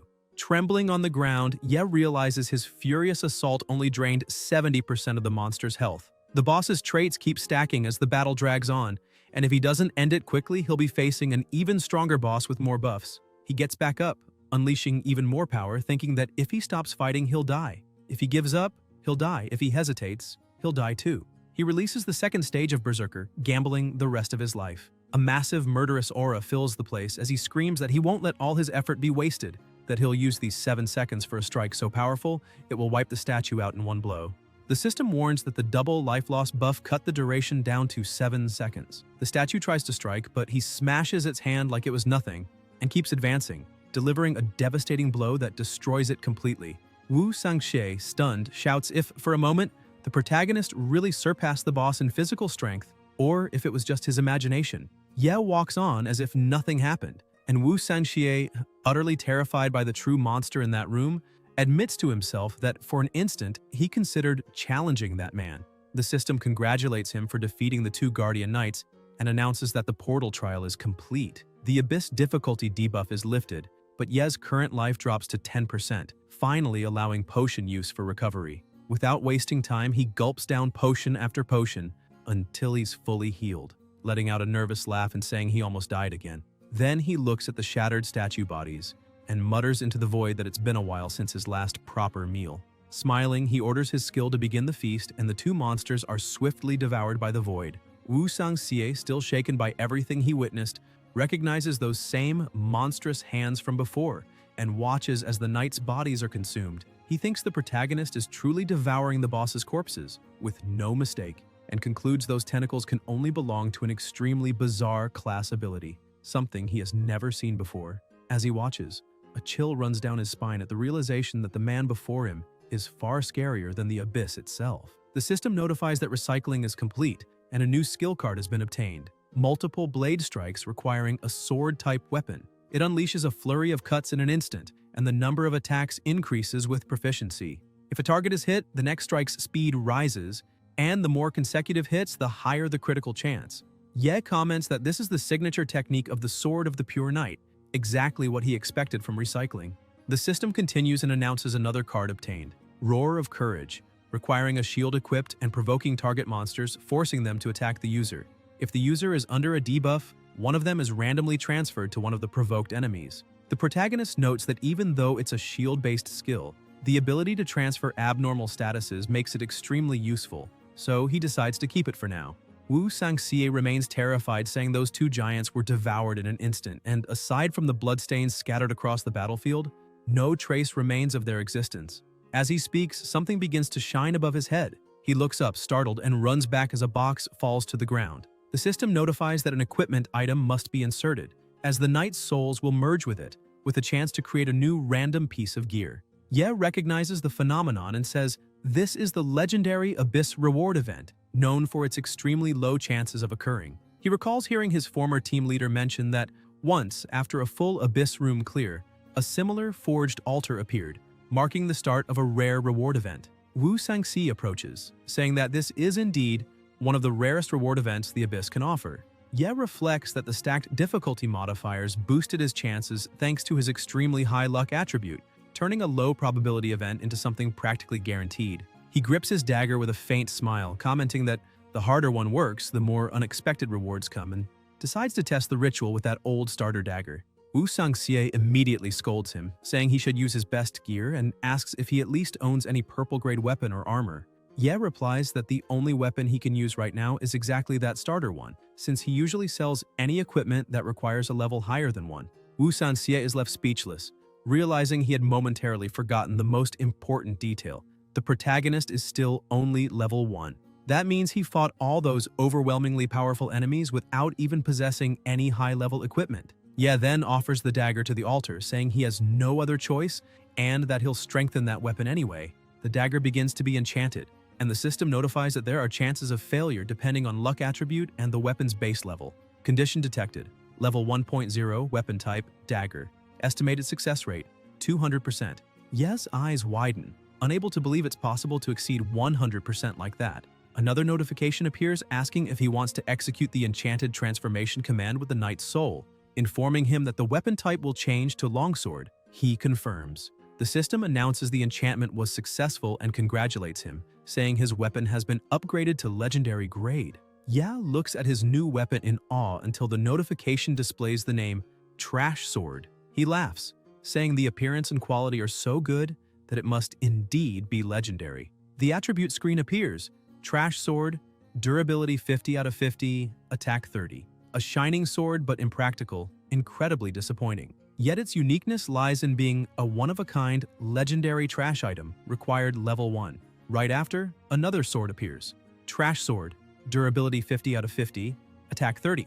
A replica of the original, equally useless but also a unique legendary trash item of required level 1. Ye holds both swords and smiles, saying it's not bad at all. In fact, he likes them. Wu Sangxie watches in disbelief, asking if that really counts as trash. He starts laughing, saying the stats are ridiculous, and that even luck-based things have bad days. The protagonist replies that it may be trash for him, but for someone who knows how to use it, they're perfect. Wu Sangxie, unconvinced, asks if he has really never seen god-grade equipment. Ye doesn't answer, instead throwing one of the swords forward and with a gesture commands it to return. The void swallows it and places it back into his hand. Smiling, Ye calmly asks whether weapons that can be retrieved infinitely aren't basically god-grade equipment that only he can use. Wu Sangxi is completely bewildered, wondering if Ye's skill is precisely to use trash swords to grow stronger. He notes that the protagonist doesn't seem to care at all about the concept of god-grade and concludes, half-shocked, that maybe Ye is actually the god of trash himself. The protagonist walks up to the altar again and remarks that even the altar of a master forger should be considered precious residue worth keeping. With a faint smile, he orders the void to reclaim it. Within seconds, the altar is swallowed, and the system notifies that recovery was successful. A new card appears in his hand, Master Forger's Altar. He can now summon the altar at any time. Ye celebrates, saying this is perfect, since the reward event is now reusable. He plans to enhance his trash swords as soon as he gets new materials, adding that even if one fails or breaks, he can simply recover it using his skill, what he calls the most broken part of trash swords. Laughing, he comments that he was tired of his old daggers and that it's time to try new weapons. Wu Sanxie watches, increasingly stunned, realizing the protagonist intends to fight wielding 2 longswords at once. He approaches and tries to warn him, explaining that using 2 weapons he doesn't master comes with huge penalties. Attack speed drops, accuracy decreases, and damage is severely reduced. That's precisely why most players specialize in a single combat style when changing class. Still, he thinks that if Ye truly masters this method and raises his proficiency, he might have a chance to overturn any battle. Ye opens the weapon panel and the system displays a notification. When wielding 2 weapons, attack speed and accuracy are reduced by 50%. The system then asks if he wants to spend 10 BP points to evolve dual-wield proficiency to grade D. Ye widens his eyes, surprised to discover it's possible to spend BP to accelerate skill learning. He quickly realizes that BP obtained from trash equipment isn't only for repairs but also for raising proficiency, an extremely advantageous discovery. Calculating, he sees he can spend 10 points for grade D, 20 for C, 30 for B, and 40 for A. Taking a deep breath, he decides to go straight to the top, evolving everything at once. Wu Sanxie watches in shock as the system begins showing a sequence of notifications. Dual wielding increased to grade C, to grade B, to grade A, to grade S. Yes smiles with satisfaction, holding both swords and declaring that his beginner's practice in dual wielding will already start at S proficiency. Wu Sanxie can't believe what he's seeing. Then the two start walking again through the abyss, and Ye calmly comments that the challenges of that room are all complete, so a new portal should appear any moment. Wu Sanxie looks at Ye and with a weary sigh says he's just decided. He's giving up on this run. He turns and starts walking toward the exit, muttering that if he had known it would be this hard, he would never have put in so much effort for such a high-difficulty abyss. He insists he still has plenty of money outside and doesn't need to risk himself here, where any mistake could mean death. As he walks away, the environment begins to shake and the system issues a red alert. Extreme danger warning. Combat mode activated. Ye feels his body chill and immediately senses something wrong with the mist spreading across the hall. Once he realizes what's about to happen, he shouts desperately for Wu Sanxie to get out immediately, saying it's far too dangerous. At the last second, the protagonist tries to pull him away but laments being one step too late. One of Wu Sanxie's arms is struck by the mist and instantly disintegrates. Ye analyzes the situation coldly, wondering if this was a trap. After all, Wu Sanxie's defenses, which even the Guardian Knights couldn't break, were sliced like paper. He concludes that the portal's approval was only an appetizer, and the true boss wasn't the 2 knights, but rather what they had been desperately guarding. The mist shifts form, and a deafening sound echoes through the chamber. A new portal opens in the center of the abyss, releasing a crushing energy. Yi braces for battle and blocks the first wave of mist, dispersing it with a strike. But when he looks again, he sees something moving in the core. A massive creature begins to emerge, and the system announces, Boss identified, Black Elven King Damasther. Attributes, gravity control, total immunity, lethal drain, anti-magic strike, fearsome hunt, tide prison. Wu Sanxie, panicked, tries to flee, but the Elf King detects him and charges with absurd speed. Yi reacts instantly, moving to intercept the attack. He thinks that with his S-rank proficiency and 2 swords, he can raise his attack speed and, along with his dagger, maintain a furious combo to draw the boss's attention. At the last instant, he manages to block the strike, saving Wu Sanxie's life and activating multiple blade strikes, shouting for the monster to focus on him. But the system displays a new message. Ineffective attack. Target is in locked focus state. Damage can only be dealt by the current target. Ye's eyes widen in disbelief as the Elf King simply ignores him and keeps chasing Wu Sanxie. Desperate, Ye tries to intervene again but realizes the boss is about to attack with full force, about to cut its target in half. Outside, Wu Sanxie's 2 companions guarding the entrance watch the monitoring panel. One comments that apparently one participant has died, since only 1 life signal remains. The chubby one laughs and asks if he means that cocky newbie who went in with him. He shakes his head, laughing loudly, saying it's no surprise that Abyss is meant for level 30 or higher players, and on legendary difficulty at that. For a level 1 beginner, surviving there on luck alone is simply impossible. The man adds that at least the protagonist found an abyss with a legendary creature, which gives his death some value. After all, when the HQ Hunter squad arrives, they'll handle the creature. If God's chosen one survives, they can charge a hefty rescue fee, since he seems to be someone very rich. The other man adds that only legendary creatures drop legendary runes, and everyone desires one of those since they're essential for ordinary people to even step into that circle. Nobody would give up such a thing willingly. Inside the abyss, the system notifies again that Death Drain has been activated. Damaster has just eliminated someone and his power has increased. The Elven King turns to the side, now focusing on the protagonist. Yes smiles, saying he doesn't know if this is good or bad since Damaster's attention is finally on him. But now the enemy is even stronger, making the fight tougher. The protagonist apologizes to Wu Sangxie, saying he'll have to borrow his body for a while.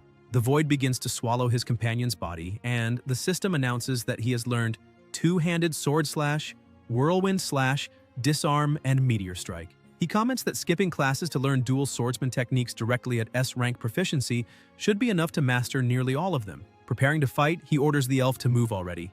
With incredible speed, the boss catches the protagonist off guard. He tries to defend, but his swords are repelled, and the strike turns his body into a nightmare of blood. Damaster doesn't understand what just happened until he notices the protagonist above his head, using Meteor Strike. However, the elf dodges effortlessly. The system informs that the boss is immune to surprise attacks from targets it's already focused on. Ye performs Whirlwind Slash, but the boss evades and counters. The protagonist mutters that not even his clones can deceive that monster's eyes. Damaster attacks again and Ye defends, irritated, thinking that his reduced regeneration is affecting his body. At this rate, he won't be able to avoid death.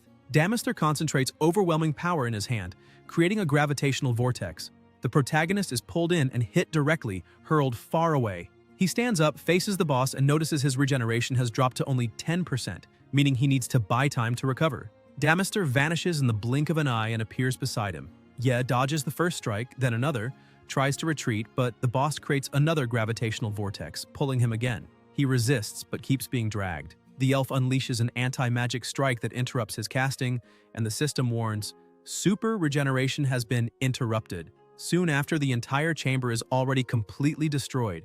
Ye's longswords lie on the ground. He starts to get up, coughing, while the system stresses again that his super regeneration casting was interrupted. He mutters that he can't heal, and with only one hit point left, he'll die instantly with the next blow. Even so, he laughs and says, it doesn't matter how well things seem to be going in a battle, the next moment always brings a new lesson on. After all, this is the abyss of unpredictability. The protagonist thanks Damaster for teaching him such a valuable lesson, and orders the void to retrieve his weapons. The longswords begin moving on their own and return to Ye's hands, who charges forward fearlessly. He tries to strike, but the boss dodges. A notification informs that Meteor Strike proficiency has increased. Damaster counterattacks, but Ye evades, and the system announces that emergency evasion proficiency has also increased. He presses forward again, shouting that he'll keep growing and learning through battle. His movements become faster and heavier, and he thinks that he completely trusts his body. Another notification appears. Whirlwind Slash proficiency has also increased. Ye keeps attacking non-stop, feeling his body visibly becoming stronger. The Elf King, who once dodged with ease, now struggles to keep up. Multiple blade strikes proficiency rises, and the protagonist cuts off one of the enemy's horns. Even so, he doesn't relent, thinking he must act even faster. The boss, now alarmed, tries to attack, while Ye reflects that he must become unbreakable. The system notifies that two-handed sword parry proficiency has also gone up. Ye's strikes finally land on the boss, who, furious, attempts a counter. Both clash with such force that the cracked swords can't withstand the pressure, and the protagonist is thrown back, though he manages to recover without injury. He looks at his weapons and comments that the durability of the twin swords can't keep up with the battle's pace, but yells that it doesn't matter, as long as they are recoverable trash. Opening a void portal behind him, he says he has unlimited chances to restart. He throws the swords inside and orders the void to reforge them.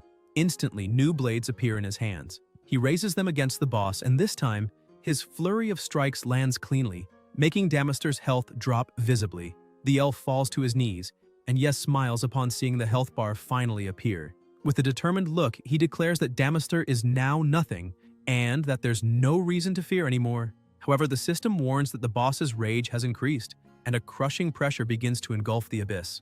Meanwhile, in another abyss, Zhou Tong completes his own trial and starts leaving with his team. One companion comments that thanks to him, the final Dispel spell was cast perfectly, and that he never imagined seeing someone fight in melee while casting spells at the same time. Zhou Tong smiles and replies that they truly had fun, but he must thank the group's strongest damage dealer, and after all, she alone dealt 90% of the total damage. The woman keeps boasting, saying the two of them are nothing but weak and unforgivable.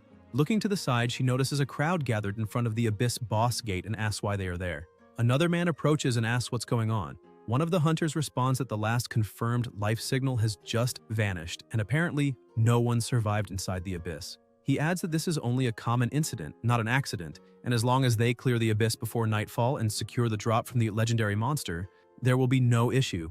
Another group of Awakened arrives saying that makes sense, and that they could take over the cleanup. Tong steps forward, shouting, asking what they just said and if there are truly no survivors. One guard tries to stop him from approaching, but Tong insists, begging them to at least try to recover the bodies. The man, irritated, asks why he should bother rescuing trash with no money. On the other hand, if God's chosen one sends a rescue signal, then it would be worth it since he seems to use expensive equipment. He asks again why they'd waste time saving someone who doesn't even seem to want to live. Tong snaps, furious, saying his boss is not trash, and if he promised to come out of the Abyss, then he will, because he always keeps his word. The leader orders the new group of Awakened to ignore that lunatic, and if they find the 2 test subjects dead inside, just bury them where they are. He commands the team to proceed carefully, and they all begin advancing toward the portal until a voice from inside echoes, saying there's no need. Everyone freezes. Ye emerges from the shadows, his clothes completely torn, and an intimidating aura surrounding his body. He asks if retrieving the items counts as completing the trial. Tong, moved to tears, shouts that he knew he would make it. Ye approaches calmly, saying he managed to get the token and that it should count as a pass. The examiner, shocked, says that's impossible and asks how someone could walk out of a legendary abyss alive on his own. He stares at the protagonist, astonished, and questions if he is truly the level 1 scavenger. The moment he sees the stone in Ye's hand, he realizes it's golden and asks how he got something like that. Ye simply extends the rune and tells him to take it already since his mission is over. The examiner, with a trembling voice, explains that the golden Monic stone is a token that only appears when legendary monsters are defeated, and asks if Ye really killed one. The protagonist, irritated by the insinuation of cheating, replies that he killed every last one until the abyss was cleared. Not a single monster was left alive inside. The examiner looks at the rune in his hand, stunned, thinking it's impossible. He tries to rationalize, suggesting maybe the legendary monster was born in a weaker form, but still concludes, horrified, that it was nonetheless a legendary creature. Enraged, the examiner shouts that it's impossible for a level 1 class changer to have defeated a legendary monster and survived. He insists there is no other plausible explanation than Ye being a traitor, claiming that somehow he must have stolen the victory from the true chosen of God. He accuses him outright, saying Ye must have eliminated the chosen inside the abyss and taken the credit for himself, as all signs point to betrayal. Tong loses patience and fires back, outraged, asking how the examiner dares to say something so vile, accusing someone who clearly survived through his own strength. The examiner steps forward, pointing at Ye, saying it's impossible for a mere trash scavenger to hold such power. According to him, Ye only survived until the end, thanks to Wu Sangxi, and in the end, betrayed him. That's the only logical explanation, he concludes. Tong steps in front of his friend and retorts that if the examiner truly believes that, then conduct an investigation. If the chosen's body shows no signs of human wounds, he must drop the accusations. Ye, however, interrupts, saying coldly that the examiner won't find Wu Sangxia's body. One of the men confirms he's right. Scout reports indicate the abyss is completely empty, without even a monster carcass left. The examiner, shocked, tries to deny it, saying maybe it's some kind of abyss bug. Ye interrupts again, saying that if nothing remains, then there is no evidence against him, and the examiner can say whatever he wants. Because, dead or alive, he has no responsibility for the other competitors. Furthermore, it was the examiner himself who ignored that rule, so Ye doesn't understand where this talk of betrayal even came from. With no argument left, the man reluctantly gives in, though clearly displeased. Ye calmly asks if he passed the test. Hesitant, the examiner admits that, though he hates to say it, he congratulates him. Ye, a simple level 1 scavenger, has just received the World Committee Hunter certification with a full license, making him eligible to join the main hunting groups. Trying to keep his composure, he remarks that Ye must be satisfied with the result. At that moment, a female voice interrupts. Jingren appears, saying she doesn't see why Ye would be satisfied, since in her opinion, this is still far from everything. Everyone is left speechless at the sight of the Liu family heiress present, whispering in awe and anxiety, calling it an honor to have her there. The examiner, eyes gleaming, rushes to her nervously and asks what she's doing in such a place, saying it's not appropriate for someone of her status. Jingren stares at him coldly and asks if those who obtain the golden unique stone have the right to apply for an independent hunting group. The man confirms they do. She then declares that Ye doesn't need to join any group. He can form his own. Walking up to him, she asks if, by chance, he mentioned her name when he arrived there. Ye awkwardly replies that he didn't and admits, a bit dejected, that he had forgotten. Jingren sighs, looks at him half annoyed and half amused, and says he really is an idiot. She turns to the examiner with a sharp glare, saying that the registration day for the World Committee's hunting groups is about to begin, and that any class changer with a golden token can create a group. If it's not stupidity, then the examiner is deliberately sabotaging things. The man tries to justify himself, saying he wasn't doing that, only reserving the golden token for someone stronger, since it would be a waste to hand it to a mere scavenger. Zhou Tong shouts, asking why it would be a waste for Ye to keep it and if the examiner really intends to take it by force. The awakened who had arrived to help with the abyss cleanup begin to turn on the examiner, saying that the rules imposed by supervisors were nothing but a form of theft, and that the whole arrangement had been wrong from the start. They complained that if not for the forced orders, they wouldn't have even come, questioning why they must work for people like him and still have their gear and belongings confiscated. The examiner yells for everyone to shut up and claims that even if the protagonist kept the golden token, people would believe he stole it, since everyone knows that to form a hunting group, the leader needs at least rank B strength. He goes on saying Ye's combat rating before entering the abyss was D, since the energy stone doesn't lie, and if he dared present that before the committee elders, they would laugh instantly. As he speaks, another examiner looks at the numbers and notices something strange, stating that the stone is detecting massive fluctuations in attributes. He says the first reading reached rank A, but the second surpassed it, and the third already hit rank S. The meter begins to overload until it simply explodes in their hands. The protagonist slowly approaches, glaring at the examiner, who retreats in fear and begging him not to come closer. The other men are also confused, saying no one even touched the stone, and yet the numbers kept rising endlessly, and clearly something was off. Ye begins releasing his aura, saying that everyone there treats him like trash and surely has their reasons. But he's heard enough and doesn't want to argue anymore. He's only there to get his certificate and doesn't wish to cause trouble. The examiner, trembling, thinks this can only be an illusion, because even outside the abyss he feels a crushing pressure radiating from deep within Ye's body. Still trying to maintain face, he asks what Ye intends to do, warning that attacking examiners would take tremendous courage. The protagonist raises his hand, forming a gravitational vortex, and coldly replies that he's only taking back what's rightfully his.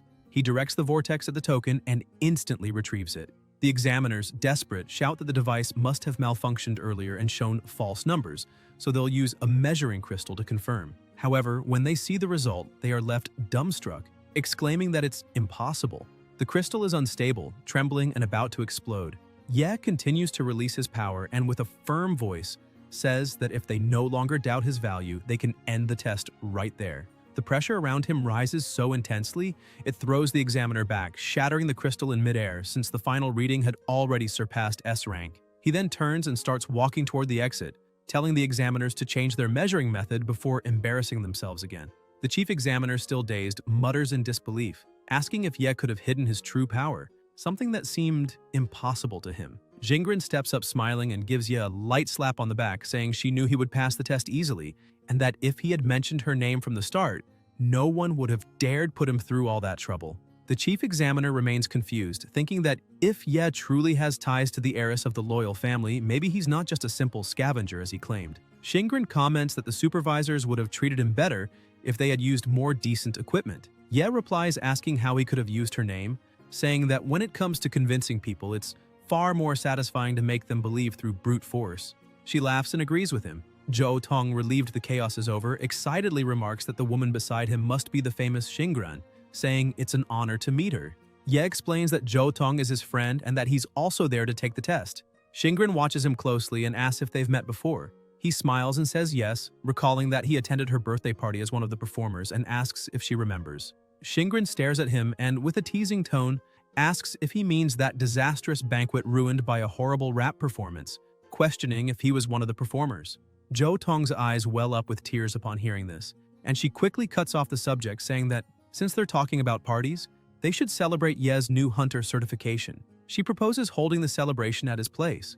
Ye, confused, asks why at his house, until he suddenly remembers what it looks like. He crouches down embarrassed, thinking his home is just a tiny, rented, ground-level apartment, and that someone as wealthy as her would probably laugh at the ridiculously small living room.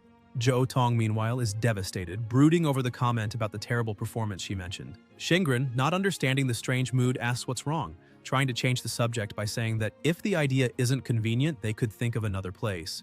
The protagonist quickly interrupts, insisting there's no problem at all, though inside he thinks he can never let her discover the truth. Proudly, he says there will definitely be a place and an amazing performance. And looking at his friend, he adds that he'd very much like him to come too. Shingren still doesn't quite understand why Ye is acting so stiff, but decides not to press and asks if they can set it for the next night. Ye agrees, saying it's fine. She smiles, satisfied, commenting that now that he passed the hunter certification, she can finally rest assured and look forward to tomorrow night. She promises to bring some gifts and leaves with a smile. As soon as she departs, Ye thinks he needs to find a way to change his appearance before the meeting. That evening, he returns home, only to be greeted by his sister, who immediately scolds him, asking if he hadn't said he was going on a date. He replies that maybe what just happened could be considered one. Seeing the state he's in, she glares indignantly and asks if that date was with goblins or ogres, because by the looks of him, the place must have been some abyss. Xiaozhou loses patience, yelling that he lied again and went somewhere extremely dangerous. Ye tries to calm her, saying the fact he's alive and in one piece should be enough, since all his arms and legs are still attached. She insists he can't say he's fine with so many injuries and demands he go to the hospital immediately. The protagonist opens the bathroom door and runs inside, saying he doesn't need that, they're just scratches. He locks himself in while his furious sister keeps yelling from outside. He turns on the shower, water flowing down mixed with the blood from his open wounds. His body is covered in scars, marks left by the intense battle against the Elf King. The hot water slides over him, and his health bar shows a critical level, almost at 0. Ye thinks he was lucky his sister didn't see his true condition. Wounded, exhausted, barely able to stand. The new and old injuries he suffered in the abyss had turned into permanent damage that wouldn't heal, and his fear now was that it might take months to fully recover. He opens the system, remembering that after defeating the Elf King, he had received something strange.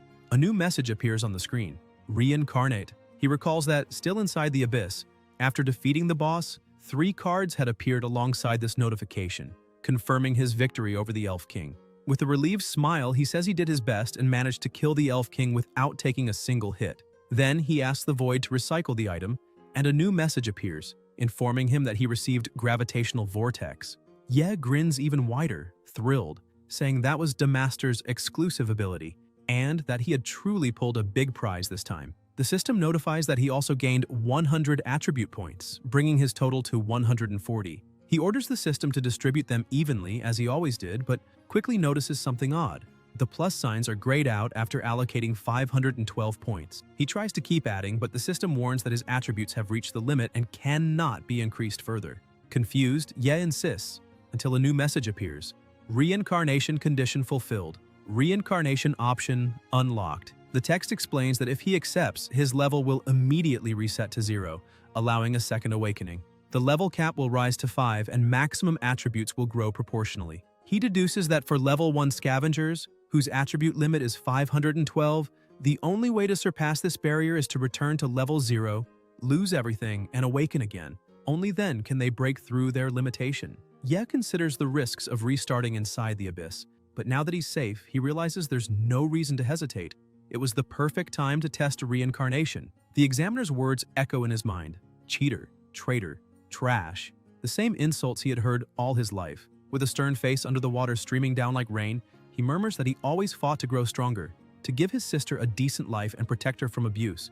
His goal is still far, but he refuses to accept the limit imposed by the system. He raises his head and starts shouting that he won't accept any limits, that he will overcome this obstacle and become even stronger than before. Outside, his sister, sipping juice absent-mindedly, nearly chokes on the screams coming from the bathroom. A new message appears before him. Reincarnation successful. Class reset. Growth scale elevated. Ye's body begins to regenerate rapidly. The pain vanishes and his wounds close. He watches in shock, murmuring that he can't believe everything was restored. Looking at himself, he notices all his scars had completely disappeared. At that moment, the bathroom door bursts open. Xiaozhou storms in furiously, telling him to stop lying because if he isn't hurt, then where did all that blood on his clothes come from? Ye looks at his sister, and the instant she realizes what she just did, a small explosion occurs. Startled, she covers her eyes, and when the smoke clears, she has reverted to her teddy bear form. With a trembling voice, she says it looks like she won't be able to change back anytime soon. Ye sighs and, half ironic, congratulates her, saying they'll have to move again now. Sometime later, he heads to the Shenfeng City Equipment Auction House. The place was known for handling all sorts of items from the abyss: rare materials, weapons, artifacts, even monster fragments. And before being bought or sold, everything had to go through a strict identification process. Outside of there, only the black market offered an alternative, but at far greater risk. At the auction houses, however, the best equipment was contested by elite hunters, nobles, and magnates of various classes.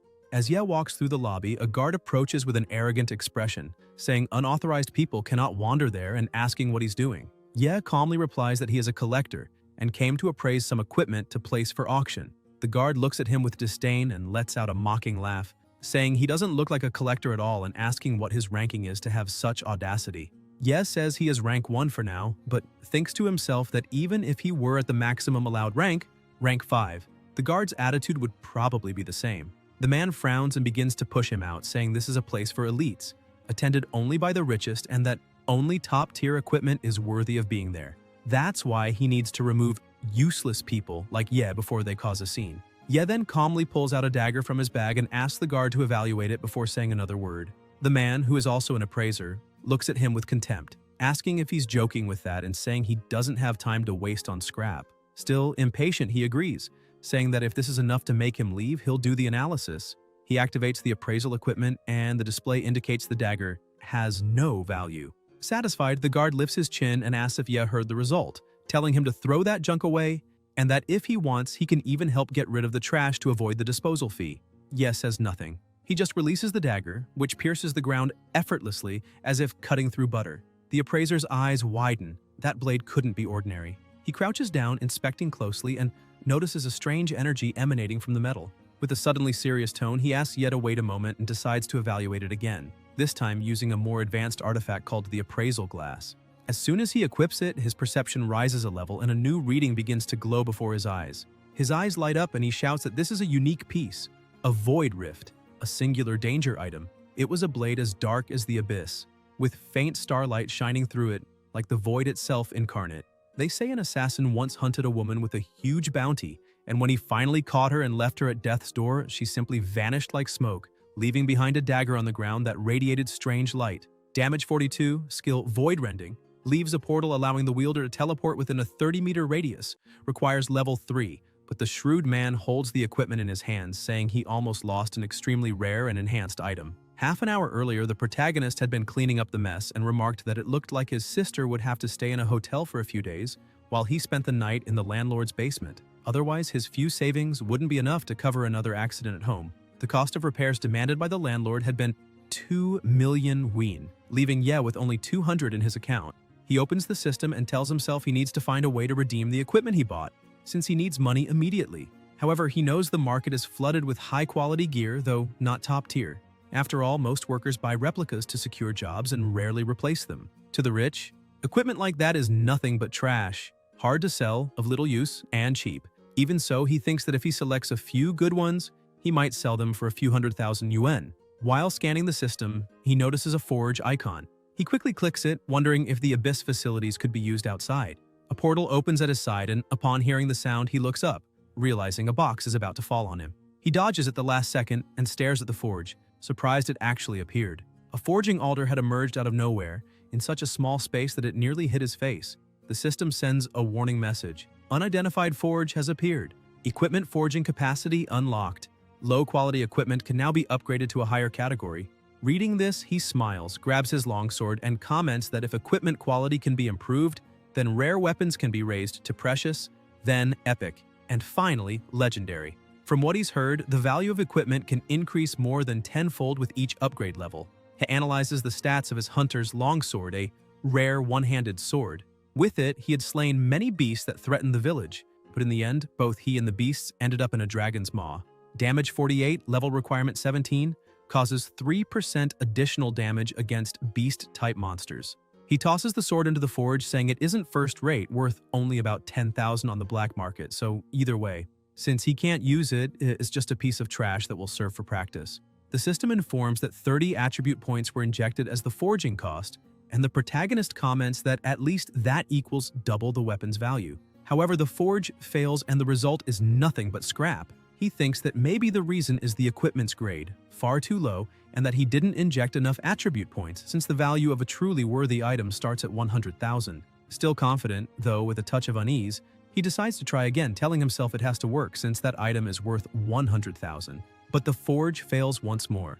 Not understanding how this could be possible, he crouches down in frustration and starts reflecting, trying to figure out what's wrong. If it isn't the materials, maybe the defect lies in the altar itself, or some kind of strange mechanism. The system keeps displaying notifications, repeating that the altar has not been identified until he notices a suffix engraved on the upper part of the structure. Using his observer's eyes, he activates the ability to identify the forging altar, and the system immediately responds, "Identification complete. The object's true appearance will now be revealed." The forge's color changes before him, as does its form. The new name appears: Scrap Forge. Altar, unique. Waste reinforcement. The description explains that the success rate when reforging decreases as the material quality increases.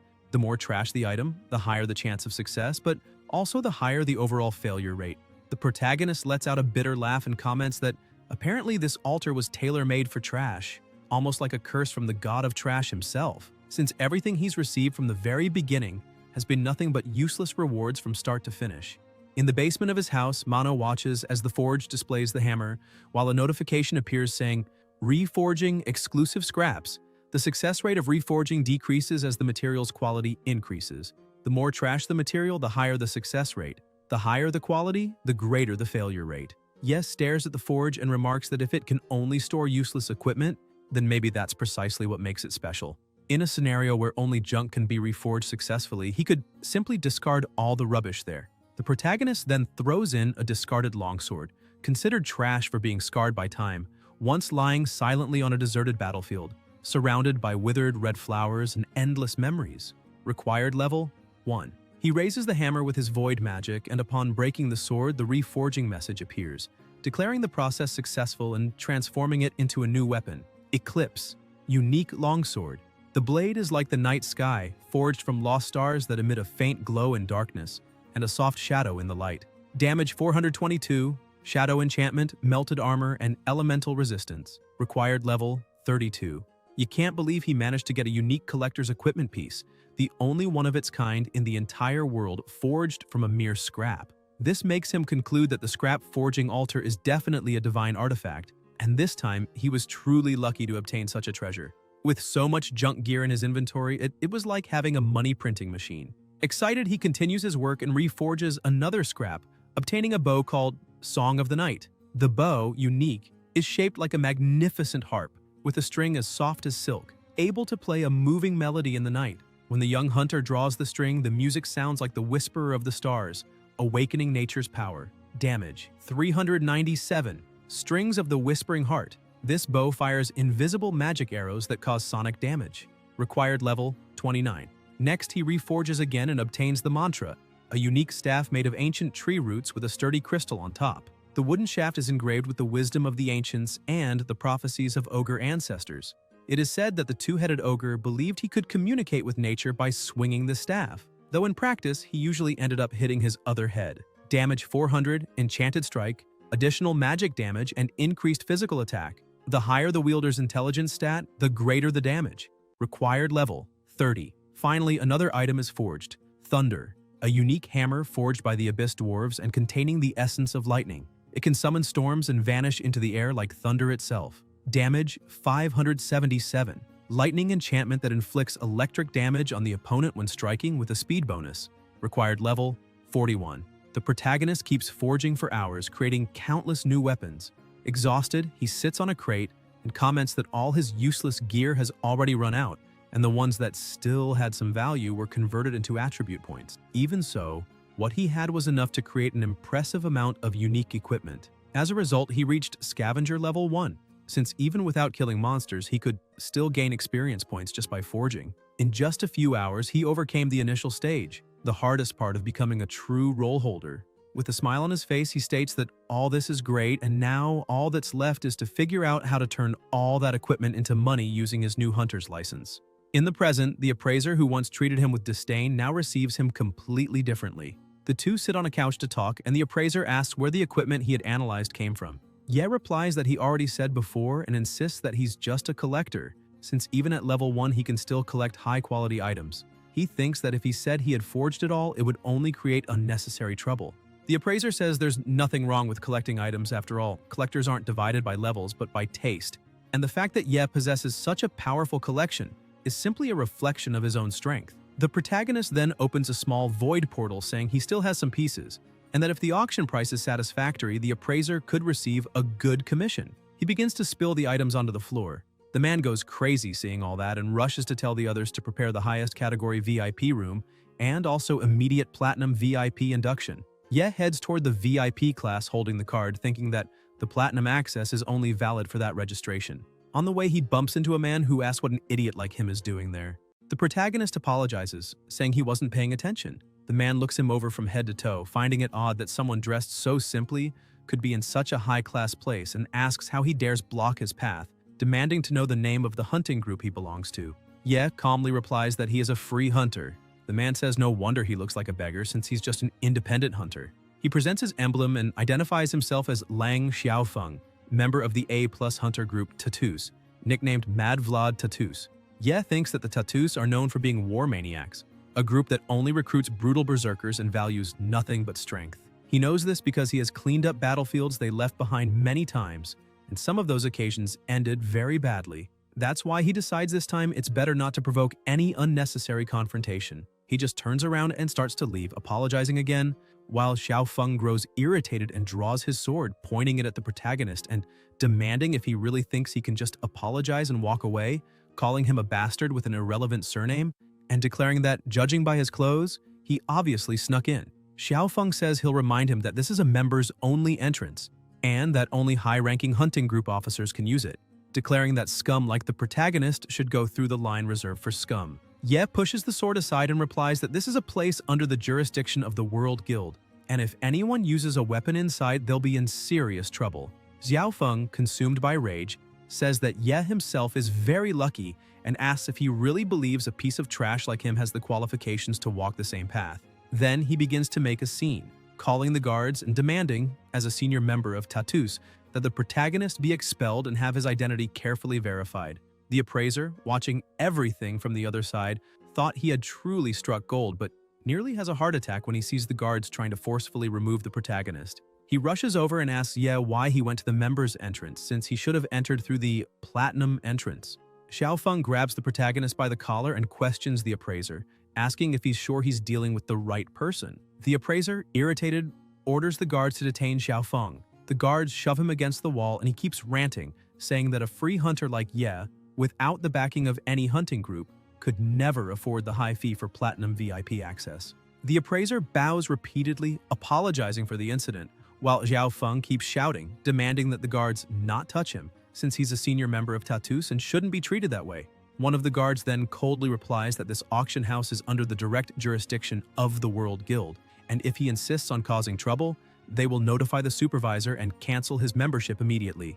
The appraiser, trying to smooth things over, turns back to Ye, explaining that if he wants to take a look around the auction floor, he can also enter through there, though he shows some concern that the environment might be of a lower tier and not have equipment worthy of his interest. Ye turns and starts walking, glancing back and commenting that this isn't necessarily true because his perception is a bit different from others, and maybe he can find a treasure hidden among what everyone else considers trash. The appraiser laughs, agreeing with him, and directs the way to another room where several people are already gathered around a table. One of the men remarks that he heard the auction house had put several exclusive items on the market and that as soon as they were listed, they were immediately snapped up by extremely wealthy people, with starting prices from 1 million. The most impressive, according to him, was a pair of boots sold to Yunding, whose final price reached tens of millions. The big-nosed man responds angrily, saying that this is not good news because if that's true, it's truly frustrating. He spent months finding a single special item and doesn't understand where the auction house got so many pieces.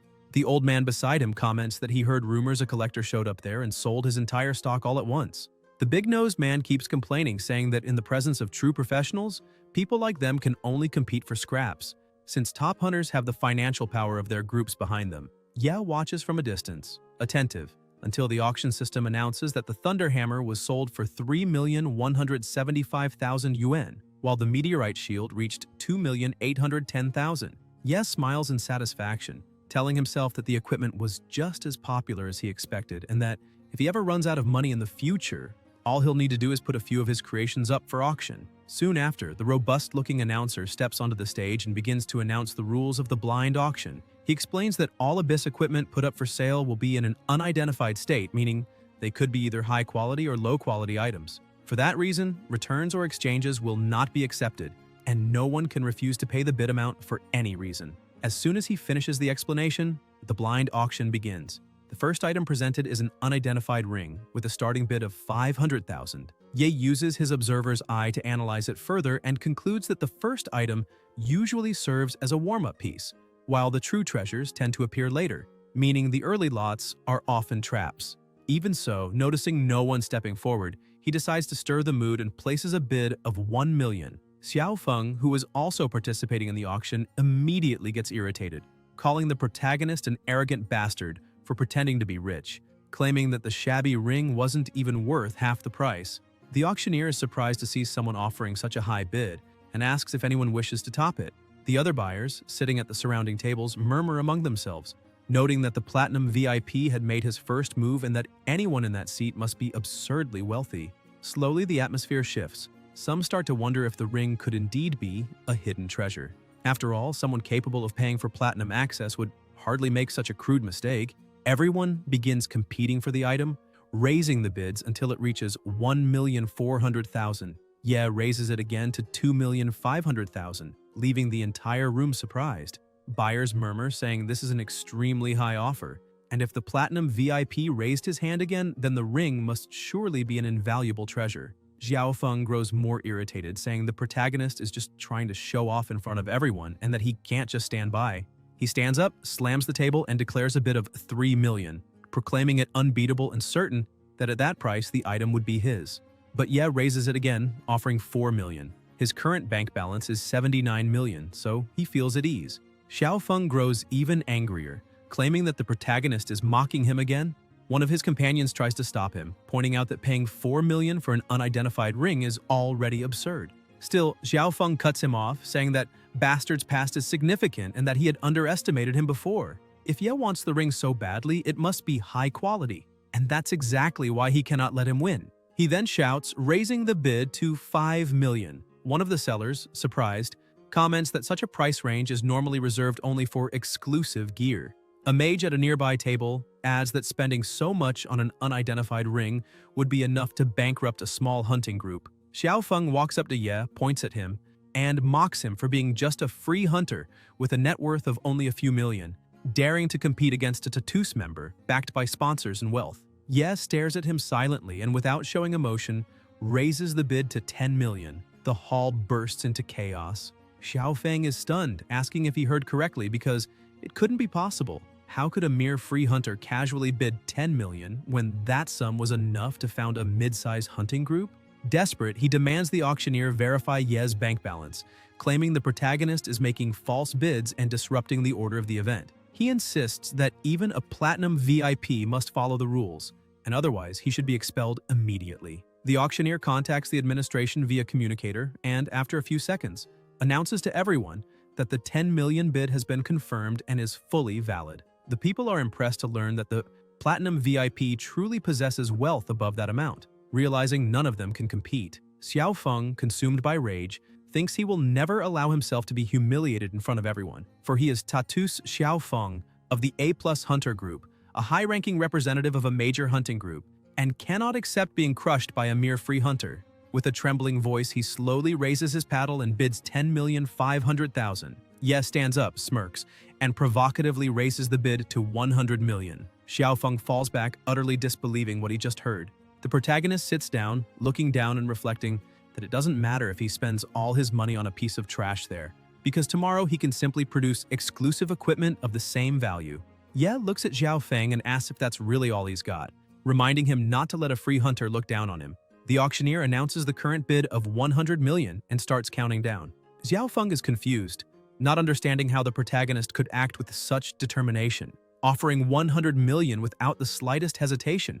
This attitude makes him question whether the ring is actually a super treasure, something 1 in a million. He recalls Ye telling the appraiser that his perception differs from others, and that he might find treasures hidden among what everyone else considers trash. With that thought, Xiao Feng feels a surge of conviction, believing he is facing a true expert. He concludes the ring must be a heaven-defying item, something that could become the emblem of his hunting group. To him, it would be impossible for anyone to bid 100 million without a real reason. Convinced, he decides he must surpass it. As the auctioneer prepares to close the round, Xiao Feng shouts, "Bidding 200 million." Everyone in the room is shocked, certain he has lost his mind since even a top-tier group would rarely risk such an exorbitant sum. Xiao Feng, carried away by arrogance, begins provoking Ye, asking if he isn't as rich as he claims, challenging him to keep shouting, declaring he will show everyone who the real wealthy are. Ye simply takes a deep breath and calmly replies that he has been outbid, declaring that the treasure now belongs to Xiao Feng. The hunter laughs loudly, saying that a bastard like him should never dare compete with someone of higher status, claiming Ye is far from worthy of comparing himself to him. One of his companions, clearly distressed, protests that they were there to secure gear for their members, and Xiao Feng just spent 200 million on a simple ring, not knowing how he would explain it to their leader. Xiao Feng tells him to calm down, assuring him the item is divine, and that his judgment cannot be wrong. The auctioneer then announces the result, congratulating buyer Yao Feng of the Tatu's hunting group for winning the ring. Ye watches from afar and remarks that unidentified equipment always has the chance of becoming legendary, just like the forging altar he found. However, considering that the legendary altar had the appearance of trash, that ring Xiao Feng was holding could only be something similar. Shortly after, the identification appears. Iron ring, common ornament, attack power +1. Ye thinks to himself that his observer's eyes didn't deceive him, since he had already anticipated the outcome. Xiao Feng holds the ring in his hands, lifting it high before everyone, and shouting for it to become a divine item that would make the others regret dropping out of the bid. But seconds pass and nothing happens. He starts to sweat, his eyes widen, and in despair he screams as he realizes the bitter truth. The ring was nothing more than a simple, ordinary iron ring. Xiao Feng begins to lose his temper, shouting and pointing at the protagonist, saying it's all that damned kid's fault, since Ye made him lose his mind and therefore he demands a refund. He then faces the auctioneer with a forced smile and claims he was just joking when he placed the bid of 200 million, asking them to treat it as a mistake and wondering what the auctioneer thinks. The auctioneer, maintaining a professional posture, replies that, according to the rules, Xiao Feng is an internal president of a prestigious hunting group, and once the transaction is completed, they will officially notify the group within 24 hours and charge the corresponding fees. If Xiao Feng fails to pay the full amount, both he and the hunting group will be severely punished by the World Guild, possibly even disqualified or dissolved. In addition, the auctioneer emphasizes that Xiao Feng could be accused of auction fraud and sentenced to a labor camp for waste collection. With a snap of his fingers, two security guards appear and grab Xiao Feng by the arms.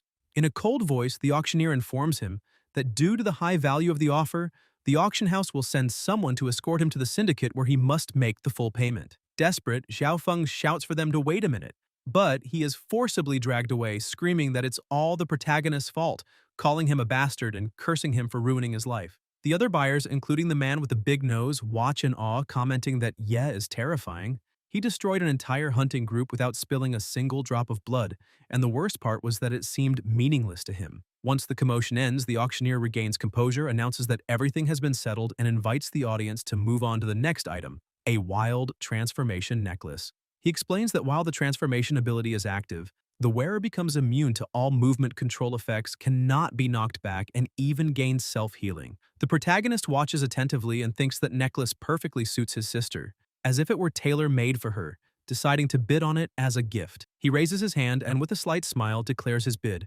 1 yuan. The man with the big nose comments curiously that Mr. Platinum is about to act again, and his companion agrees, saying the boy is repeating the same trick as before to fool fools, since if even Xiao Feng, a top-tier hunter, was forced to spend 200 million on a piece of junk, then no one in their right mind should compete with that kid. They both conclude that anyone who dares to raise the bid would be a complete idiot. The auctioneer notices the situation and becomes irritated, but the buyers remain hesitant, whispering that Platinum must be some mercenary working for the auction house itself. Trembling with frustration, the auctioneer asks if anyone else wishes to bid, but silence dominates, as everyone believes it's such an obvious scam that only a fool would fall for it. Ye then smirks slightly, pleased, murmuring to himself that sometimes being misunderstood can be a unique advantage. Seeing that no one else bids, the auctioneer confirms the sale and congratulates the mysterious Platinum VIP buyer for winning with a bid of just 1 yuan. The other participants are completely bewildered, unable to comprehend what just happened. After all, Mr. Platinum paid only 1 yuan and took an exclusive necklace, while everyone else stood there like idiots for not reacting. Ye checks his phone and sees the notification. Auction revenue, transfer received 180 million.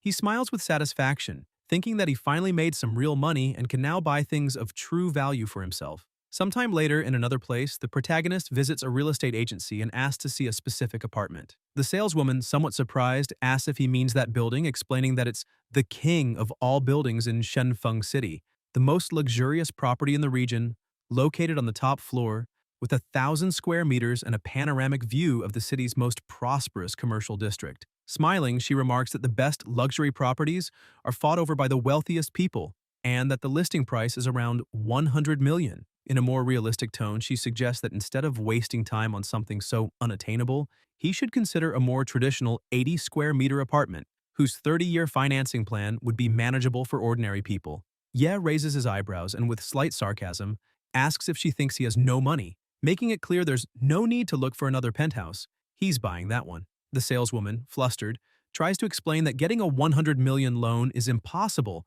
since that property is reserved only for the elite. Ye then calmly interrupts and declares that he will pay the 100 million in cash up front. The realtor freezes, completely stunned. The protagonist adds that he only has one request. Everything must be ready before noon, as he plans to move in immediately. Later, Zhou Tong and Xiao Zhou arrive at the new house. Zhou Tong, wide-eyed, asks what's going on. He hadn't seen the protagonist that morning, and now suddenly he's living in a mansion. Xiao Zhou, equally surprised, looks around and asks since when they can live in such a huge place, wanting to know how much it costs per night.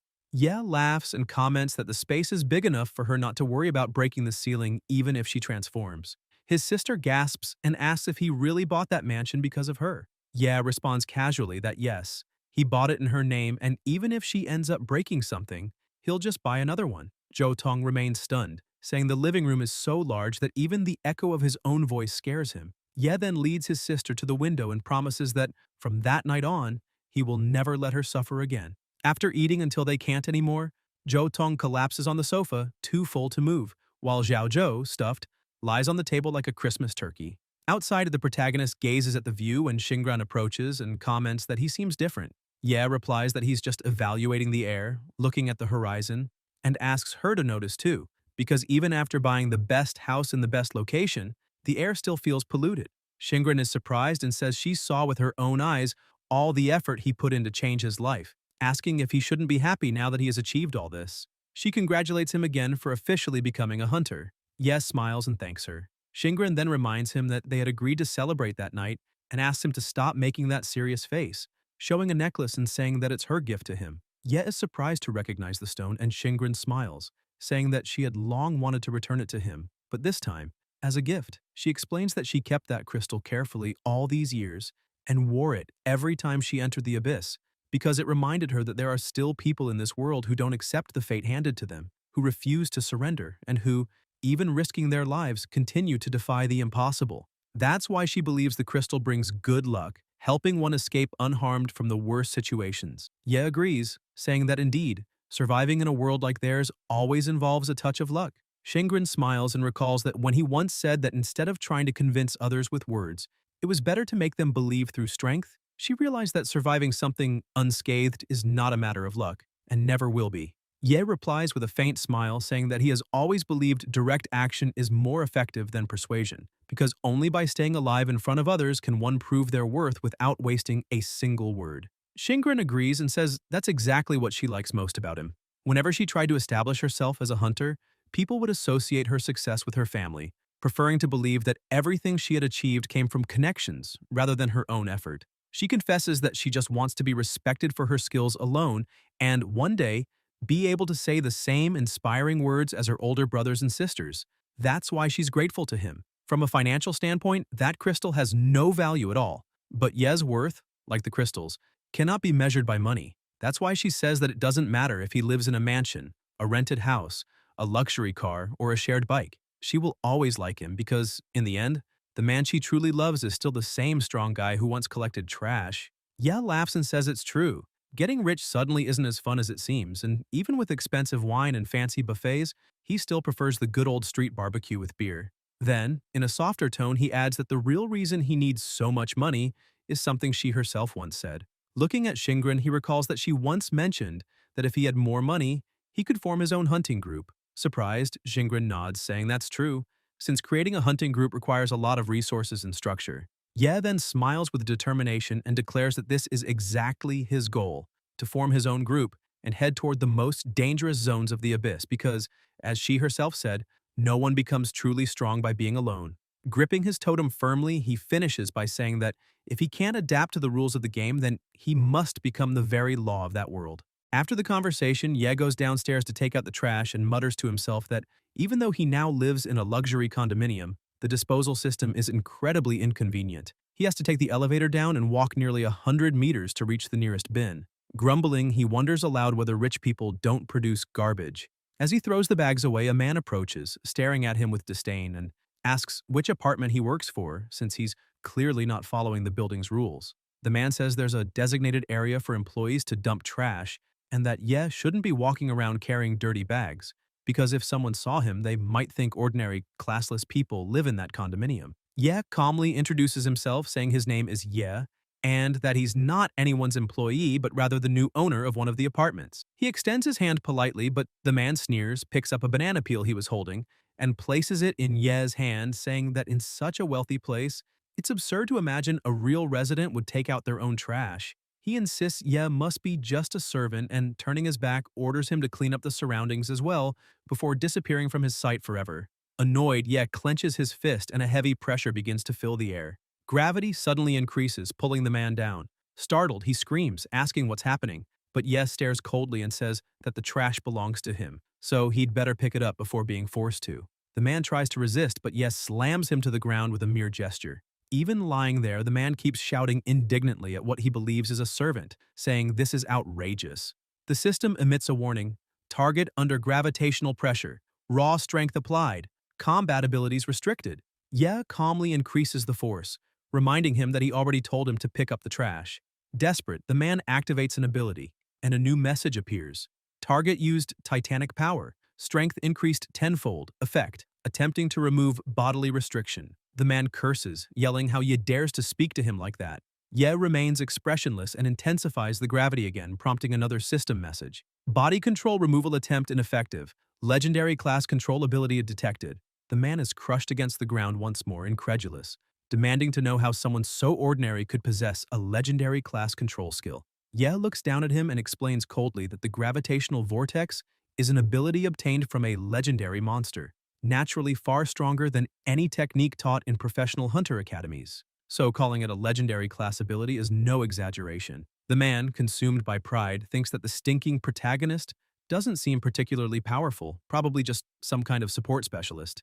With arrogance, he says he only lost because he was caught off guard by a copycat janitor. Ye begins to lose patience and asks if he understood what he said, ordering him again to pick up the trash while further increasing the pressure, nearly crushing him completely. The man screams, conceding, saying fine, he'll pick it up. As soon as he admits it, Ye hurls him forcefully into the trash cans, knocking him unconscious among the garbage. Then he turns around and starts walking away, commenting that even in a rich neighborhood, problems still exist. Suddenly, his phone rings. It's Xiaoju, asking where he is since the house is so big she can't find him anywhere. The protagonist answers that he just went down to take out the trash but remembered he needs to go back to their old house to take care of something, so he's heading there now. His sister asks if the landlord hadn't already repossessed the old place, and he explains that he forgot some things there. The next morning, Ye is relaxed in the kitchen of the old house. He remarks that just as an old stone is more valuable, the same goes for a house.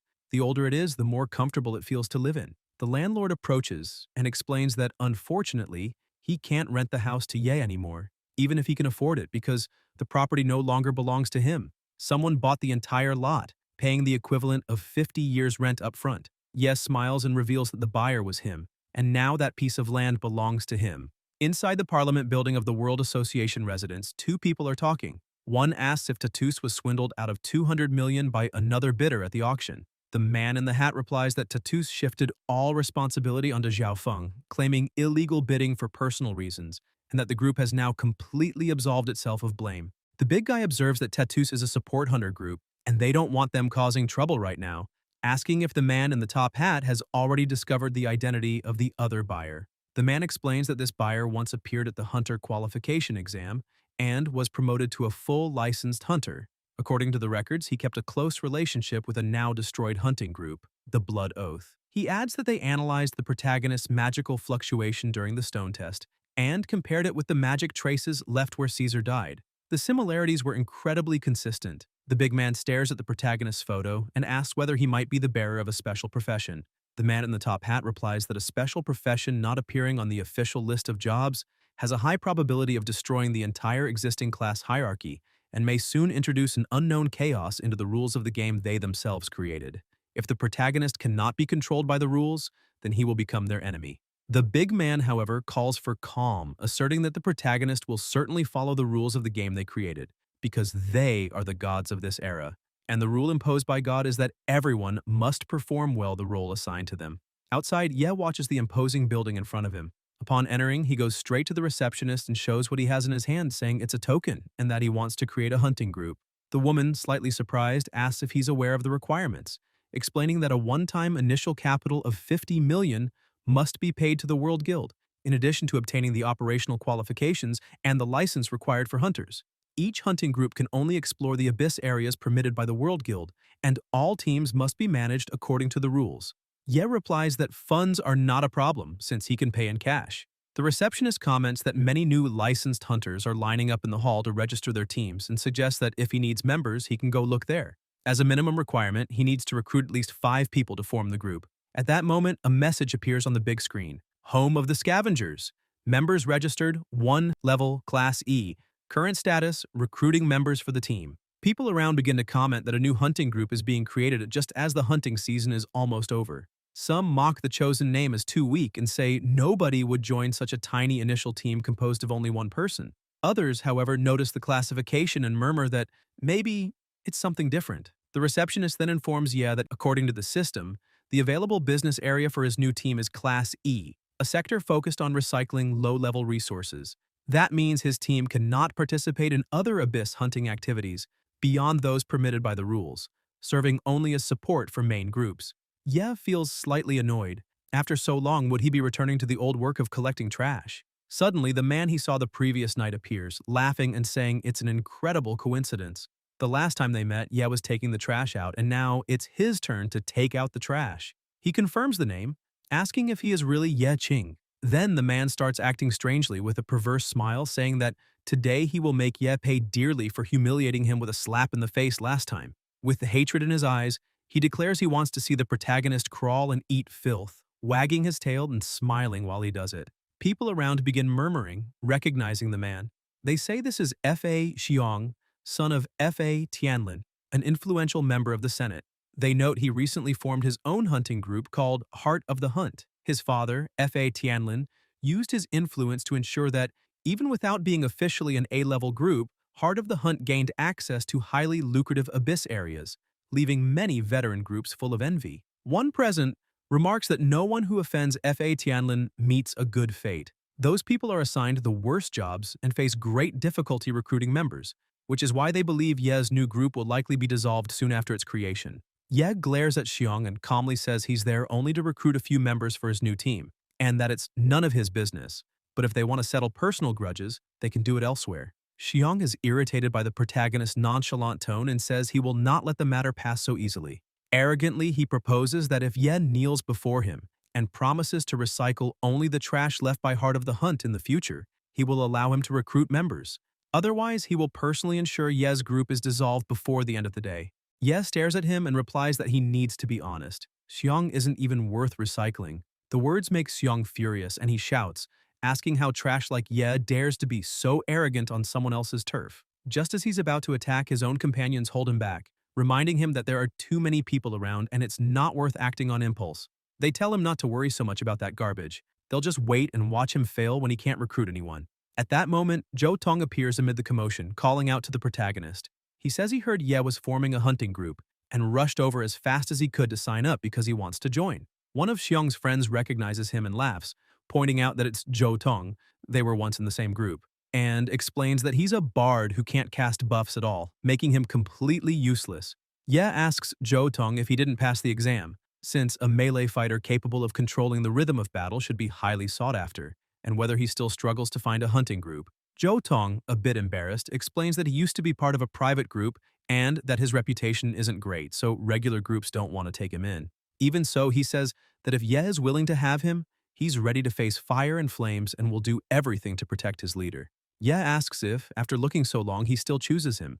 Jo Tong nods, saying that after reading several group recruitment posts, he realized Ye had offended Fa Xiong, which means his hunter career is doomed to be miserable. Even though the legendary touch Ye displayed should have guaranteed at least a level B group ranking, the system classified him as level E, which could only be Fa Xiong's doing. The protagonist smiles and comments that even if their job is just collecting garbage, it's still good work for them because it doesn't matter whether a group is level E or level B. The truly dangerous jobs that require direct combat with monsters should be done by those who call themselves the main force, while the more comfortable tasks are left to those who come after, and that's fine. Jo Tong interrupts and asks what benefit they could possibly get from just recycling trash, since all valuable items are monopolized by the main groups. Still smiling, Ye replies that even though he suddenly became rich, there are problems money can't solve. The only thing universally acknowledged is true strength. At that moment, Xiong cuts in arrogantly, saying he doesn't need to hear any more because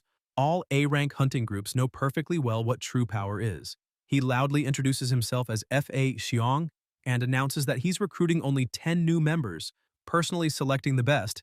Anyone not good enough shouldn't even try. Immediately, several experienced hunters express interest in applying, praising the prestige of Heart of the Hunt. Jo Tong, annoyed, mutters that all those men just want to take advantage of Xiong's father's influence, since he's the manager in charge of all the groups there, and that those nearing level 50 are just sucking up for benefits. They're no newbies. Xiong retorts that at least they have common sense, unlike certain trash who don't know their place. Then someone draws his attention to the reception desk where a young woman is asking questions. The receptionist explains that she's a newcomer named Yi Ling and that many hunting groups consider her a high-level hunter. Ling asks if there are really only 2 groups available for her to choose from, and the receptionist confirms, mentioning Heart of the Hunt and the newly formed Home of the Scavengers. Jo Tong's eyes widen in shock when he recognizes her, exclaiming that it's the beautiful witch who passed the hunter evaluation, a specialist in instant explosive magic. He explains that he once had a brief history with her, as Yi Ling was the one who dealt most of the damage during an abyss raid, allowing the rest of the team to win easily. He emphasizes how powerful she is and asks the protagonist if he can try convincing her to join them. Ye calmly says yes, he can go ahead.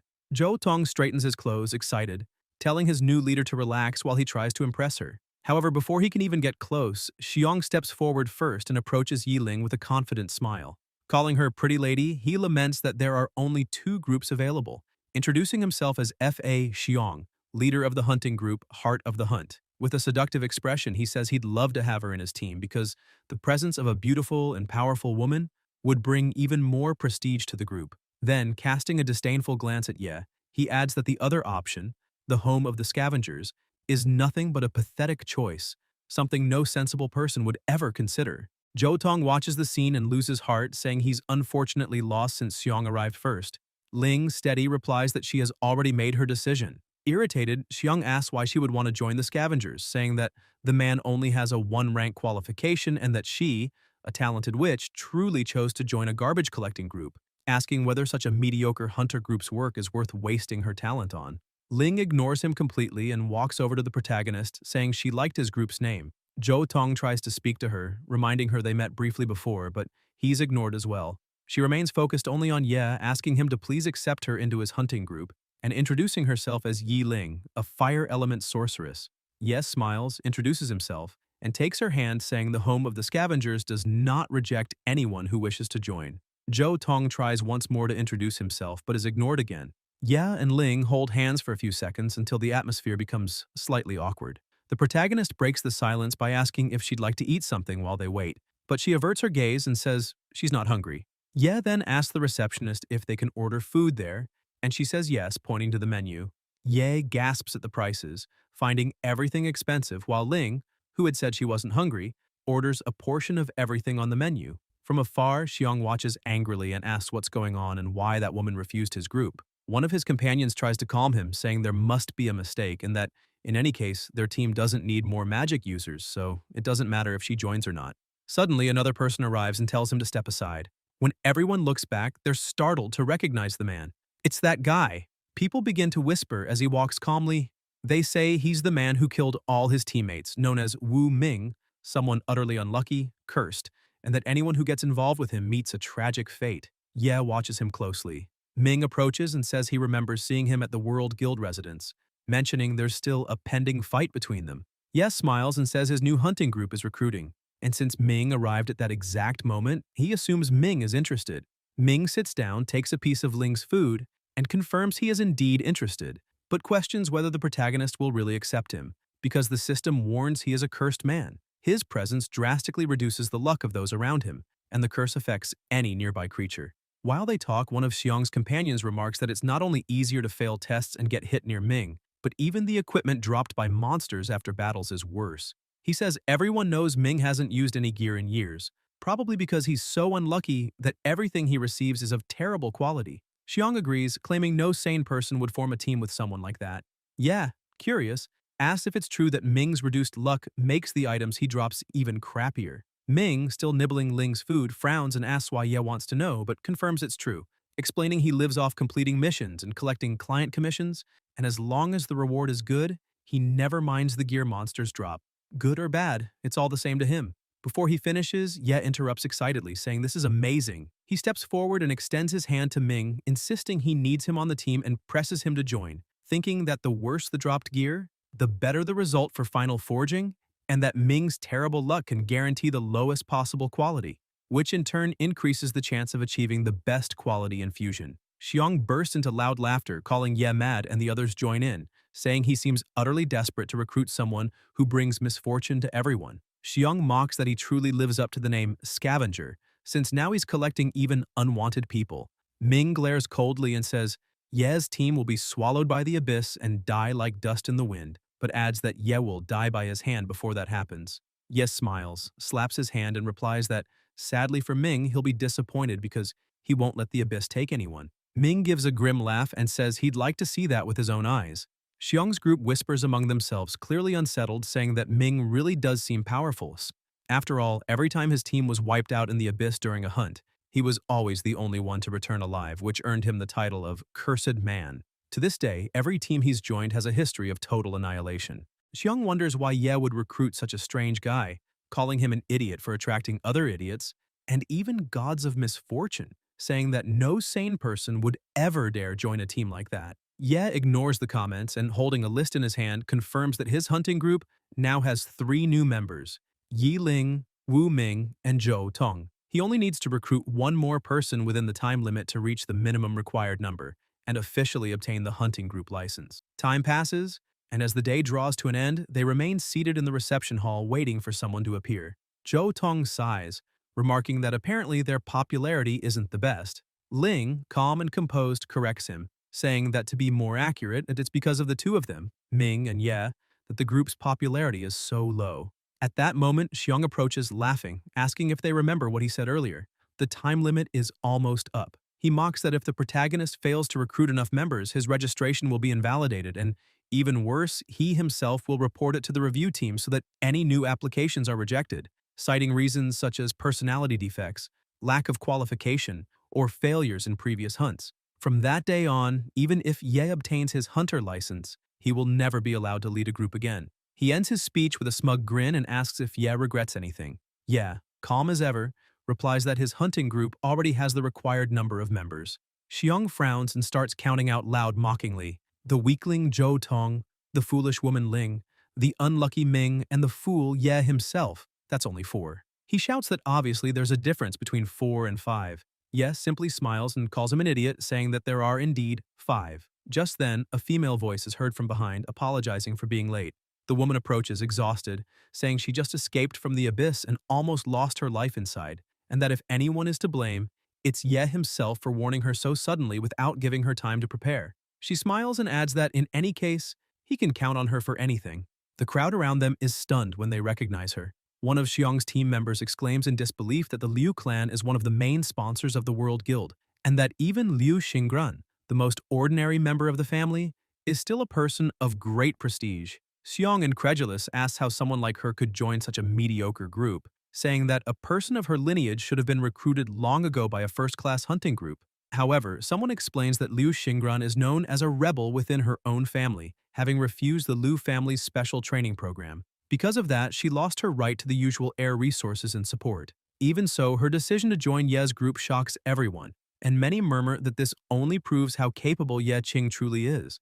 Xiang remains irritated by the situation, emphasizing that the protagonist has no real abilities, just a few unconventional tricks, and saying that if Ye hadn't struck first the night before, he'd be lying quietly in a hospital bed right now. He then calls his group to leave. One of the members comments that the scavengers assigned by the guild haven't arrived yet and asks if they shouldn't wait a little longer. But Xiang replies that the mission they're about to complete is Class A and only drops top-tier items, so there's no trash for scavengers to pick up. Everyone begins to leave, and the receptionist congratulates the protagonist on the successful establishment of the home of the scavengers, informing him that there are now a total of 5 registered members.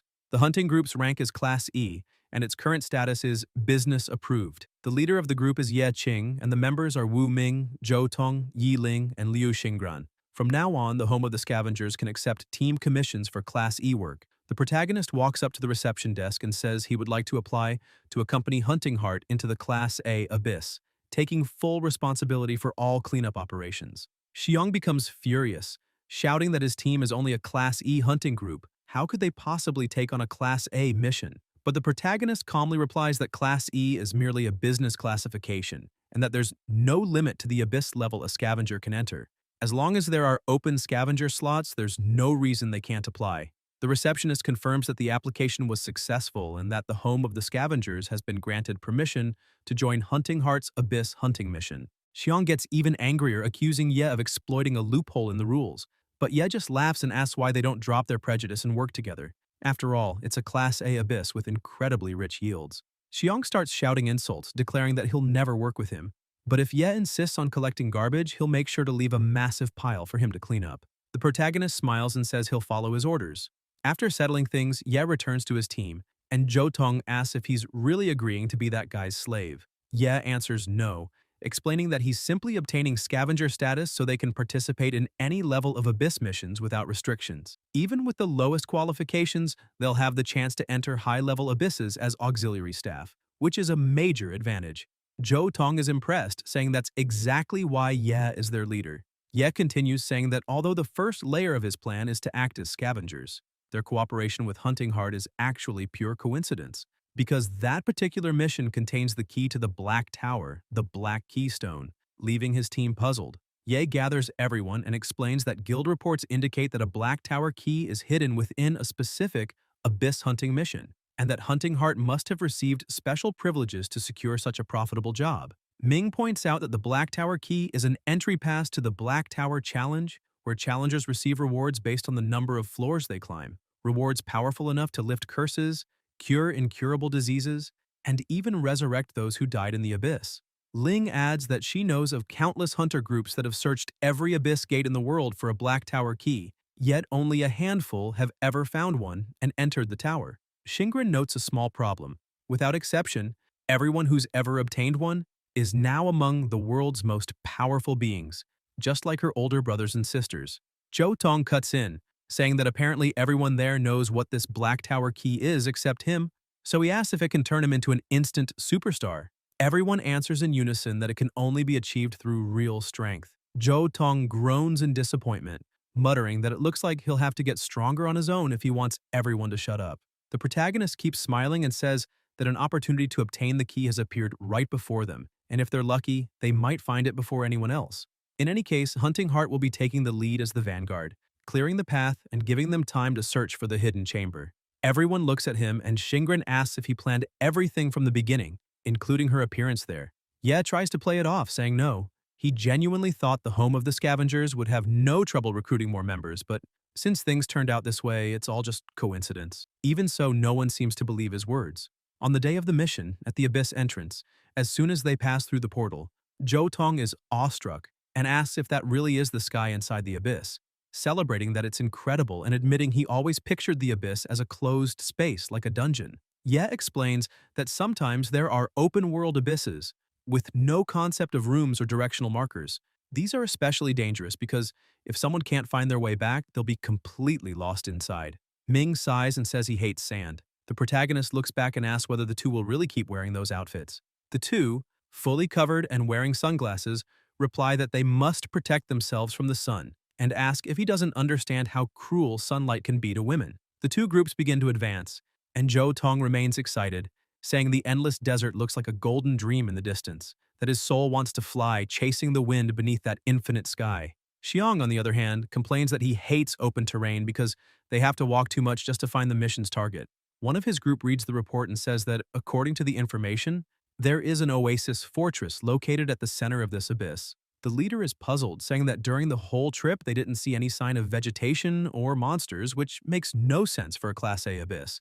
The squire comments that he also felt something strange, as he'd noticed a flock of birds circling overhead for some time, as if ready to attack. The archer, who hadn't noticed, looks up and panics, shouting for everyone to be on alert because those aren't birds, they're harpies. The hunting heart group quickly forms up, shouting that in open areas this type of monster has a natural advantage by attacking from the sky. The squire tells everyone to take cover behind him, but when he looks back he finds the scavenger group still standing there. He shouts, asking why they haven't hidden and whether they're trying to die right there. Ye asks what there is to be so afraid of, saying harpy men, aside from snatching people and dropping them from great heights, don't deal that much damage otherwise.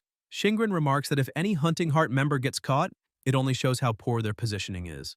The squire fumes, saying that they're only auxiliaries and yet have the nerve to mock the main force, stressing that the leader letting them collect trash is already a great favor, and asks who she thinks she is to be so arrogant. At that moment, the harpies begin their attack and a fierce battle breaks out between the main group and the monsters. The archer is grabbed and carried into the air, screaming for help, while the squire leaps trying to reach him but can't get there in time. Ling simply casts a glance and activates her instant explosion skill, destroying the harpy midair and sending the archer crashing violently to the ground. She walks up calmly, stands before a stone, and, looking at the trembling archer, comments that all this time she believed the main force members were truly elite, but it seems some are there merely to fill spots. The archer, nervous and sweating, shouts that it's her fault for distracting him before he could hide properly. The protagonist retorts that he's terrible at positioning and a master at blaming others for his own mistakes, asking if that's how the hunting heart main force usually acts on missions. At that instant, the harpies shift focus and charge the protagonist's group. The squire tries to protect them, shouting to be careful, but the archer, still shaken, tells him to stop worrying, saying they asked for this and it would be good to see whether their positioning is really as good as they claim. Ye watches the monsters approach calmly, and before anyone can understand what happened, the harpies fall dead to the ground. The squire widens his eyes and asks what just happened. The archer, trembling, asks if the monster truly died from a single strike and refuses to believe it, calling it pure luck and insisting the protagonist just hit the creature's weak point, something he could have done too. Suddenly, the injured harpy rises and attempts to attack the archer again. Desperate, the archer screams for help and the protagonist steps forward and finishes it off. Ye looks at him coldly and says that harpies are extremely sensitive to sound, so if he doesn't want to attract more of them and ruin the mission, he'd better stay quiet and keep moving. The main group continues fighting, wiping out several harpies, but the noise from spells and strikes draws even more monsters. Xiang looks back furiously and asks who thought recruiting that archer and that warrior was a good idea, calling them a perfect combination of uselessness and saying that once the mission ends, both must be expelled because Hunting Heart has no room for incompetence. Zhou Tong stares at the absurd number of monsters approaching and asks if it's still safe to stay there. Ye answers that since the archer made so much noise, it's likely the enemies were attracted by him. Shingren explains that although those creatures aren't especially strong, they tend to prioritize attacking classes that rely heavily on voice, like mages and bards who need to chant spells. Zhou Tong turns pale and asks if that means the monsters see him as a direct target, and Shingren continues, saying that this kind of enemy can easily break through the tank's defensive line and reach the rear, putting fragile professions in great danger. Zhou Tong gulps and promises to stay completely silent. Suddenly, the harpies change direction and begin to retreat. The main group's mage laughs, saying they must be afraid of them, but his expression quickly changes as the ground begins to shake. Shingren analyzes the situation and says the harpies didn't flee out of fear. It's because something far stronger is approaching. A loud rumble echoes in the distance, followed by a cloud of dust, and soon dozens of massive creatures appear charging forward, a horde of ogres.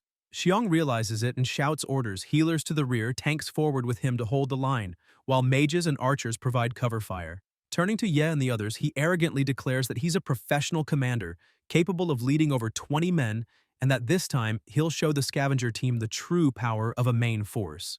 Without hesitation, he activates his skill and charges ahead, smashing through the first ogres with powerful strikes, his team following behind as a fierce battle begins. Ye just watches and comments that, judging by their attack patterns, the ogres don't seem too powerful, so the Hunting Heart squad should be able to keep them at bay.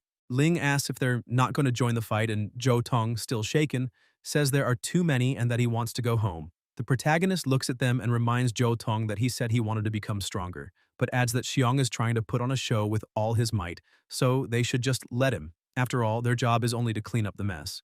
Suddenly, one of the main group's members is thrown near them, gets up screaming, and then an explosion goes off on his back, killing him instantly. Ye frowns and mutters that the idiot did that on purpose.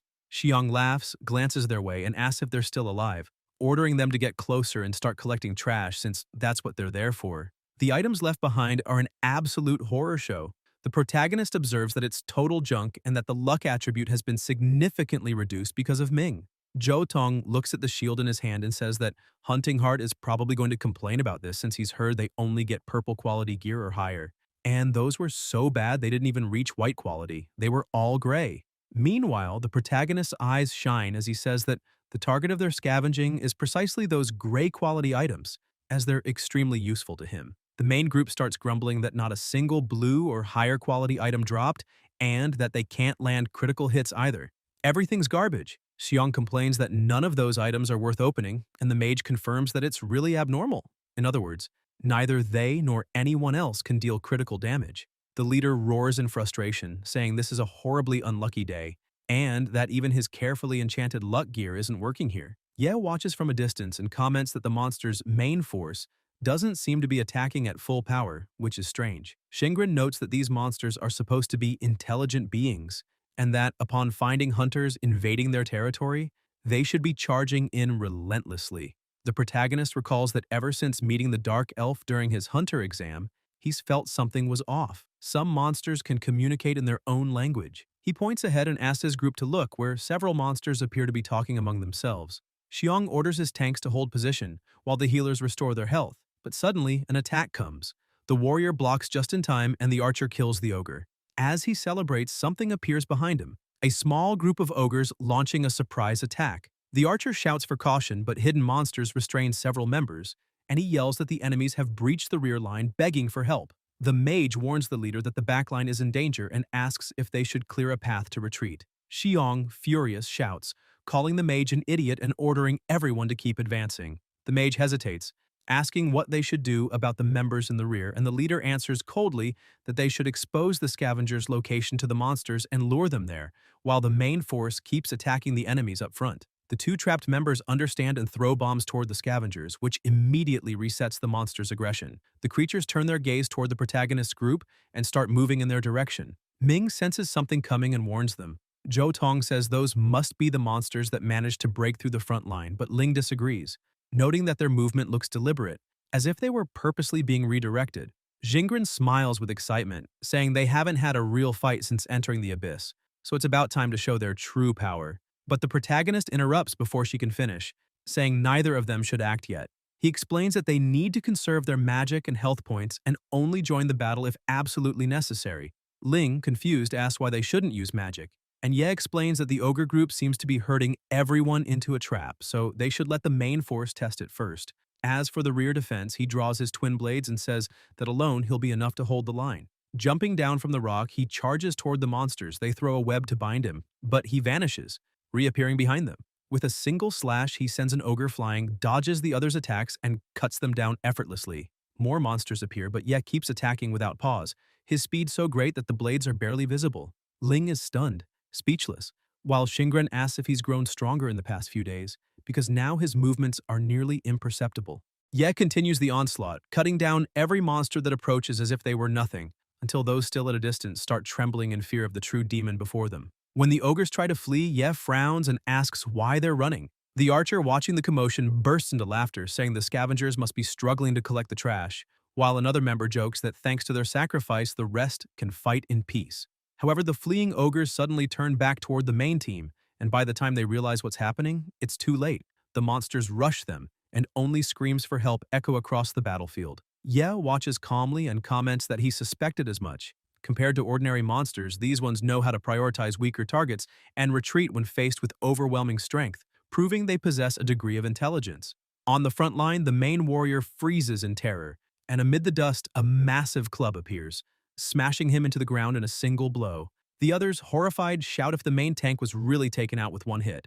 Xiong erupts in anger, berating the healers and demanding why they weren't watching the tank's health. But one of them shouts back that there was no time to react. It happened in a single, precise strike. A colossal silhouette emerges through the dust, revealing two ogres stacked atop each other. The main team stands paralyzed, and Xiong realizes immediately that this high-tier ogre squad is far stronger than the previous ones, belonging to a completely different level of difficulty. He yells for his team to regroup and hold formation, but when he turns, he sees their rear line being attacked. The invading ogres had cut through and surrounded them from all sides. The protagonist watches and concludes that the first wave was only bait. Xiong unleashes all his power, furiously slashing through the nearby monsters and charging forward without hesitation. Stopping before the ogre leader, he laughs and shouts, asking who would fear big monsters when, before his titanic power, they're nothing but trash.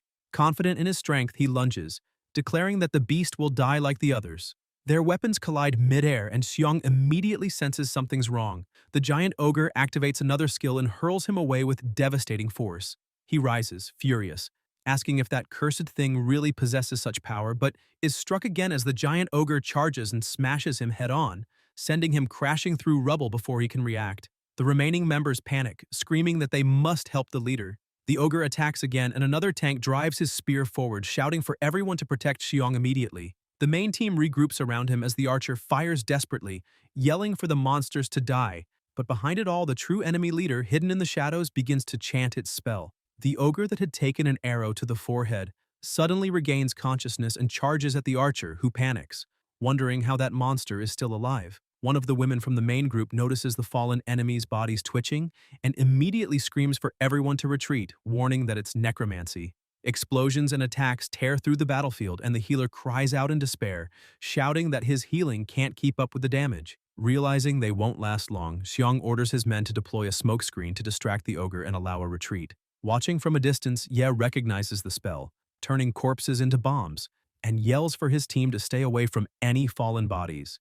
Suddenly, a monster crawls up beside him, and he commands the void to recycle it. Spectral hands drag it into darkness and erase it instantly. In the next moment, every other corpse on the field is pulled in and absorbed as well. His teammates stare in disbelief, cheering as Ming watches, impressed by that strange ability. Ye says there's no time to explain and orders them to clear all remaining corpses to stop the shaman from reanimating them. Annoyed, he thinks he'd planned to analyze the loot later, but now there's no choice. He has to recycle as many monsters as possible. At that moment, Xiong and his group run toward them, shouting, "Trash scavengers!" Stopping in front of Ye, Xiong smirks and says he'll be generous and give them an opportunity, asking what Ye thinks of his offer. The protagonist says he's listening. Xiong smiles and says that everyone surely wants a chance to stand out.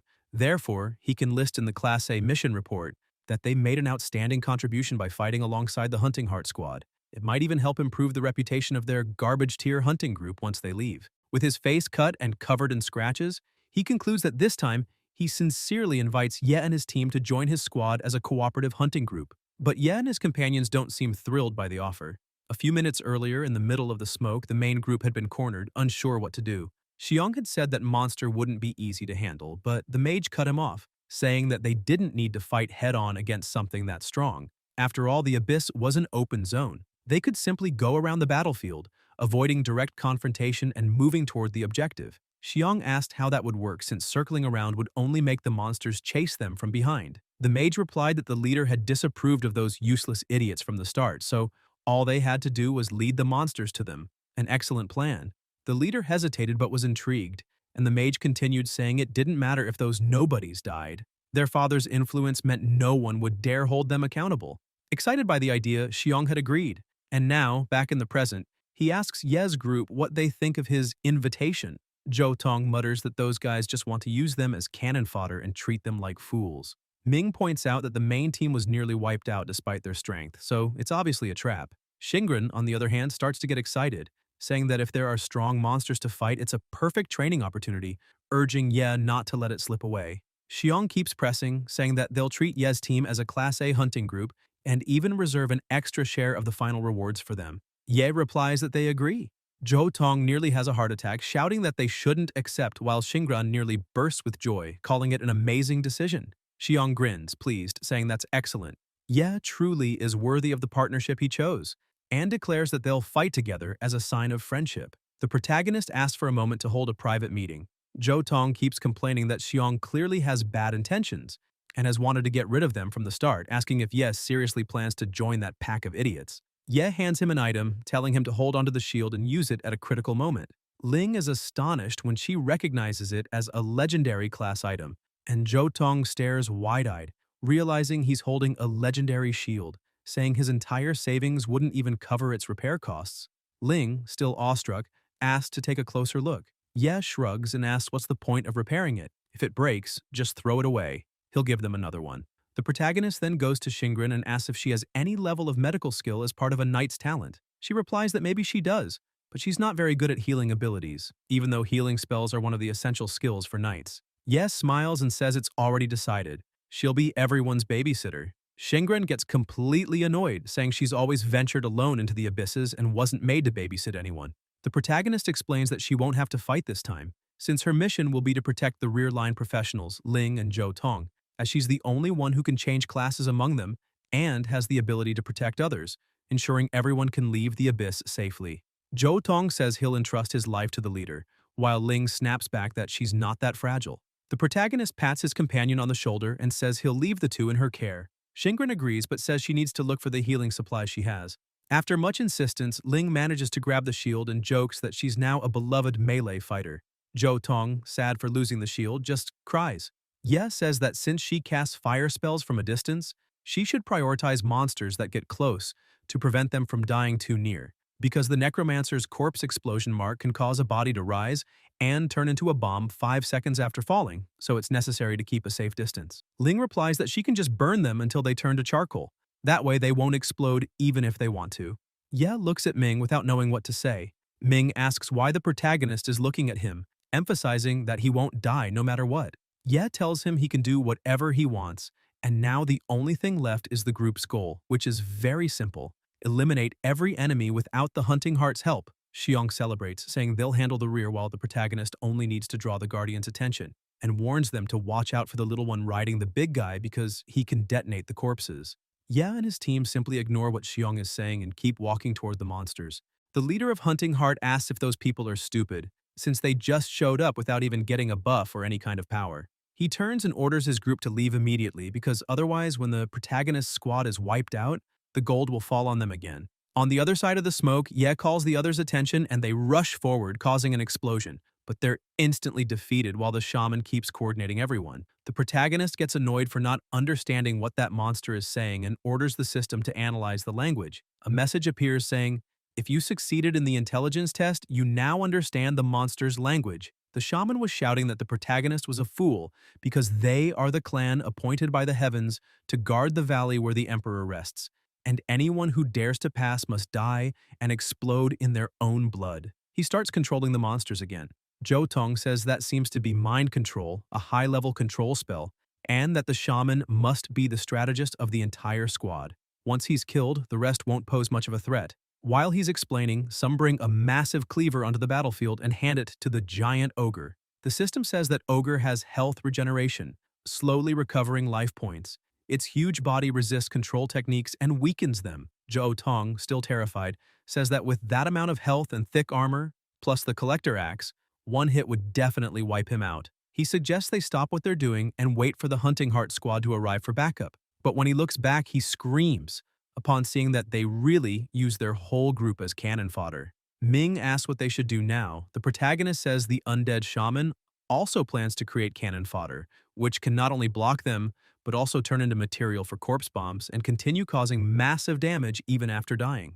Ye emphasizes that he'll handle the decapitation while Ming just needs to clear the area. While he's explaining, Ming ignores him and charges ahead. The protagonist shouts that he hasn't finished speaking, but then turns with a grin and, loud enough for everyone to hear, orders his group not to leave a single one alive. Xingran draws her sword, saying she can hold the rear line. Ling begins unleashing her flames, laughing and saying she'll turn them all to ash.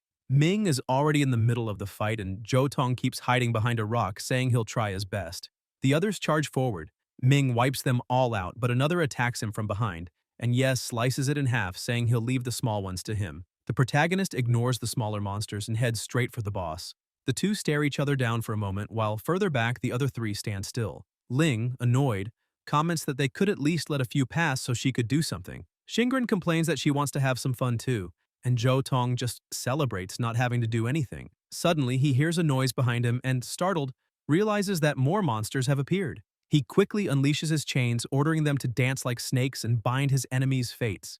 Using the power of the underworld, he manages to restrain them and cheers loudly, shouting that he didn't mess up this time and that, apparently, his chanting skills are improving. Ling prepares to attack, saying that Zhou Tong isn't so bad this time. At least he's not being a burden. She fires off an instant explosion that nearly hits him and yells at him to dodge already. Irritated, Zhou Tong points at her and complains that he was right next to the enemies and asks how she didn't notice. She replies that the boss had said earlier they needed to eliminate opponents as fast as possible because they could explode, but thinks to herself that he deserved it for not letting her touch the shield before. Suddenly, another ogre starts emerging from the ground and Zhou Tong screams in fear, asking if they're coming back since they look like moles digging everywhere.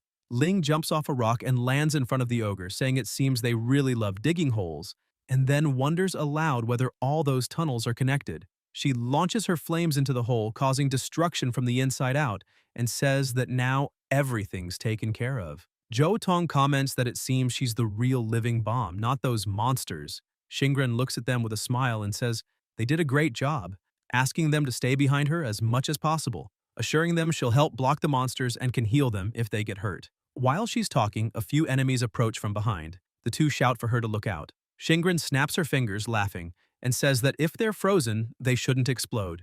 And in an instant, both monsters are completely frozen solid. The two are amazed by her power, saying she's incredibly strong. A little worried, Xingren turns and asks where the protagonist is. Up ahead on the battlefield, Ye was facing the shaman. The giant ogre tries to hit him, but the protagonist dodges easily, saying that no matter how much the damage increases, if it doesn't hit, the damage is still zero. Suddenly, other monsters crawl out from underground trying to grab him, but with the power of the void, Ye wipes them out instantly, leaving even the shaman shocked. Ye glares at the shaman and says that all the trash he scattered will now be returned to him. With that, he activates the recycling reversal. The corpses that were about to explode are hurled back at the shaman, causing a massive explosion. Near the portal, Xiong hears the blast and bursts out laughing, saying that sound probably means that bunch of trash is finally dead. On the battlefield, the giant ogre grabs the mutilated shaman, who had lost half his body in the explosion and was crying in despair. But suddenly, the ogre devours him whole. Ye watches in shock, saying that devouring comrades to grow stronger is a barbaric way to survive. Soon, a massive surge of energy erupts from the ogre's body, creating a suffocating pressure over the entire battlefield. Stunned, Ye remarks that instead of saying the shaman was controlling the giant ogre, it would be more accurate to say the shaman was limiting his power, because now this is his true form. The system notifies skeleton form, Agma activated. Meanwhile, in the rear, all the smaller monsters approaching are completely incinerated. Xingren moves closer to Ling, applying healing touches that slowly restore her health. Ling's light burns disappear almost instantly. Zhou Tong, meanwhile, struggles against another ogre and, frightened, asks where Ming is since he's lost sight of him, even wondering if he's already dead. Ming, watching the pathetic scene, asks if he needs help and walks toward him, leaving a pile of dead ogres behind. He mocks him, saying the uncle Zhou Tong was looking for is alive and well. Furious, Zhou Tong approaches and asks if he has any team spirit at all, pointing out that he's fighting a tough battle while Ming doesn't even try to help. Ming replies that he's helping precisely by keeping his distance, since with the curse Zhou Tong carries, any hit he takes could turn fatal. He also questions whether Miss Xingren's healing wouldn't be enough to keep them both alive. Xingren, nearly breaking down, complains that she really isn't cut out to babysit anyone. Ming explains that he only joined the hunting group to meet the minimum member requirement, but reminds them not to forget he's a professional mercenary. An ogre sneaks up from behind, and Ming kills it with a single strike, commenting that every monster killed counts as a separate reward. Meanwhile, Ye continues fighting the boss. He dodges all the attacks with precision until, upon landing, he feels something strange beneath his feet. Looking around, he realizes something's wrong and begins to wonder what's happening, noticing that the sand on the battlefield is restricting his movements. Guys, if you enjoyed the video, leave a like, comment, and subscribe to the channel so you don't miss new content. Thank you.